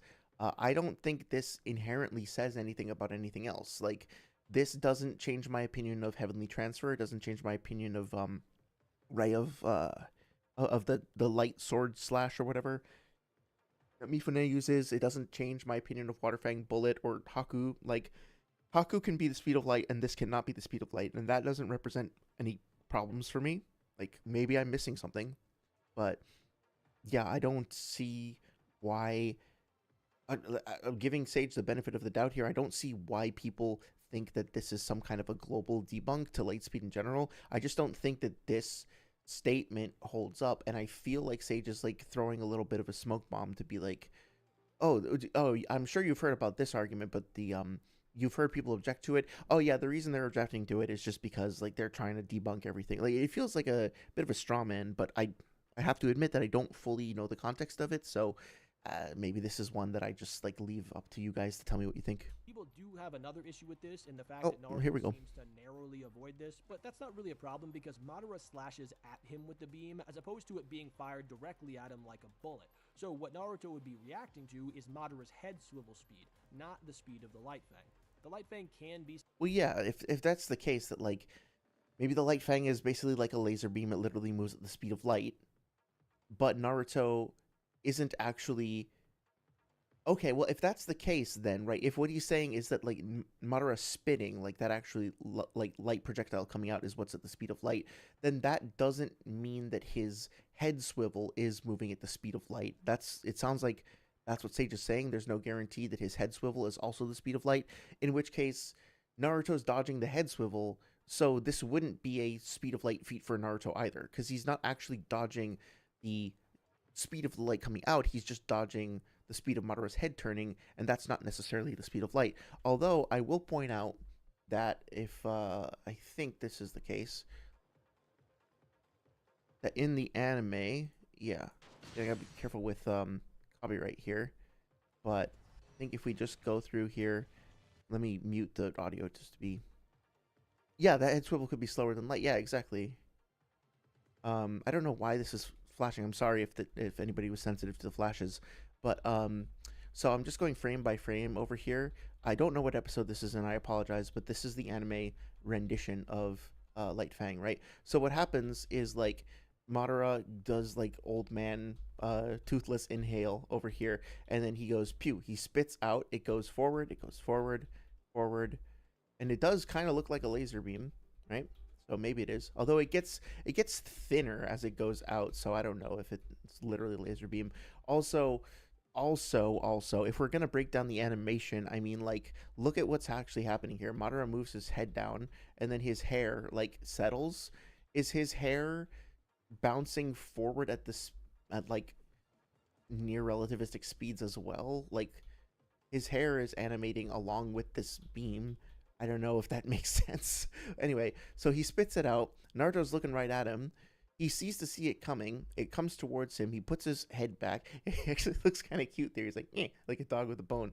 So he sees it coming, and then he like, so he goes up, and then he dodges down, right? So he like limbo, not Madara's limbo, like limbo bar dodges under it. He's ducked down. It looks like it's about to intersect with his fucking like headbands or whatever. And then Madara brings it down in an arc towards him, and Naruto gets out of the way even more. So like, yeah, Naruto does see and react to the incoming light projectile, and then like starts to move out of the way, and then Madara swings his head, and Naruto also moves away from the head swing. So if you're trying to argue for Lightspeed Naruto, you should probably use the anime rather than the manga, because this is stronger evidence, right? Naruto seems to actually see the beam of light. Now, I guess you could counter this by saying, well, maybe Naruto doesn't literally see it. Maybe he's using Kurama's like threat sensing or whatever. And like, so he also is, I guess this is the other thing though, right? He's also looking directly at Madara the whole time, and Madara clearly has to like inhale and build up chakra before he releases the attack. So maybe Naruto's like, oh shit, the moment Madara raises his head up, he's like, okay, I'm clearly getting tired. This is way funnier to me than it should be. But maybe like, okay. I never secretly I'm a teenager as well. This shit is so funny. But yeah, like I guess maybe he never like he sees it coming, and then he's like, fuck it, okay, I gotta aim dodge it, right? But I don't know, it's whatever. I'm too tired to fight about this. Let's keep going. Significantly slower than Madara's head swivel, and most consistently is, so this isn't verifiably or even likely a case of Naruto narrowly dodging a speed of light attack, but rather narrowly dodging an attack which is much faster than light. There are some other Wait, what the fuck? Why is it faster than light? Consistently is, so this isn't verified. Light Fang can be significantly slower than Madara's head swivel, and most consistently is, so this isn't verifiably or even likely a case of Naruto narrowly dodging a speed of light attack. Okay, I honestly don't have the mental like presence or whatever to pick that apart right now, but I will say that sounded really weird to me. Like Sage himself earlier in this video said that it's usually safe to assume that projectiles are faster than the user. Now he seems to be making the argument that Madara's Light Fang is slower than himself, Is he saying that Madara's head swivel is faster than light? I don't understand. Like, Naruto dodging the light beam isn't an anti-feat because he aim dodged the light beam, but the head swivel itself would be faster than light anyway. Is that the argument? I don't think that makes sense. Like, I don't think that there's any evidence for that. That just seems like a really weird double standard, especially since Sage relied previously on like the idea of projectiles being faster than the user, which I was willing to just agree to. So I don't get this at all. Dodging an attack, which is I'm willing to admit that maybe I'm just tired. I'm not getting something. So I'd be curious to know what you guys think. faster than light. There are some other statements in the Boruto novels as well as data books that could be included here, but I'll include those in the next section to add consistency since they'll be fairly quick in a general breakdown. But that said, let's dig into how all of these relate to one another and whether or not they're actually consistent. Okay, let's see if I can do this. We got maybe. Before we hop into that though, if you're enjoying the video so far or maybe you've learned something. Okay, so this section is arguably more important than the previous. The reason I say that is because I'm gonna pause my music and do my customary whining about this fucking soporific Swag Hage music. Find a unique track, please. I'm sick and tired of hearing this everywhere. Literally everybody fucking uses this. I don't know if it's like some kind of a shibboleth. Like if you're a Naruto YouTuber and you get to a certain level, you all just agree to put this track in your video somewhere. It's fucking weird. Yeah. even with the expository reference text argument, one form of evidence for something being obviously figurative as opposed to literal is if a given statement is obviously contradictory to what's been previously established. A good example of this is the Asakujaku databook file saying Guy launches a barrage of infinite fists with this technique. We have good reason to believe that this is hyperbolic due to the fact that Guy doesn't have infinite energy. So not only could he not launch infinite punches in general over any period of time, he certainly couldn't do it in a short time. Right. So there's kind of two things to note here. One is that what Sage is doing is actually correct to a certain extent, right? In that we come across a statement in the data book and we ask ourselves the question, does this statement actually line up with what we know to be true from the primary source, which is the manga? If there's a contradiction, how do we examine and understand that contradiction to try to resolve it and get a correct understanding of what's happening here? The series itself has established... Sorry, I keep hitting the mic. I'm getting used to the new position. That's what she said. Wow, I'm really getting tired. But yeah, so basically... we have a pre-existing understanding of the series itself that shows that like there are finite limits to energy. Therefore, it doesn't make sense that his energy would be described as infinite when we know that from our previous understanding that that conflicts with the energy parameters set up by the series itself, right? That makes sense. However, no, there is a mistake or like a potential risk to this, which is like, okay, remember from before, we agreed essentially that we were going to assume that the databook statements are true unless proven otherwise. The proof of the otherwise would be like some positive examples of something being hyperbolic or metaphorical. If we don't find any of that evidence, we can just fall back on our initial assumption that the databook statements are meant to be taken literally, unless we manage to find evidence to the contrary. If we don't find evidence to the contrary, then it's probably true, or then it's probably fine to take them literally, which is very, very, very close to being an argument from ignorance. I understand that there is a slight difference between an argument from ignorance and an absence of evidence argument, and that like if you are searching for a black hole, for example, and you don't have the ability to see the black hole itself, but somebody says, I think that there's a black hole there. Well, you could say, okay, since we don't have the ability to detect the black hole through conventional optics, what would we expect to see if a black hole were there? Well, we would expect to see like gravitational lensing, or sorry if I'm getting the terms wrong here, or we would expect to see like things orbiting around this area or something like that, right? Here are the things we would expect to see. We don't see any of those things, therefore it's unlikely that there is a black hole there. And that is a useful tool for examining things that we can't, or like trying to draw conclusions and understand things that we can't observe directly.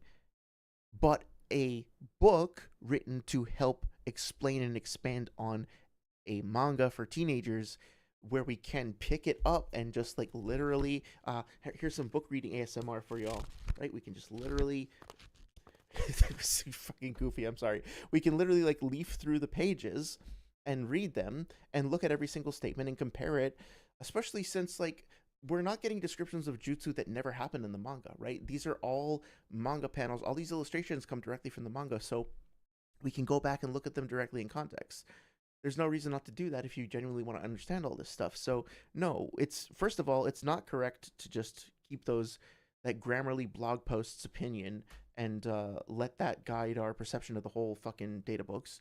And second of all, we don't need to use these weird predictive like arguments about what it's likely to be when we can just go in and actually read it directly. So I don't buy this at all. Another good example is Tamari being stated to be able to blow away the universe, which is obviously contradictory to where she should reasonably scale. As we mentioned in the last stream, it's only obviously contradictory if you are familiar with the series, right? Like, if you don't know anything about Naruto, if you've never read a single panel of Naruto at all, right? You don't know anything about it, and somebody hands this to you and says this is an official canon piece of data from an official source, what grounds would you have to dispute this, right? For all you know, these characters could be like Gurren Lagann characters who can blow away entire galaxies in with magical abilities. Like that could be like a legendary tool given to her by God for all you fucking know, right? So it's not actually obvious. It's not like there's something intrinsic about this page itself that specifically says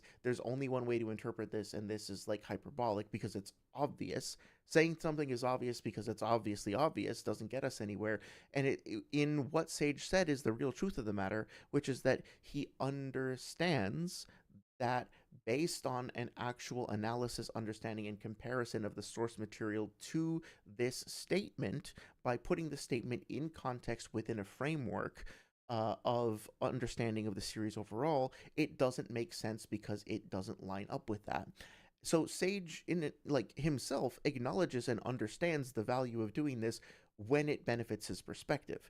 All I'm advocating for is that we do that in general to anything we want to use. We apply the same standards, right? Because again, this is coming from the fourth data book. 1,000 feeding sharks. Do you think it's safe to assume that Kisame literally summons exactly 1,000 sharks, or is that potentially a little bit exaggerated? I misspelled that. Gentle Step Twin Lion Fists. Does what's her name? Hinata actually summon 2 real lions? You know, we can go through all this. Hell Stab. Does the Hell Stab literally involve the Christian concept of the afterlife? Adamantine ceiling chains, are they actually made of adamantium, right? Like, we could go through this. We're not going to do this again, but like, all of these jutsu over here, all of these entries, all of this stuff, contains so much figurative language that it's just like I don't know what to think about statements like this, because it's like either you didn't read the data books at all, or you did and you ignored that, you didn't pay attention, or you're lying about it. Like, I don't know what other conclusion to come to. Either way, again, if you're listening to this video, whoever you are, and you want to know more about this, just read the fucking data books. Like, you don't need to, this is not like something you need anybody else to explain it to you, right? It becomes extremely immediately obvious once you just read them, I promise you. In short, if we have any evidence of inconsistency with a given statement, that serves as evidence for the statement in question being figurative as opposed to literal. So let's go over some arguments which lend credence to these statements being consistent with one another. I'll preface this by saying I haven't found any sort of contradictions that hold any water between these, but what I'm going to do is frame this as a pragmatism argument. If you're not familiar with that term, that's okay. It's based. Okay, so how long does this stay on screen? Okay, I want to point something out, right? So regardless of anything else that Sage says about pragmatism arguments, Sage literally put up Pascal's fucking wager on the screen, which is like, if you're not familiar with Pascal's wager, it's basically like this. I think it was Blaise Pascal who came up with it. It's basically like this. Okay, so you might not believe in God. You might not think that there's evidence for God. However, if you choose to believe in God and you are wrong, then okay, you've lived a life where you've lived in, and by the way, I'm an atheist, so I don't believe that this is true, but right, if you choose to believe in God, you live a life in accordance with belief in God, then your life is going to get better because belief in God makes sense. It makes your life better, gives you morals, whatever. Um, if you are right, then you go to heaven. And if you're wrong, well, what's the worst that can happen? You led a good life and you were wrong about one thing, big deal. However, if you don't believe in God and you happen to be right, well, okay, then you live a godless existence and then you die and then there's nothing. But if you don't believe in God and you're wrong, then you'll go to hell. And hell is the worst thing ever. And it's so bad for all eternity and you will suffer and writhe in torment forever. So, even if you don't believe in God, you should believe in God because as long as there's like a pragmatic reason for you to subscribe to that belief, I mean, hey, you better cover your ass basically, right? Like you don't want to be wrong about this because the consequences of being wrong would be really bad, so you might as well just believe that it's true.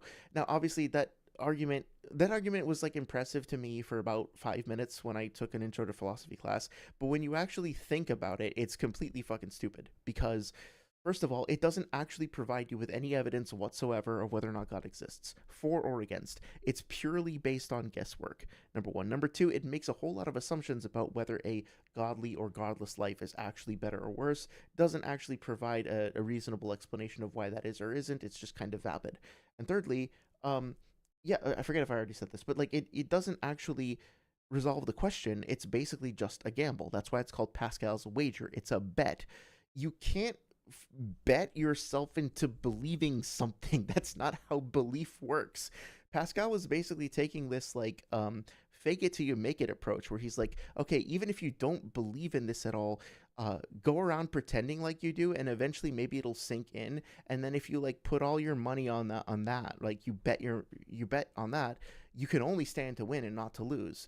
I would argue that spending your entire life like ascribing yourself, sorry, I'm not trying to be offensive to anybody religious here. This is just my views. I'm not trying to change yours or call you stupid or anything like that. I happen to disagree with the Christian worldview, right? And so to me, given that I personally think the Christian worldview is false, I think forcing or tricking or gambling myself into believing something that I believe to be false and maybe even harmful, that does actually detract from my life. And like when you think about the implications of, regardless of what religion we're talking about, think about what it really means to you, to your brain, to your life, to your family, to your goals or whatever. If you force yourself to believe something you don't because you're terrified of what might happen if you don't do that, it's fear of torture forcing you to live contrary to your own beliefs. How fucked up is that? That's what Pascal was advocating for. Stop thinking about whether or not this shit is true. Stop looking for evidence of it one way or another, because you're probably not going to find it. Just believe in it, because if you're wrong, it's going to be fucking awful for you. And if you don't genuinely believe it, just pretend. Just fake it until you make it, right? It's like, it's really actually fucked up when you break it down. So, again, this is not going after anybody's personal religious beliefs. That's not what the stream is about.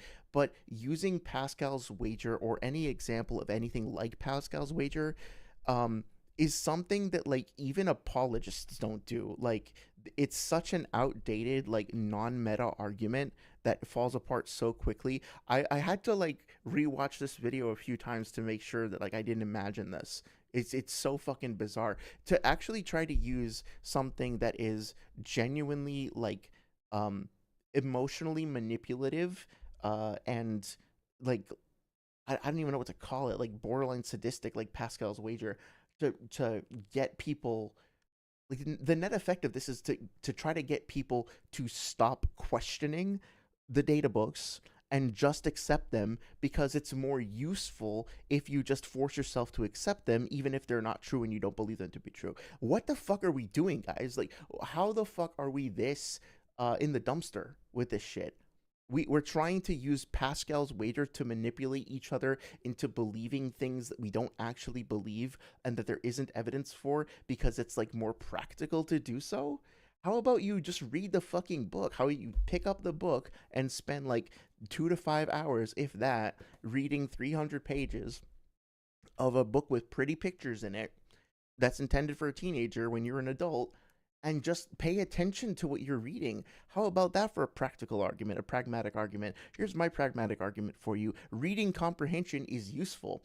even if you don't currently believe that reading comprehension is useful, if you read books and pay attention to what you're reading to, it will benefit your life. You will absorb knowledge, and you might not think that that knowledge is useful right now, and you might not believe in it, but trust me, not having that knowledge with you is much more likely to harm your life than having the knowledge. So just believe in it. Just believe in it because it's more practical to do so. Honestly, that's a much better, much more practical, and much more like humanitarian application of Pascal's wager. If we're gonna use Pascal's wager to try and like mind fuck each other, we might as well do so in a way that actually benefits us. Like place your bets on reading the fucking books and understanding them. which explores what we So would expect fucking to see weird, if bro. something were true. So, in the case of what we're talking about here, what we're looking for is if any of these feature statements are not aligned with the other. This pragmatism argument will basically say if all of these statements were consistent, we'd expect that there aren't any contradictions for where these attacks scale. Again, no, that doesn't make any sense, right? Like if I'm going through a book on like I used this example before, like a textbook that says it's an official scientific textbook, it's published and peer reviewed by a scientific institution, and like one statement says the Earth is 6,000 years old. The next statement says the Earth is flat. The next statement says the Earth is 6,000 years old and flat. None of those statements contradict each other. That doesn't fucking matter at all. I mean, like, it matters in the sense that, like, if there were contradictions, that would detract from the argument. But the lack of contradictions doesn't make any of those statements true, and it doesn't matter how many, like, bullshit, dog water, false statements we pile on top of each other. All you get is a big-ass pile of bullshit and dog water. It doesn't matter if the entire gross, nasty, festering, stinking puddle is consistent or not. It's still a big old pile of shit. However, if even one of them are untrue, we'd expect to see evidence of inconsistencies in the scaling for these particular techniques. Probably the best way to approach this is by finding statements which tie any of these feats together, which we actually do have examples of. The best one, in my opinion, is that Minato is stated to have a lightspeed blade slash in the Third War, with Minato's nickname at the time, as well as the name of this particular technique, being called the Yellow Flash. Okay, so there's nothing I can really say about this because I don't have the context for where this is from. Well, I think How About No mentioned the context for it, but I don't have like the translation up, so I'm not going to comment on this. I will say though that like the term Yellow Flash clearly gets used to refer to both Minato himself as well as the technique potentially. So if you genuinely want to understand this, the best way to do it in context would be to study Minato as a character, look for as many examples of Yellow Flash as you can possibly find, and then see in context in each of those situations where it's used what it actually means, and then put that all together in context. If that's the sort of consistency and framework the sage is talking about building, then that's fine. I don't think that's what's happening here. We then have a statement in Databook 4 stating that A's speed in the Lightning Cloak is not inferior to the Yellow Flash, along with a Lariat Databook statement comparing his speed to the speed of light. Well, it compares it to the speed of light, but non-literally. And also, like, are these the only two examples of the phrase yellow flash, right? Like, what about, I think this is, damn it, sorry about the microphone. I think this is from the same part of the series, right? But, like, what about Killer Bee's little rap about the yellow flash? Like, are there any other characters who say yellow flash? Could this be an outlier, right? Like, does that verbiage consistently refer to, Minato himself or this attack? Supposedly he had some sort of a blade of light technique, but when does he ever actually use this? Do we actually ever see him do so? Like, did Killer B and fucking A see him do this? So this is riffing on when Killer B says he's just like the Yellow Flash. Did Minato use the Yellow Flash technique when he fought B and A? Like, I don't know. It just seems like there's a huge pocket of missed potential here. So we have two techniques from two different shinobi, both being communicated to be light speed, with another statement saying A's speed isn't inferior to the Yellow Flash. Whether you think Yellow Flash there is referencing the technique or Jonin Minato, this provides consistency between the light speed statements aligning, which adds credence to the legitimacy of the literal interpretation of these statements. No, I don't think so, because like if we're saying that like Minato has a Yellow Flash attack, and then we're saying that like, and it's specifically a blade slash attack, and then he himself is getting referred to as the Yellow Flash as a character, those are two different contexts, right? It could be that we can find a way to reconcile them where they both don't contradict each other, but in and of themselves, they are references to two separate things and need to be evaluated as such. Via what we'd expect pragmatically if they were true. Another example is Mabui's heavenly transmission being able to be reacted to by Madara at point-blank range. Okay, so this is a common misconception. I disagree with this. I don't think that that's what's happening here. What happens in this panel, as far as I can tell, is not that Madara and react specifically to the heavenly transfer itself. I think what's happening is they are rushing towards the battlefield. The heavenly transfer gets in before them and lands. After the heavenly transfer is complete, there is a flash of light. They react to that.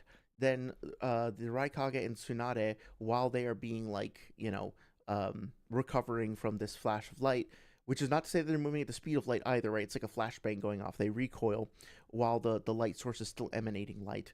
And then Tsunade and the Raikage jump out of that towards him, and that is then their attack. So there's three events here. There is the ethereal transmission approaching, there is the arrival, which is accompanied by a discharge of energy, accompanied by a flash, and then after that, Tsunade and the Raikage dash out of this attack and actually manage to hit both of them.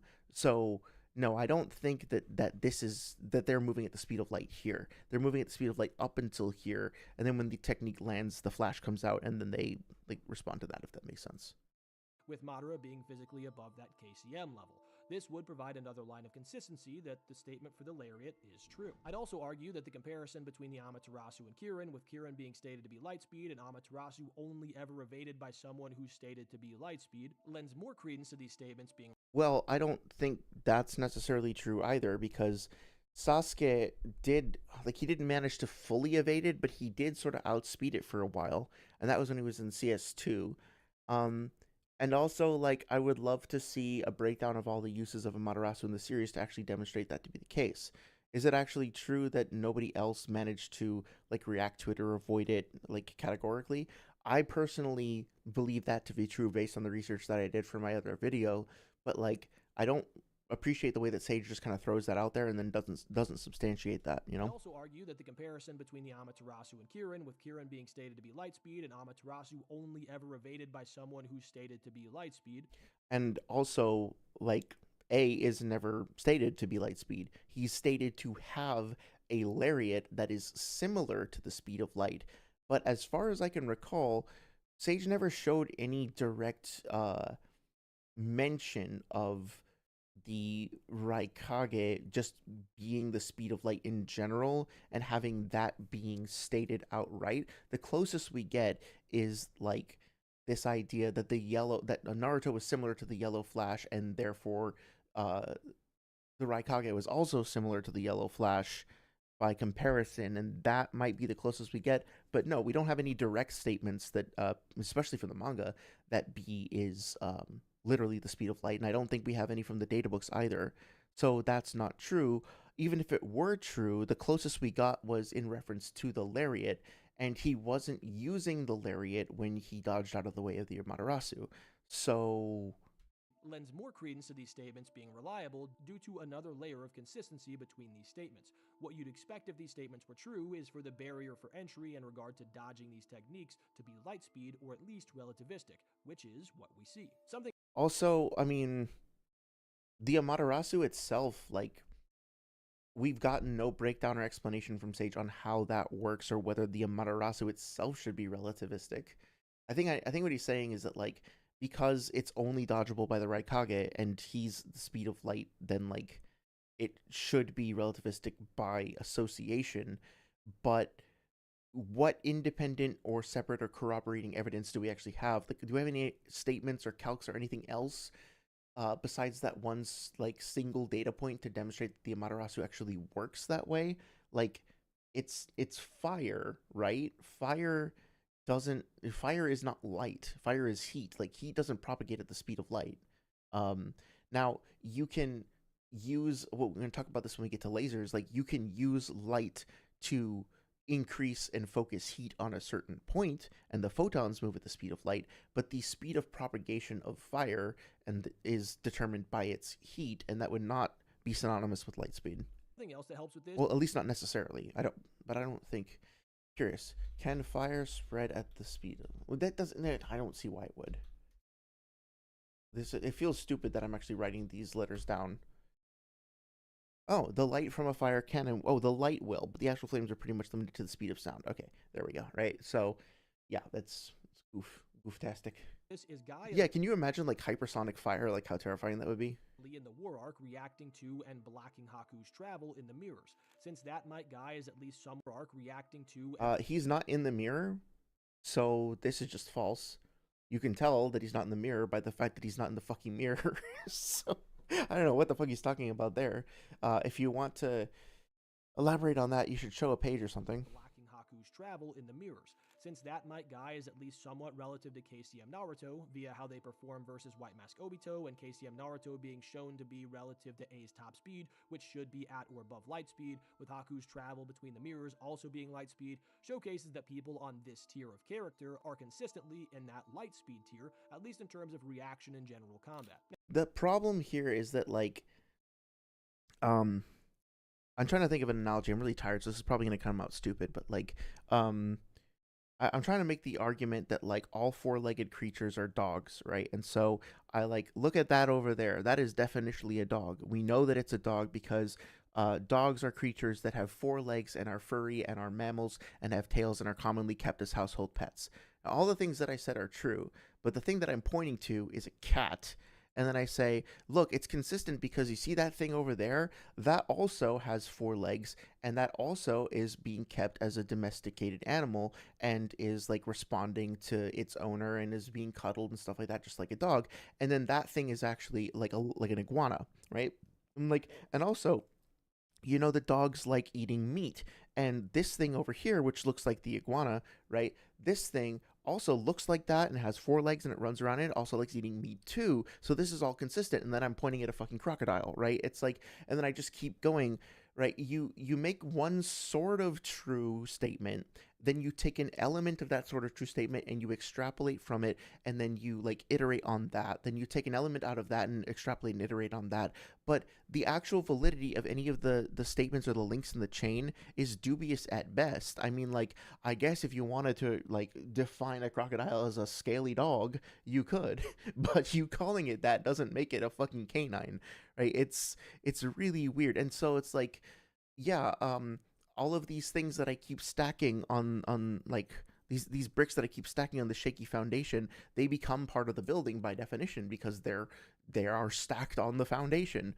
But, you know, it doesn't really hold up when the whole like every individual brick in the foundation is cracked and, like, decaying, and, like, one of them's made out of rubber and the other one's just a banana that somebody left there. Fair, Guy and Lee do just have to react here, and we can't say that they're actually covering a similar distance to Haku here, so we can't scale this to their travel speed, but this type of reaction would at least necessitate light timer speeds, which is still consistent.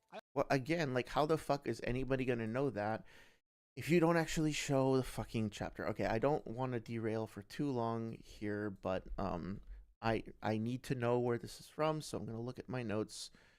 It shouldn't be too hard because they're not, like, Haku and Zabuza aren't around for that long. So let me just Zabuza, Haku and Zabuza moving as a unit. Next one. 520. Okay, yeah, it wasn't that far off. And this won't take long. Okay, so 520 is where they first show up. I think I was looking at this earlier today when I was trying to find something for the thumbnail. Okay, yeah, so there's Guy. Okay, let's see what happens. Oh, yeah, he's got this cool, like, prism jutsu. I forgot about that. Explanation of the Edo Tensei, or Edo Tensai, as fucking NC Hammer says. That's funny. See? So if this takes more than 5 minutes, I'm going to be going back to other stuff. But, like, yeah, so what's interesting here is that Haku makes a mirror, but Haku acts differently in this mirror than we see him act previously, right? Like, he's within the mirror and he throws the Senbon out of the mirror, so it's not him moving between his mirrors. I know this wasn't what Sage was talking about, but still, like, Sai notices like the cold air and then looks up and reacts to that before the Senbon get thrown out.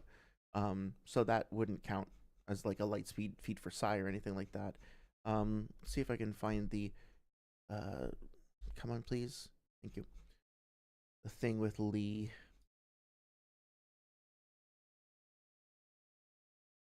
Okay. A whole lot going on here. Okay, here we go. Right. So I guess this is kind of I see what he's saying now, right? Like Haku himself is flying, so he's still partially in the mirror, with his like legs in there, and he's kind of coming out of it. But is he going to another mirror, or is he just like jumping out of it? It's like, where is the other mirror that he was trying to get to? I don't see that. I think that's just an assumption that Sage is making, that he's moving between the mirrors. I guess there's one up there, right? And then that's it. We don't really see a second one. The only other one we see is the one on the ground. And then later we see him coming out of one near Kakashi, but yeah. I'm not convinced based on this that he's actually moving from a mirror to a mirror, so I'm not convinced that that's light speed. Also, I don't really care about this personally, but apparently a lot of people think that Edo Tensei are weaker than their alive selves. So a way of exploring this further would be trying to see if like Haku is even at his max speed to determine whether this is the case. But yeah, I mean, like, all we see is that Haku is like coming out of a mirror, like going back into the battlefield, as an Edo Tensei, and then like, oh sorry, I just saw Dr. Chang said bottom left panel on screen. Won't see it. Anyway, I'm happy to go back to this later. I just personally am not seeing this, and I don't appreciate the fact that we're not given like a chapter or any real context for this happening. I also don't think it's crazy, since Raikiri Kakashi and Six Gate Guy, who are relative to one another, handle the level 2 Jinchuriki that juggled KCM Naruto way better than KCM Naruto did, as they just boxed with them just fine while Naruto got thrown around like a ragdoll. We also see... Yeah, again, like, I think this is a pretty paltry and incurious reading of that scene. We don't need to go through the whole scene together right now, but like, if you go back and read what happens there, the matchups that Naruto and B had versus the matchups that Kakashi and Guy had were very different. Naruto and B were going against all 6 of them, and then they split off, and like Kakashi and Guy were working together against 3 of them. And yeah, there's a lot of shit that happens in that fight that makes those matchups non-synonymous. And yeah, they were boxing Naruto. They weren't exactly hurting him. I mean, they like Isobu's like coral palm thing immobilized him, but for the most part, yeah, he was getting boxed around a little bit. But like, I don't know. I think that there's a lot of context from that fight that just Sage is, of course, like not mentioning. See that Guy in early Shippuden is stated to have reactions which are light speed, which further corroborate. Well, again, like as fast as a flash of light, make it possible to go head to head. Well, again, no fucking context for this whatsoever. No idea if this translation is legitimate. No idea where this is coming from. And again, if it's a databook statement, it's from a non-literal source, a source that has plenty of non-literal information in it. And also, it's a simile, as fast as a flash of light. So it's not like literal language either. Do we actually see the... I think it's probably this over here, right? Yeah, so... But this, like, in a debate, this would never be admissible anyway, just for the record, because it's like fucking, you know, there's no source, there's no reference. Like, what are we supposed to do with this? I have no idea who translated this or whether or not they're, like, effective. I'm not saying they're not either, but, like, we have no data to work with here. Yet another line of consistency here, if this hasn't been enough for you already, is actually between the... Definitely fucking hasn't been enough. ...beams of light blade slashing technique and the beam... Well, this is what I was talking about before, right? Like... So, we have the Biju Bomb, we have Beam of Light, we have 8 trigrams air, Wall of Air Palm, and Wind-style Giant Casting Net. So, like, assuming that these things all arrive at the same time, and it looks like they do, are we saying that like Temari's like giant casting net and like the 8 trigrams of these like random souped up Hyuga are also the speed of light?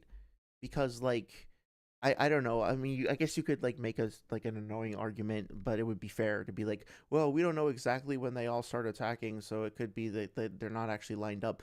But I mean, I don't know. It definitely looks like they're all kind of like launching their attacks at the same time. If that is true, then this seems to suggest that like Temari has a light speed wind attack, and this wind attack is it's wind. How the fuck is wind moving faster than like at the speed of light? Like I don't. And this one too, air palm. Like are they creating a like vacuum in the air, like a negative pressure zone, like those fucking sorry, I keep bumping the mic. Like those fucking shrimp, the mantis shrimp. I don't know. It doesn't really make sense to me. Hey there, Payne. Thank you so much for stopping by. I'm focusing on the analysis now, so sorry if I'm slow to respond to the chat. But yeah, I really appreciate you stopping by. Thank you so much for the kind words. I really do appreciate it. Yeah, to me, like if this is a big if, that's fair. This is debatable. But if we're supposed to get to the conclusion that all of this shit is arriving at the same time, what does that say about these jutsu here? Hasn't been enough for you already is actually between the beams of light blade slashing technique and the bijou bombs. The reason the bijou bombs are important is because they generally scale above the user in speed, by virtue of Naruto's bijou bomb being relative to Sasuke Susanoo arrows, which are above Sasuke's own physical combat speed with the Chidori. The reason this is important is because we see that B, in his Gyuki form, fires a bijou bomb, followed by a Mifune and his samurai's beam of light slashes, with the bijou bomb reaching the target first, followed by the light beam slashes. Well, again, like this is. Oh, you're saying Flash Pillar launches first? Okay. Well, yeah, because I was gonna say this is the problem with the difficulty of interpreting like timeline stuff in the manga. If Kishimoto wanted to draw this as a sequence where the Biju Bomb gets shot first, then this comes second, then this comes third, and this comes fourth, and then also if Kishimoto wanted to draw this where these are all fired simultaneously, because it's a static medium, because this isn't animated, they could wind up looking very much the same. So I don't know if there's any like how we could be sure about what's actually happening here. The anime, like looking at the anime makes sense, I think. Um but yeah, again, this is contingent upon like it's like saying I feel like this argument is a little bit circular because it's saying we're trying to establish that the consistency of the beam of light as being light speed. And we know that beam of light, part of why it's consistent for beam of light to be light speed is that the Biju bomb, which is faster than beam of light, gets to its target before beam of light, which is light speed, right? Like I'm doing a bad job of like I'm trying to steal man. I'm not doing a good job of that, but like basically sounds like what's being said is like it's pretty circular. It's like we know that this is consistent, like X is consistent because X is similar to Y, and Y is similar to X, therefore X is consistent with X. It's like it weirdly kind of like folds in on itself. This is what we should expect here, since the Bijou Bomb should be faster than the beams by virtue of B being relative to or maybe slightly below KCM Naruto, with KCM Naruto being Lightspeed Plus via his A scaling. So, Oh, I don't know about see. I'll think about that some more, but I feel like I think I better understand where he's coming from now. I disagree, but still. we'd expect that the Bijou Bomb would hit first as it's faster, and then the light beams would hit afterwards. Something It's is that even what's happening here? Like, it looks like just to my interpretation, like this is debatable, I guess, but it kind of looks like the net got there first, right? Like the giant casting net supposedly is like this like the grid thing, like the waffle looking thing. It looks like that got there first, then the beam of light got there, and then the Biju bomb. So if we're saying that this is like a chronological order, then it looks like the Biju bomb got fired first, then the beam of light got fired. Then I don't even know where this factors in. Maybe this is being used to. Well, yeah, that's the other thing. Like, so Temari, it genuinely looks to me like what is happening here, if we take Sage's order of events, is the Biju bomb gets fired, then beam of light comes out. The beam of light actually gets there before the Biju bomb, but after the net. So Temari's wind style giant casting net manages to outspeed beam of light and the Biju bomb. and somehow the 8 trigrams wall of air palm is involved somehow. Who the fuck knows, right? Like, this is what we need to see things in context. We need to see the full fucking the panel and everything. It's just very not helpful. Else that actually helps here is the fact that Tamari's wind style reaches the Jubi at a similar time to the Lightspeed Slash, which is consistent with the fact that her wind style she used in conjunction with Darui's Lightspeed Laser Circus seems to reach Sasuke Susanoo at a similar time to the... Oh, this is the puppet jutsu thing that I've heard so much about. Okay. Yeah, or you could, that's one way of interpreting it, right? This is again like putting the horse before the cart, or vice versa, cart before the horse. So one way of looking at this is like, okay, since these projectiles being fired out of Kankuro's puppet seem to be moving at the same, like alongside the air gusts and the sand projectiles, then we can assume that the gusts, the sand projectiles, and the, let's just say, kunai, right, are all moving at light speed because the laser circus is light speed. Or we can just keep the sentence following the same logical structure, but flip the order of operations, and it also still works. Because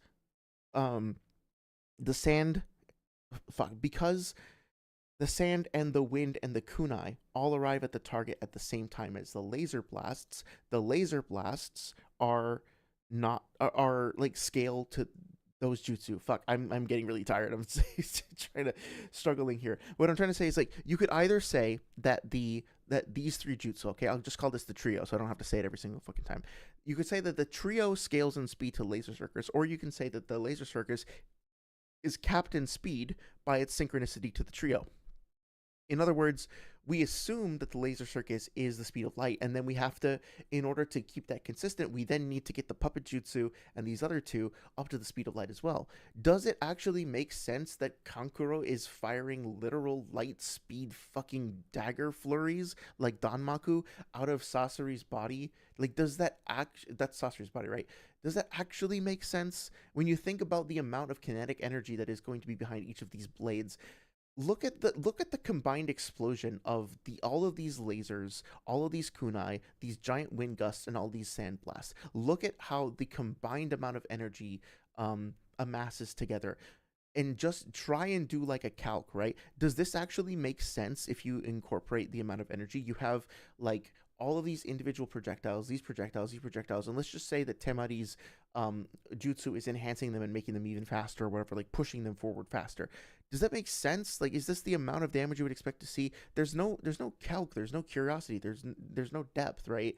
There's no evaluation of what the logically consistent but inverse approach here might be. It's fucking weird. The laser circus, despite her firing her attack after it. So that's... And again, you're assuming he's assuming that Temari is firing after, because we see this arrayed like in vertical order, but they could all be firing their attack at literally the exact same time, or they could be firing them slightly out of sync, right? We don't actually see this happen. It seems to me like the purpose of this attack is kind of like Naruto B and Itachi taking care of Edo Nagato's Chibaku Tensei. It seems to me like the purpose of this is like they're all just blasting with their strongest, fastest attack. So they probably all start at the same time, is what I would say. But like, it's debatable. I just don't relate to how confident Sage is about his interpretation here. Consistency there. But I'd also like to showcase something from the Boruto series, which helps to add some more credibility to these war art characters being light speed or above. In the Naruto Retsuden novel, Naruto is able... Again, no fucking page number. ...to react to and dodge photon blasts from a photon gun, with photons literally being light particles, while Naruto is suffering from a chakra illness which doesn't allow for him to access his chakra at all, and leads to him having immense physical fatigue, even if he's not using chakra. So this massively nerfed, unable to use chakra, far below his regular base level Naruto, can casually react to light beams in the Boruto era. This lends credence to the earlier forms, particularly with the ability to use chakra normally, being reasonably at this light speed level or beyond. So that's sick. Okay, so that's pretty much all he has to say. This is a perfect thing to end on. This is what I was looking forward to, honestly, and part of the reason why I wanted to do this video in the first place was just to talk about this. So let me finish this up. I think we can do it in the next 20 minutes, and then I'll reach out, and then we can like wrap this up. Hopefully it'll be shorter than that because I'm really fucking tired. Okay, so let's read what Sage wrote here, okay? No fucking page number again. Boom! The wooden wall swelled up, burned to ash, and blew outward with the tip of the ship. Naruto leaped down from the drone and went inside the airship. From the exterior, he'd assumed it was a 3-4 passenger type, but the interior had been retrofitted so that it was a single enormous room. A man holding a laptop computer was crouched on the floor near the prow. He had the same face as the one Naruto had seen on the Research Institute's website, Kanen Furie. Sup, Naruto moved in a single leap to stand before Furie. He tried to stay calm, but his voice betrayed his anger. First time we've met in person, huh, Mr. Director Furie? Eep, Furie squeaked, and he began to tremble. He was operating the drones with the computer he held in both arms. He was the head of an international organization, but his reaction upon seeing Naruto was quite pitiable. Pale lips shaking, eyes swimming about. He was so pathetic that Naruto couldn't even muster up the energy to hate him. I don't want to be any more violent than I have to be. You get that, right? Furie was scared. He shook his head up and down, opened the laptop, and tapped the keys to deactivate the drones, which suddenly dropped to the floor outside the ship. Where's Chihari's device? With a frightened look in his face, Furie raised a trembling finger. Naruto followed it with his eyes and saw a black, cube-shaped machine towards the rear of the ship's interior, the pluripotent applicator. Okay? A round flask was connected to the machine, and a silver sand glittered inside the glass sphere. These are the ultraparticles then, or those are the ultraparticles then. Sensing Naruto turned his attention to the device, Furie pulled a photon gun from inside his jacket. Of course, Naruto reacted quickly and easily dodged it, but the laser beam hit the flask of the pluripotent applicator. Bang. Okay, so what's happening here is that Naruto goes into an airship, and there is a civilian in the airship. Just some fucking scientist guy who's on a computer. He's a little coward. He's a little doofus, right? And he has this gun. He's really nervous. He's scared, right? It literally says he is scared. He's shaking. He's fucking shaking, right? And then he takes this gun out of his jacket in this incredibly obvious way. He pulls it out, and then he fires at Naruto. Naruto knows that this is happening. He sees the character doing this, and he manages to get out of the way. Sage interprets this, and it's like, Naruto is literally outspeeding photons. No, that's not necessarily the case at all. It's a very, very strange conclusion to come to. Naruto is an adult. He is a very experienced fighter, and he's clearly understanding that this is like his antagonist. It's set up that way extensively throughout the book, and this is like a sweaty weeb on a computer who is like having a fucking panic attack. Naruto manages to figure out that he's about to get shot at and like dodges out of the way. That doesn't mean he's like evading the light beams, but there's actually a lot more information here that gets left out. So I'm going to pull up my notes. Let me see. I'm going to start off actually by presenting an argument that you could use to debunk me, actually.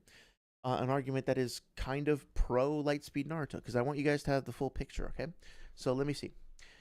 This is the same book we were talking about before, Naruto's Story, Uzumaki Naruto and the Spiral Destiny by Masashi Kishimoto and Jun Esaka. We are going to go to page 17, okay? Page 17, there's a dude who is going to try to assassinate Naruto, and he's going to try to use a gun. His doppelganger is fighting Shikamaru at this point. And so Shikamaru is facing off against the doppelganger. Doppelganger A touched the rifle in his hand and reminded himself of how it worked. The cutting-edge photon gun supplied by their employer was designed to attack from a distance with a 40,000-watt excimer laser beam, also known as an excimer laser beam. I might say excimer, though. Because the heat of the laser was instantaneously transmitted from cell to cell, even if the beam only grazed the tip of a hair, the target's body temperature would shoot up uncontrollably within minutes, and the target would internally combust. Okay, so I don't know why Sage didn't mention that. That's actually a really good point that would have been his favorite. So if you're not familiar with an excimer laser, or what an excimer laser is, basically it's the same shit that they use for LASIK. I'll get to that in a second, but yeah, excimer laser. An excimer laser is an ultraviolet laser that fires pulses of high ultraviolet energy, and essentially it affects your cells by being very precise and lets you fire these incredibly minute waves of light in controlled pulses, and it's useful for clearing up psoriasis. It's useful for clearing, I think, like plaque in your corneas and shit like that. So it is something that exists and that is used today. That being said, some of the most powerful excimer lasers that are used in like industrial applications go up to like 300 watts. So the 4,000 watts that this is it 4,000 or 40,000? Let me double check. Um, 40,000 watts is fucking insane. 40,000 watts is getting to the level of like I think some of the like the military lasers, and these are real things. This is not sci-fi. These exist and they work, right? Military lasers get up into that territory or higher. I think one of them gets out to like 68k watts and stuff like that. So this is like sci-fi, but overlapping a little bit with some of the stuff we have in our real world. It's not entirely made up, but it's interesting to note how it works, right? The excimer laser fires a pulse of energy at a target. That pulse, well, it's photons, but it's like they will fire for a brief moment and then stop fire and stop, right? It's a pulse, it's an oscillation. And what happens, wait, what the hell? Oh, I see. Wait a minute. 1 second. Oh, I think my stream is like really messed up. What the hell? Oh, I see. Yeah, sorry, I had an issue with OBS, but it seems to be rectifying itself at this point. I'll go back and fix that in a minute. So, sorry about that. A little stream hiccup there. Yes. So, what was I trying to say? The way that it works is it will target something and then it will cause that thing to heat up. The heat will then, at least according to the Naruto universe, the heat will spread from one cell to the next cell, and then the spreading of that heat will eventually kill the person. So you could, it's kind of like the Amaterasu, right? What the excimer laser photon guns in Naruto are the like portable Amaterasu cannons. What they do is they use photons. They do use photons, but the way in which the photons are used is that they focus a pulse of energy at a specific point, which leads to heat building up and then heat spreading. So technically speaking, Naruto doesn't have to be faster than the speed of light to get away from or evade or avoid getting killed by these things. All he has to do is not stick around long enough for that heat to build up. Now, the novel does use the phrase instantaneously. However, just for the record, we are no longer in the territory of the supposed fucking expository language anymore, right? This is a novel. This is now moving into fiction and fantasy and sci-fi. So terminology like that is not necessarily meant to be taken literally. It wasn't supposed to be to begin, but now it is also very explicitly out of the realm of that sort of thing. Okay. So that being said, I want to find there's two other things that are worth mentioning, and then we'll wrap this up. Okay. Orochimaru gets referred to as a mom friend on page 64. You can enjoy that how you like. Byakugan goggles. Okay, there's the Naruto changing the wind thing. Okay, so here's the thing. Chihara, the scientist, wants to make wants to get together with Naruto on wants to use this motorbike to get around with Naruto. And so they get on it and they're driving around, and it's like powered by energy from chakra, essentially, right? So we're going to go to page 80 now.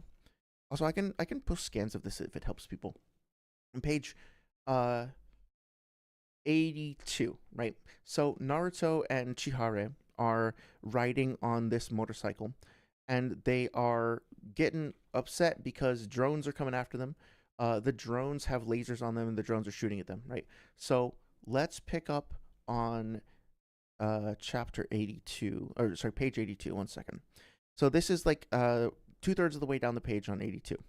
The scenery streamed past. They're on a motorcycle. They're riding on a fucking motorcycle. This motorcycle, by the way, is later stated to I think not exceed a speed of 125 miles an hour, but I'll have to double check that. So they're riding on this motorcycle through a town, through a city full of civilians. Naruto can't mold chakra at the time, and also he's with a civilian, just like a random human being on the motorcycle, not a shinobi, okay?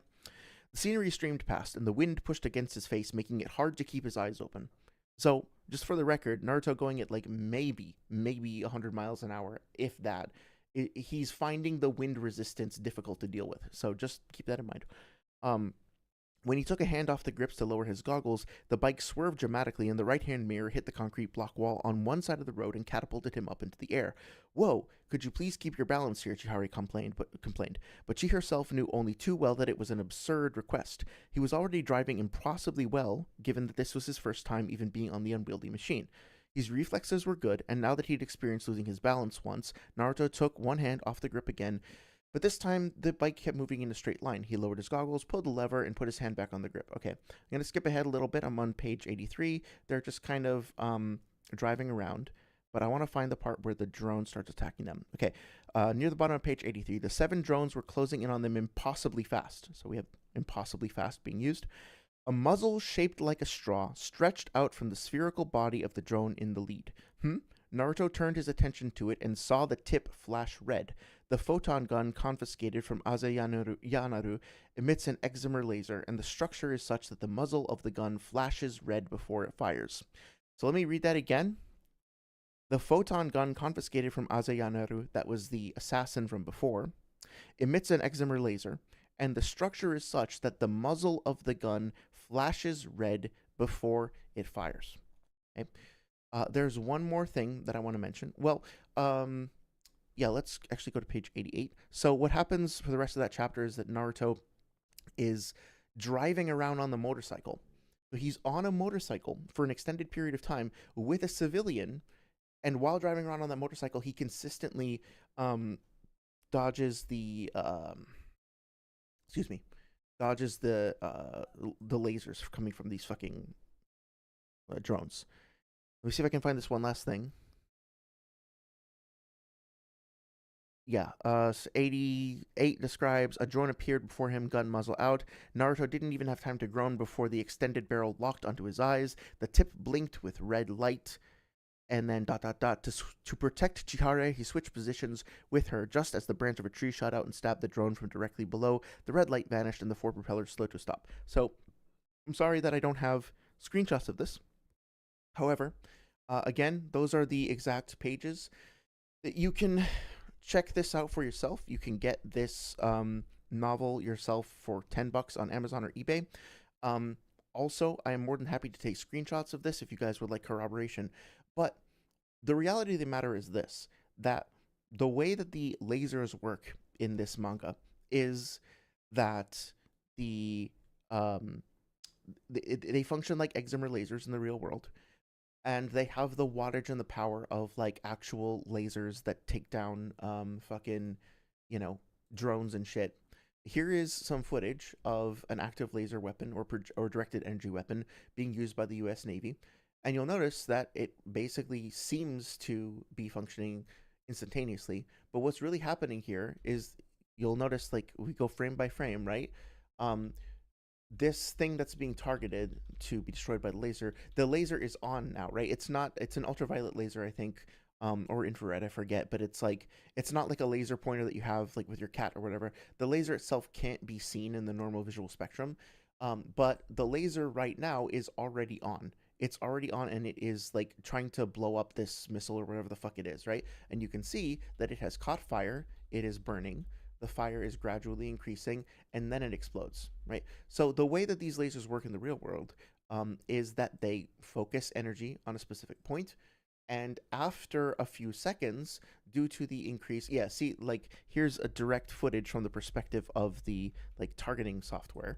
The laser is actively firing, and while it is firing, it is building up heat, it is causing a fire, and that eventually causes the thing to, their lasers are invisible. Now look, it does say literally at the speed of light, but there's a couple of things to keep in mind. One is that, I don't know how long it takes, maybe it's effectively the speed of light, but energy needs to be built up and released by the weapon. The weapon needs to be directed, trained, and focused on the target, and then the target takes a while, a few seconds maybe, to heat up.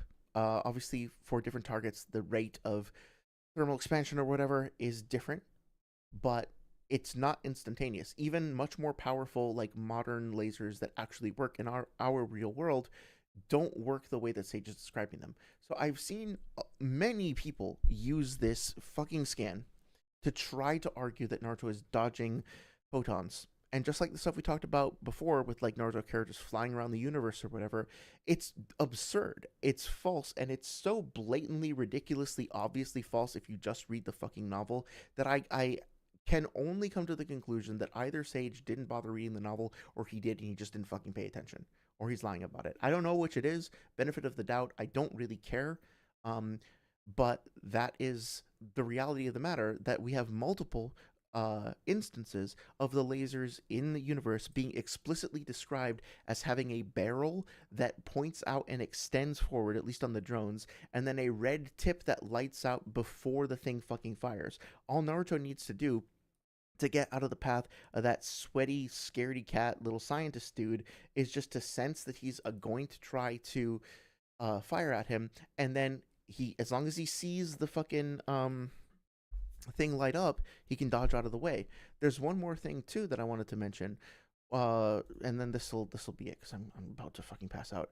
From the speed it was using, appeared to be using the Susanoo.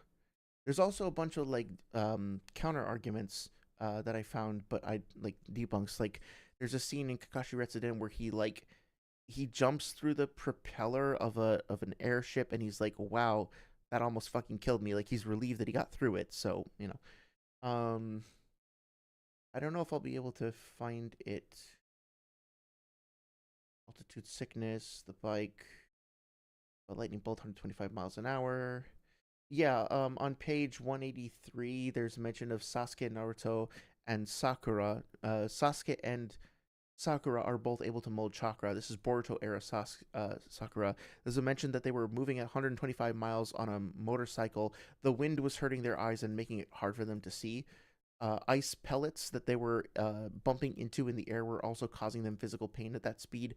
So, like, they're only moving at 125 miles an hour, and they already can't fucking see, and like the things that they're hitting into is fucking hurting them, right? They're riding a motorcycle at that fast, and they're already in pain, and they're like, fuck, what was that? Shit, this is Boruto era Sasuke. This is just like getting hit by hail and getting pissed off.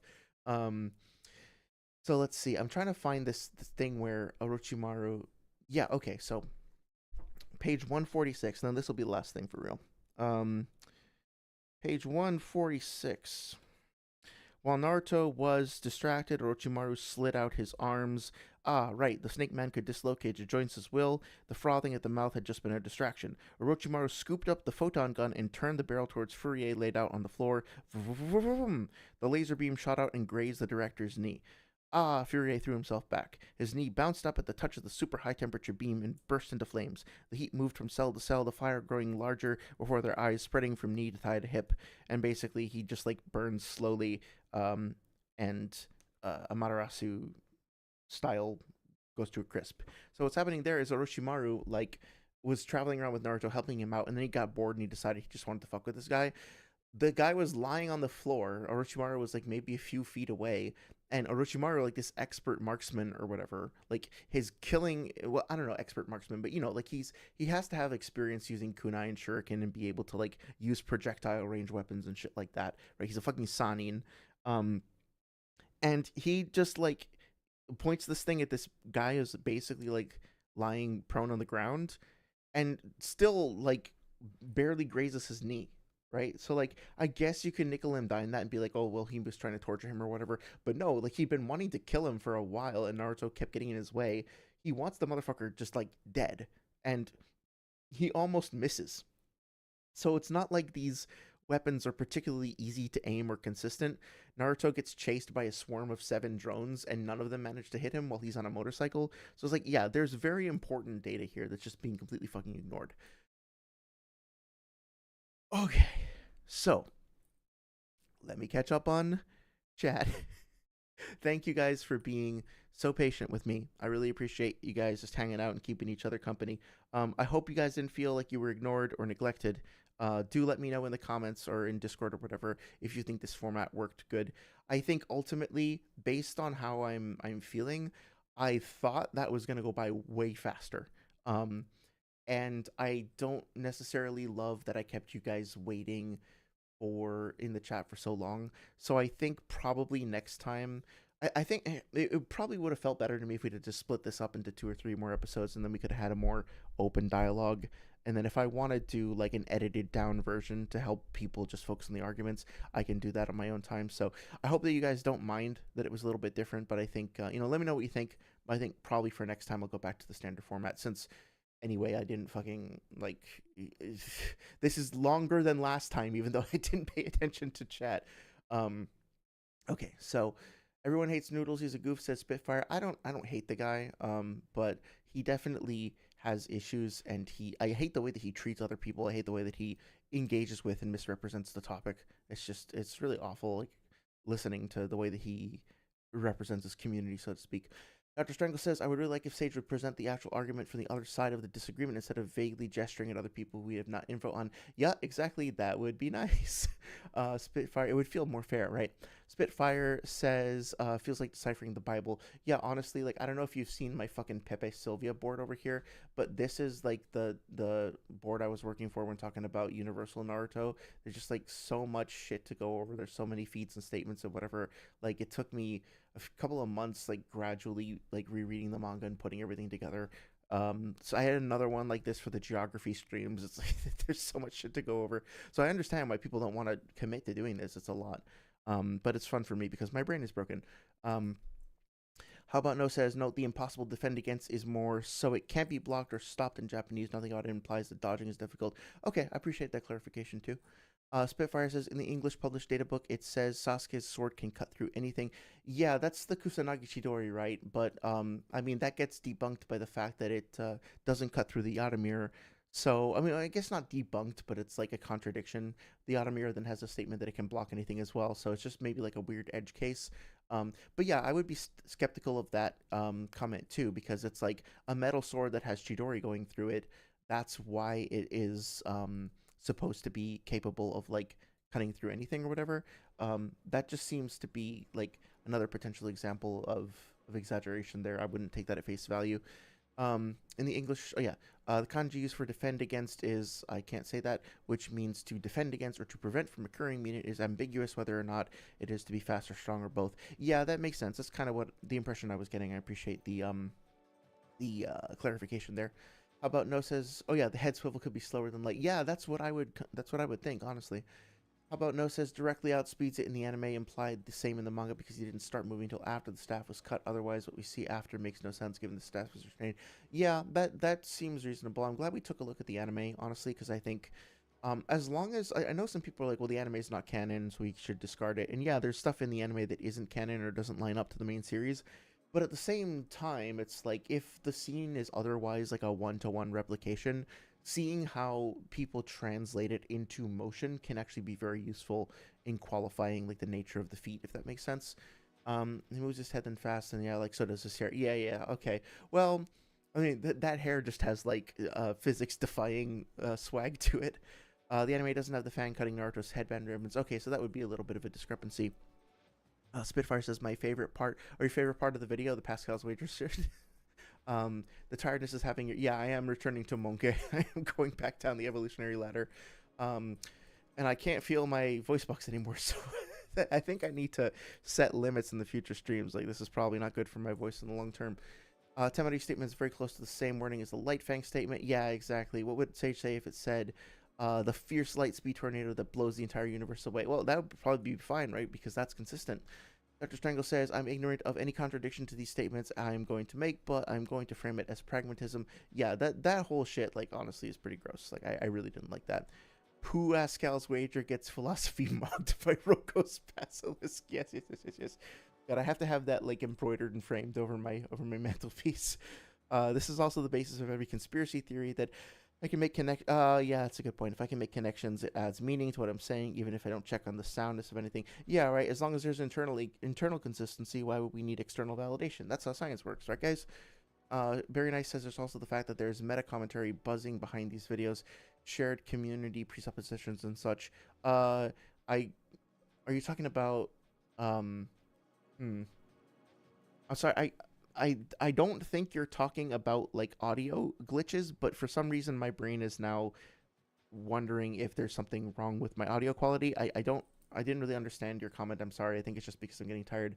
If you are still here, would you mind paraphrasing that? But not a problem at all.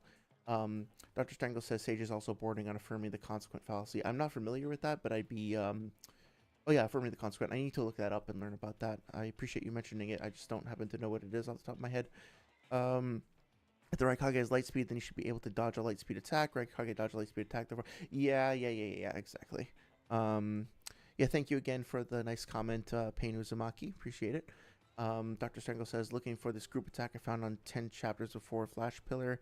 Oh, okay, gotcha. Flash Pillar launches first. Okay, that makes sense. 8 tails over 10 tails. Biju Bomb over 10 tails. 8 tails. Oh, yeah. Oh, hey, Ryoman. Sorry I didn't say hi. We were just kind of like focused on the stream for the most part. I hope you're doing well. I'm starting to get really tired, so I'm probably going to head out in a second. Sorry that I didn't get a chance to chat with you much, but I hope you're doing well. Kankuro having light speed attacks does not make sense to me at all, but okay, that's okay. You're allowed to believe that.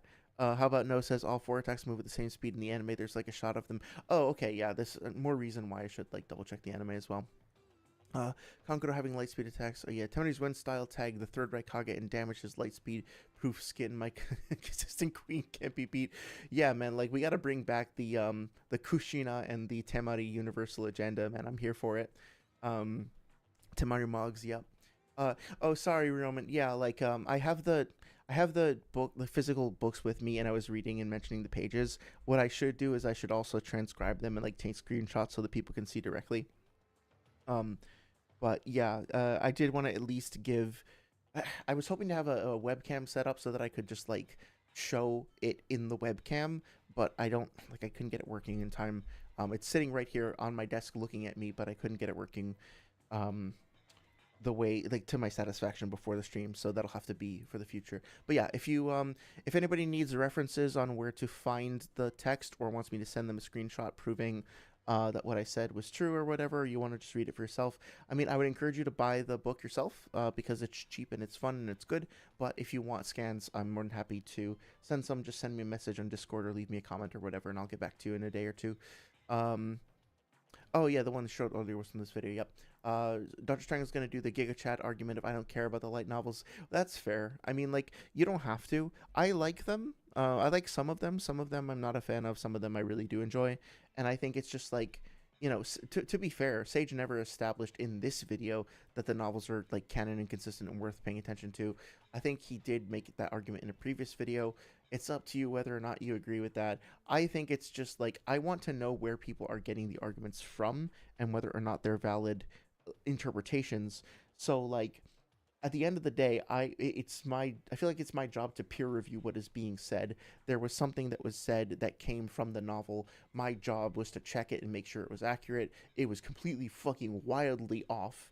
And so my point is to just try to give you guys that data so that then you can come to your own conclusions about it. But like, yeah, you were basically not being lied to, but like the next thing down the ladder. Like the whole data was being terribly misrepresented, and I didn't appreciate that. Your cat is cat has the speed of light because he can chase my laser pointer for hours. Exactly. I would scale your cat over the Raikage any day. You know, actually, the cat that Naruto is a little piece of trivia for you. The cat that Naruto got like a hint from learning the Rasengan that was like batting the little water balloon around.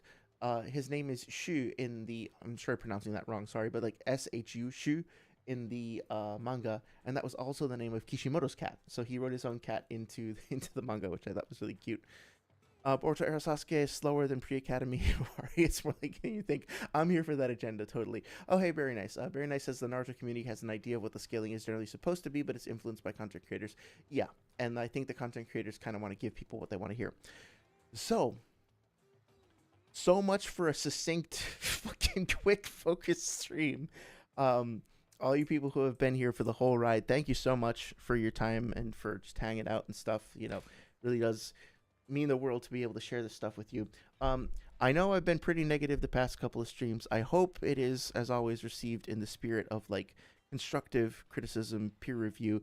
This is my way of trying to contribute to a discussion. I really have no desire to put anybody down or make anybody feel bad. I don't think that would have happened. I think Sage is like thick enough skin anyway. But just to be, you know, clear here, this is all my way of contributing to the conversation, hopefully in a positive way. I think I've said pretty much all I want to say about this topic. Uh, so move on to something else next week. Um, but yeah, a nice succinct 5.5 hour stream. Guys, go stretch, go outside, talk to human beings, um, be away from the computer. I appreciate you hanging out, but yeah, do something, do something not tech related, I suppose. I'm gonna go walk my dog and then pass out.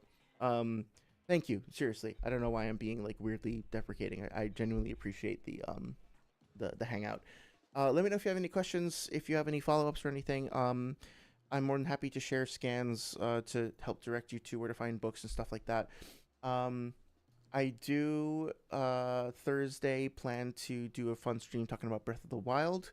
If you guys are interested in learning about game designers' perspective on why Breath of the Wild's opening few hours are some of the best level design ever, please feel free to stop by.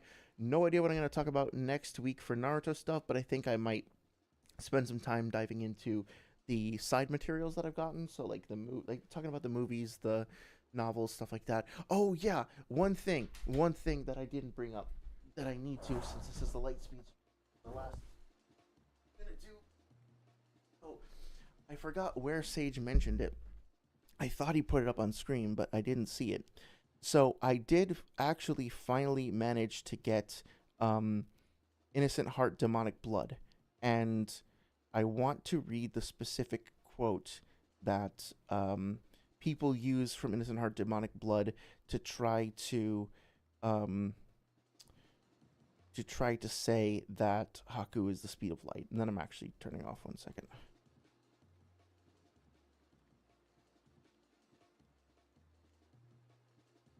Maybe I'll have to post this later.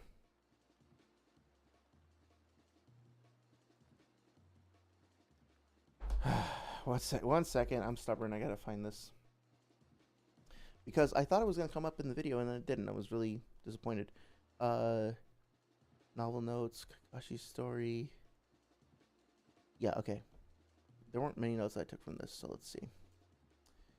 That was yeah, okay, so 189. So this is Innocent Heart, Demonic Blood, official English translation, page 189, right? And this is what people use to say that Haku was the speed of light. Haku was strong, but he knew his limits. His amazing jutsu used up large amounts of chakra. Haku could fight fast and furiously, but not for very long. Besides, Sasuke's two Sharingan were already copying his movements. If the battle raged on, Haku would surely lose. "This is it," Haku yelled, jumping out of a mirror. Before, he seemed to move faster than the speed of light. Before, he seemed to move faster than the speed of light. Now he looked almost slow to Sasuke. So, if people try to tell you that the novel confirms that Haku is the speed of light, no. What it actually says is that from Sasuke's perspective, it looked as though Haku, in this novel, by the way, which is written with a much younger audience in mind, like it's a much younger reading level than the other novels. But anyway, this novel states that it seemed to Sasuke like Haku was faster than light, not that he literally was. So don't let them fool you with that either. With that being said, I'm going to sign off. Thank you so much. Have a great night. Take care.